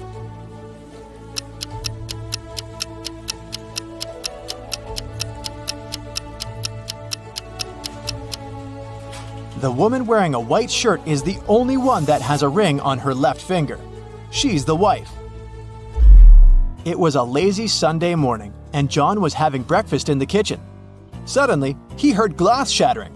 He walked into the living room and saw that someone had just broken one of his windows. He was mad and decided to go outside to see if he could find the culprit. There were only 3 people in the street, so he talked to each of them. The first was one of his neighbor's children. He was coming back from his football practice, holding a ball in his hands. He said he'd been going home at the time of the incident. The second person was Stephen, John's neighbor and longtime friend. He was carrying a toolbox. The man said he decided to come home to fix John's window.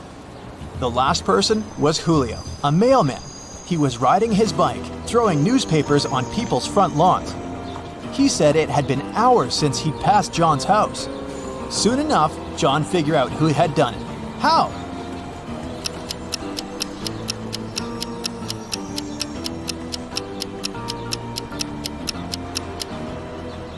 It was the mailman. If you look at the lawn, the newspaper is lying on the grass beneath the window. He threw the newspaper towards the mailbox, but missed it, and it hit John's window. Whoops. It was a stormy night. Kate and her boyfriend stayed up late watching a soap opera. In the middle of it, there was a weather forecast. The weather lady said it would keep raining for 2 more days, but in 72 hours, it'd be bright and sunny. Kate turned to her boyfriend and said that the weather lady was wrong, and the girl was right. Why?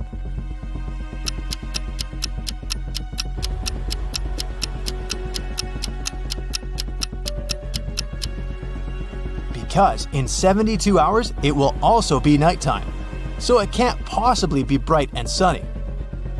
It was Amelia's dream to go skydiving, but she was afraid of heights. One day, her friend took her to fulfill her dream. Amelia jumped from an airplane without a parachute and didn't get hurt. How is that possible?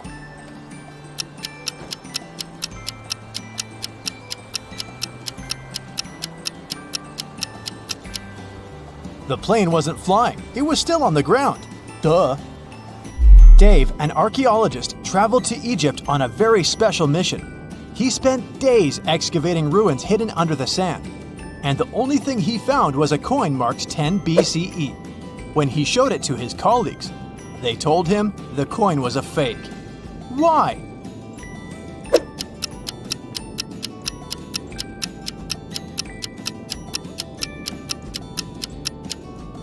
Well, because the designation BCE didn't appear until after the beginning of our era.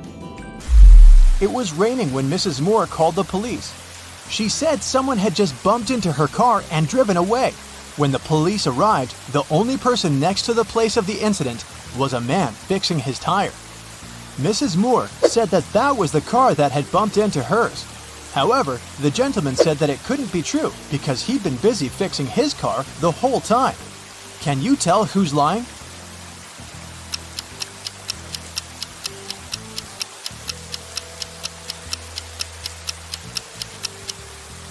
It's the guy fixing his car. The rain started just recently. If he'd been fixing his car this whole time, the ground underneath it would be dry. But look, it's wet. This means he's just arrived there and is actually the one responsible for the incident. 4 friends decided to meet up for coffee one afternoon. Someone asked which one of them was the oldest, and they answered with a riddle. Mia is 3 times older than Anna, but 3 years ago, Anna was a year younger than Claudia is now, and Olivia is twice as old as Anna. So can you put the girls into order by age?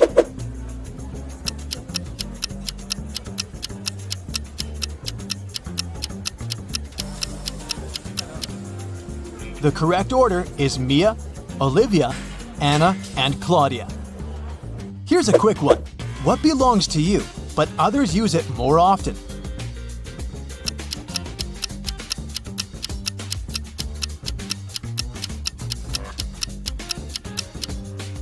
Your name. Outside a fancy palace, 2 sentinels were guarding the main gate. They were standing, looking in different directions, one towards the west and the other towards the east. At some point, one of the sentinels asked the other, "What are you smiling about?" How could he know that his colleague was smiling?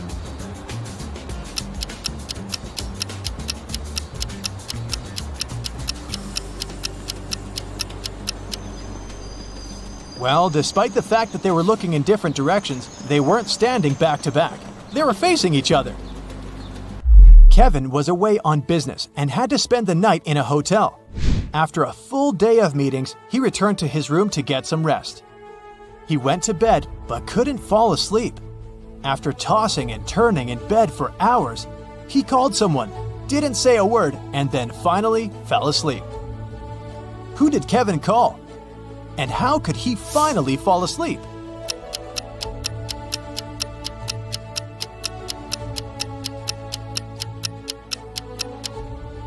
He called the room next door, as his neighbor was snoring very loudly.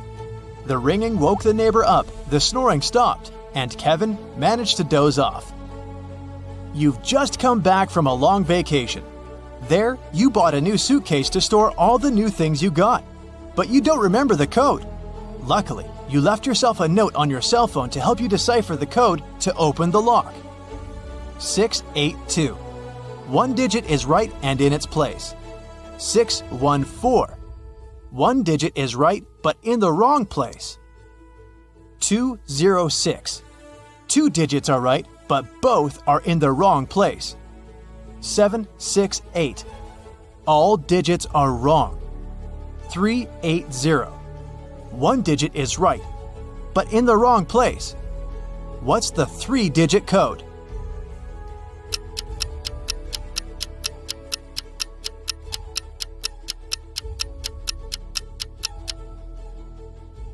Zero, 4, 2.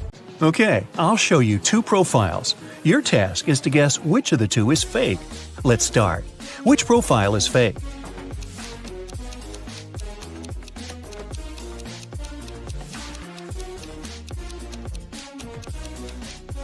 It must be the left one. The girl is only 13 years old. She can't be doing her PhD. What about these two?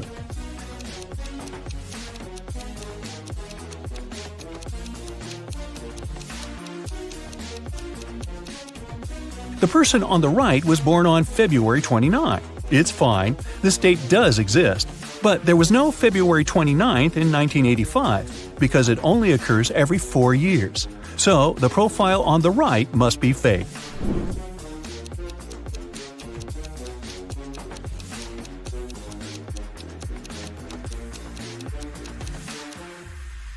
The left profile is fake.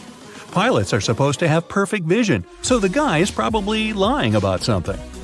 Take a good look at these profiles.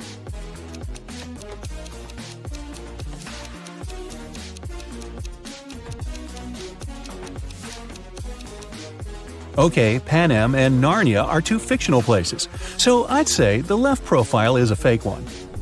What can you say about these two?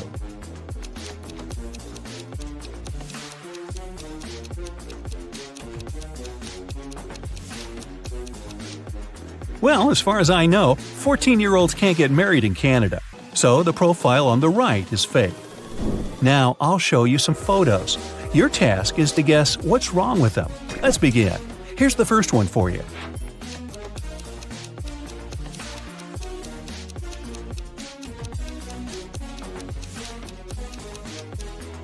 Look, this train is transporting a modern car, but it's the Wild West. There were no cars back then. Can you tell what's wrong here?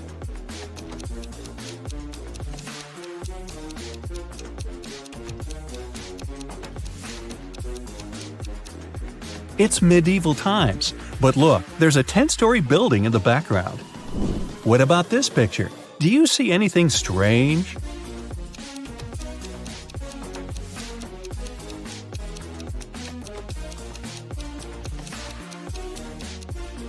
The woman is wearing sneakers. Now look closely. What seems odd here?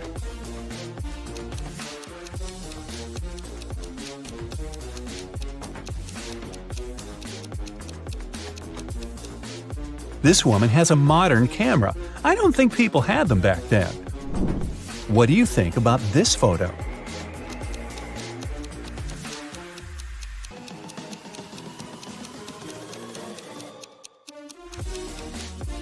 The mountain in the background is green. There's no snow.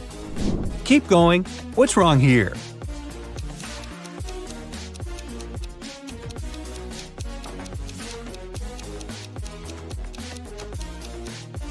Look, that guy in the back, he's wearing sneakers. Not the best thing to be wearing to a ball. Plus, this kind of footwear didn't exist back then. Be very attentive. Can you spot an odd detail here?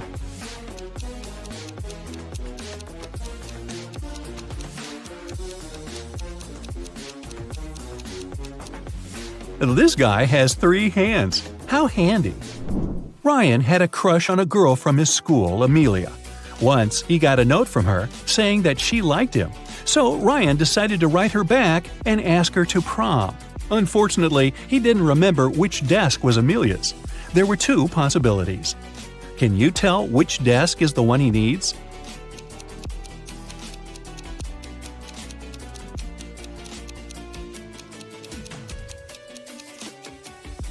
If you remember, the note was written in green ink. There's a similar green pen lying on the desk on the right, so this is most likely Amelia's desk.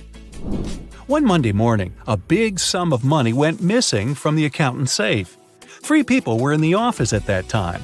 Magnolia, the accountant, said she'd left for several minutes to go to the bathroom. Walker, a software manager, said he'd gone out for lunch and hadn't seen anything. Dawson, a cleaning man, said he'd been cleaning the 2nd floor at the time. Can you figure out who's lying?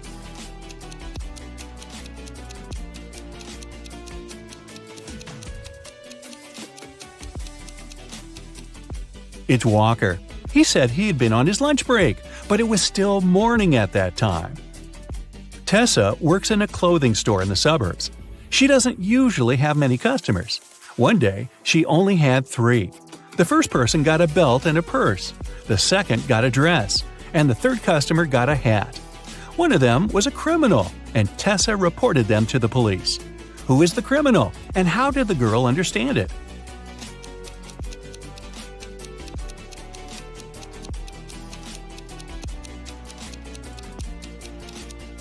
The third customer gave her a $1,000 bill, and such bills don't exist. During her winter vacation, Serena went to the spookiest house in the neighborhood by herself. That was a mistake, because once she entered, the door got locked behind her. She saw 3 ways out. Behind the first door, there was a huge venomous spider. Behind the second door, there was a brick wall. Behind the third door, there was a huge lake. Which way should she opt for?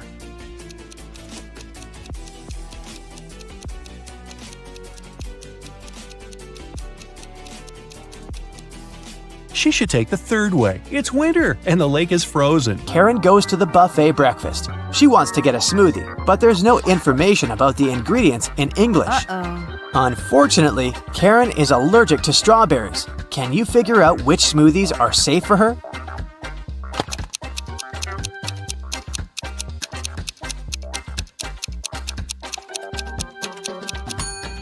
It's all about the color. Only the green and yellow smoothies don't contain any strawberries for sure.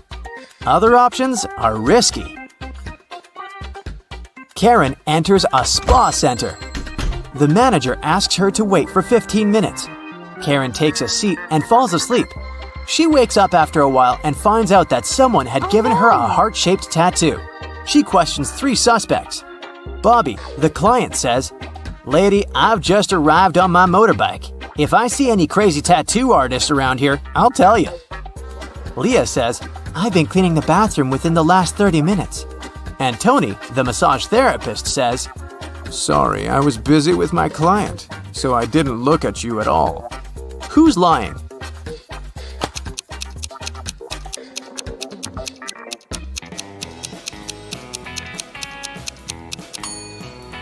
Bobby. This motorbike has flat tires, and besides, it was already there when Karen entered the spa. Luckily, the tattoo was temporary, and the massage therapist helped Karen to remove it, but he charged her $5 for his help. Karen arrived at the spa during happy hours when they offer a 45% discount on all services, so Karen paid only $12 for a 1-hour massage. Also, she had a pedicure for $7. When Karen left, she found a $50 bill on the ground. How much money did Karen spend in total? Can you count?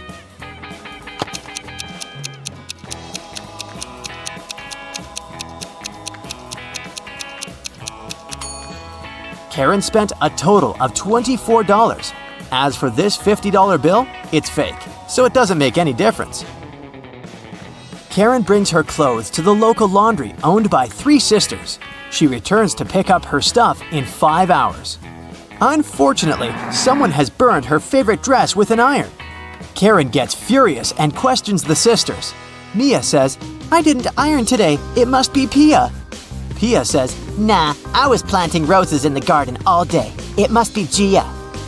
and Gia says, "I don't know who's guilty because I've been away all day." Who burned Karen's dress?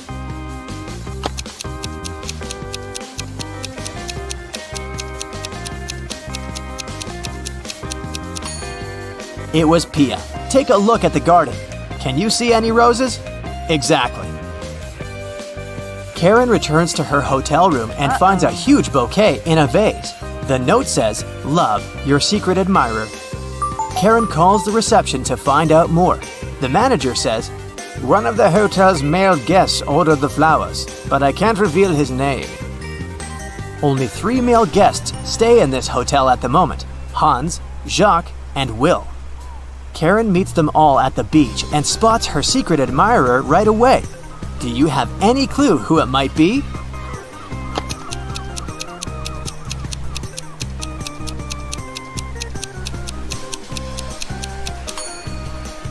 Karen received pink lilies. Take a look at Hans's shirt. It has a print with pink lilies. He loves these flowers, but this doesn't prove anything. Will has a tan line from a wedding ring, and he's taking pictures of his wife surfing. But Jacques is writing in the sand, and his handwriting looks suspiciously similar to the love note. Spotted! Karen and Jacques go for a walk. He brings her to a pier with 3 boats. Jacques says, "If you manage to guess where my boat is, I'm going to give it away to you." Can you help Karen find the right answer?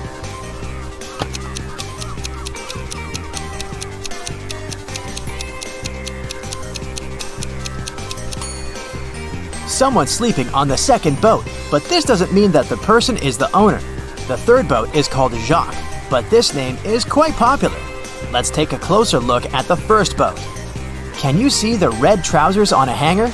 They match perfectly with Jacques' jacket. Therefore, this is his boat. Scarlett just moved into her new apartment 3 days ago. One evening, she was reading before bed when she heard a knock on the door. She opened the door, and there was a confused man who said, "Oh, I'm sorry. I just moved in here earlier today, and I thought it was my apartment. Once again, sorry, and good night." Then he left. Scarlett didn't believe that it was just a mistake and reported the man to the police.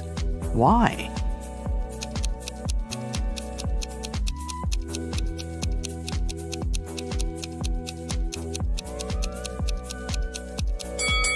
The problem was that the guy had knocked. If he had really thought it was his room, he would have tried to open it with his own keys. Nora lived alone in the city suburbs. She called the police and reported that someone had robbed her house and stolen her savings that she had been keeping in a pair of socks on one of her wardrobe shelves. Detective Callum arrived with the police, took a look at the room, and closed the case, claiming that the lady was lying. Why did he think so?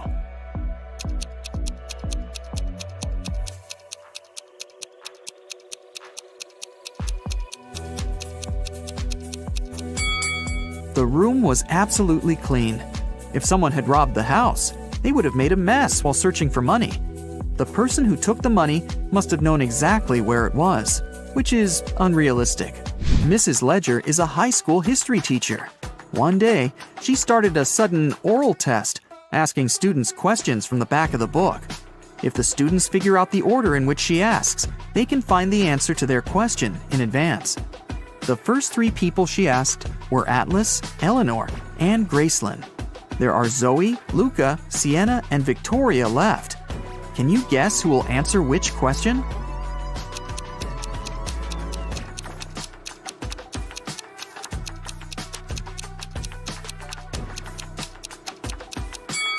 Mrs. Ledger is asking students in alphabetical order.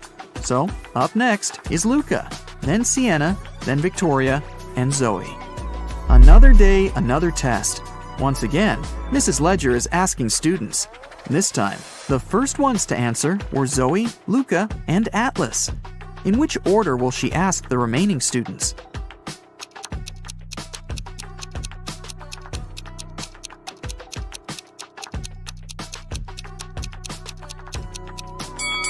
This time, she started with people with the shortest names. There are 3 letters in Zoe, 4 in Luca, and 5 in Atlas. The next one is Sienna, who has 6 letters in her name. Then Eleanor with 7 letters, Victoria with 8 letters, and Gracelyn with 9. Ellie found herself locked in a dungeon and couldn't remember what had happened. She looked around and saw a door that could have been a way out, but it required a passcode and she didn't know it. Luckily, there was a hint. 1-802-3004-0803-2611. She has just one chance, and if Ellie doesn't get it right, the dungeon will get locked forever.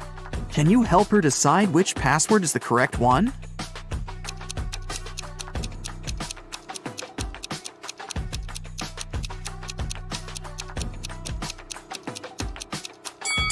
Take a closer look. Some numbers have faded away a bit. This is probably because they had been used the most. They are 1, 2, and 6. The only code that uses all of them is the last one, 2611. It must be this one. Aurora came home after a long day at the university and was excited to eat the mint-flavored ice cream she had bought in the morning. But when she opened the freezer, the ice cream was gone. Aurora asked her 3 siblings who had eaten her ice cream, and they all denied it. Dawn said, "I'm on a diet, and I haven't been eating ice cream and stuff for a week now." Everett said, "Dude, I had my chips. There was no need to eat your ice cream this time." Phoenix said, "First, I don't like mint ice cream, and second, I was in my room all day, and I didn't even go down once until now. Who has eaten the ice cream?"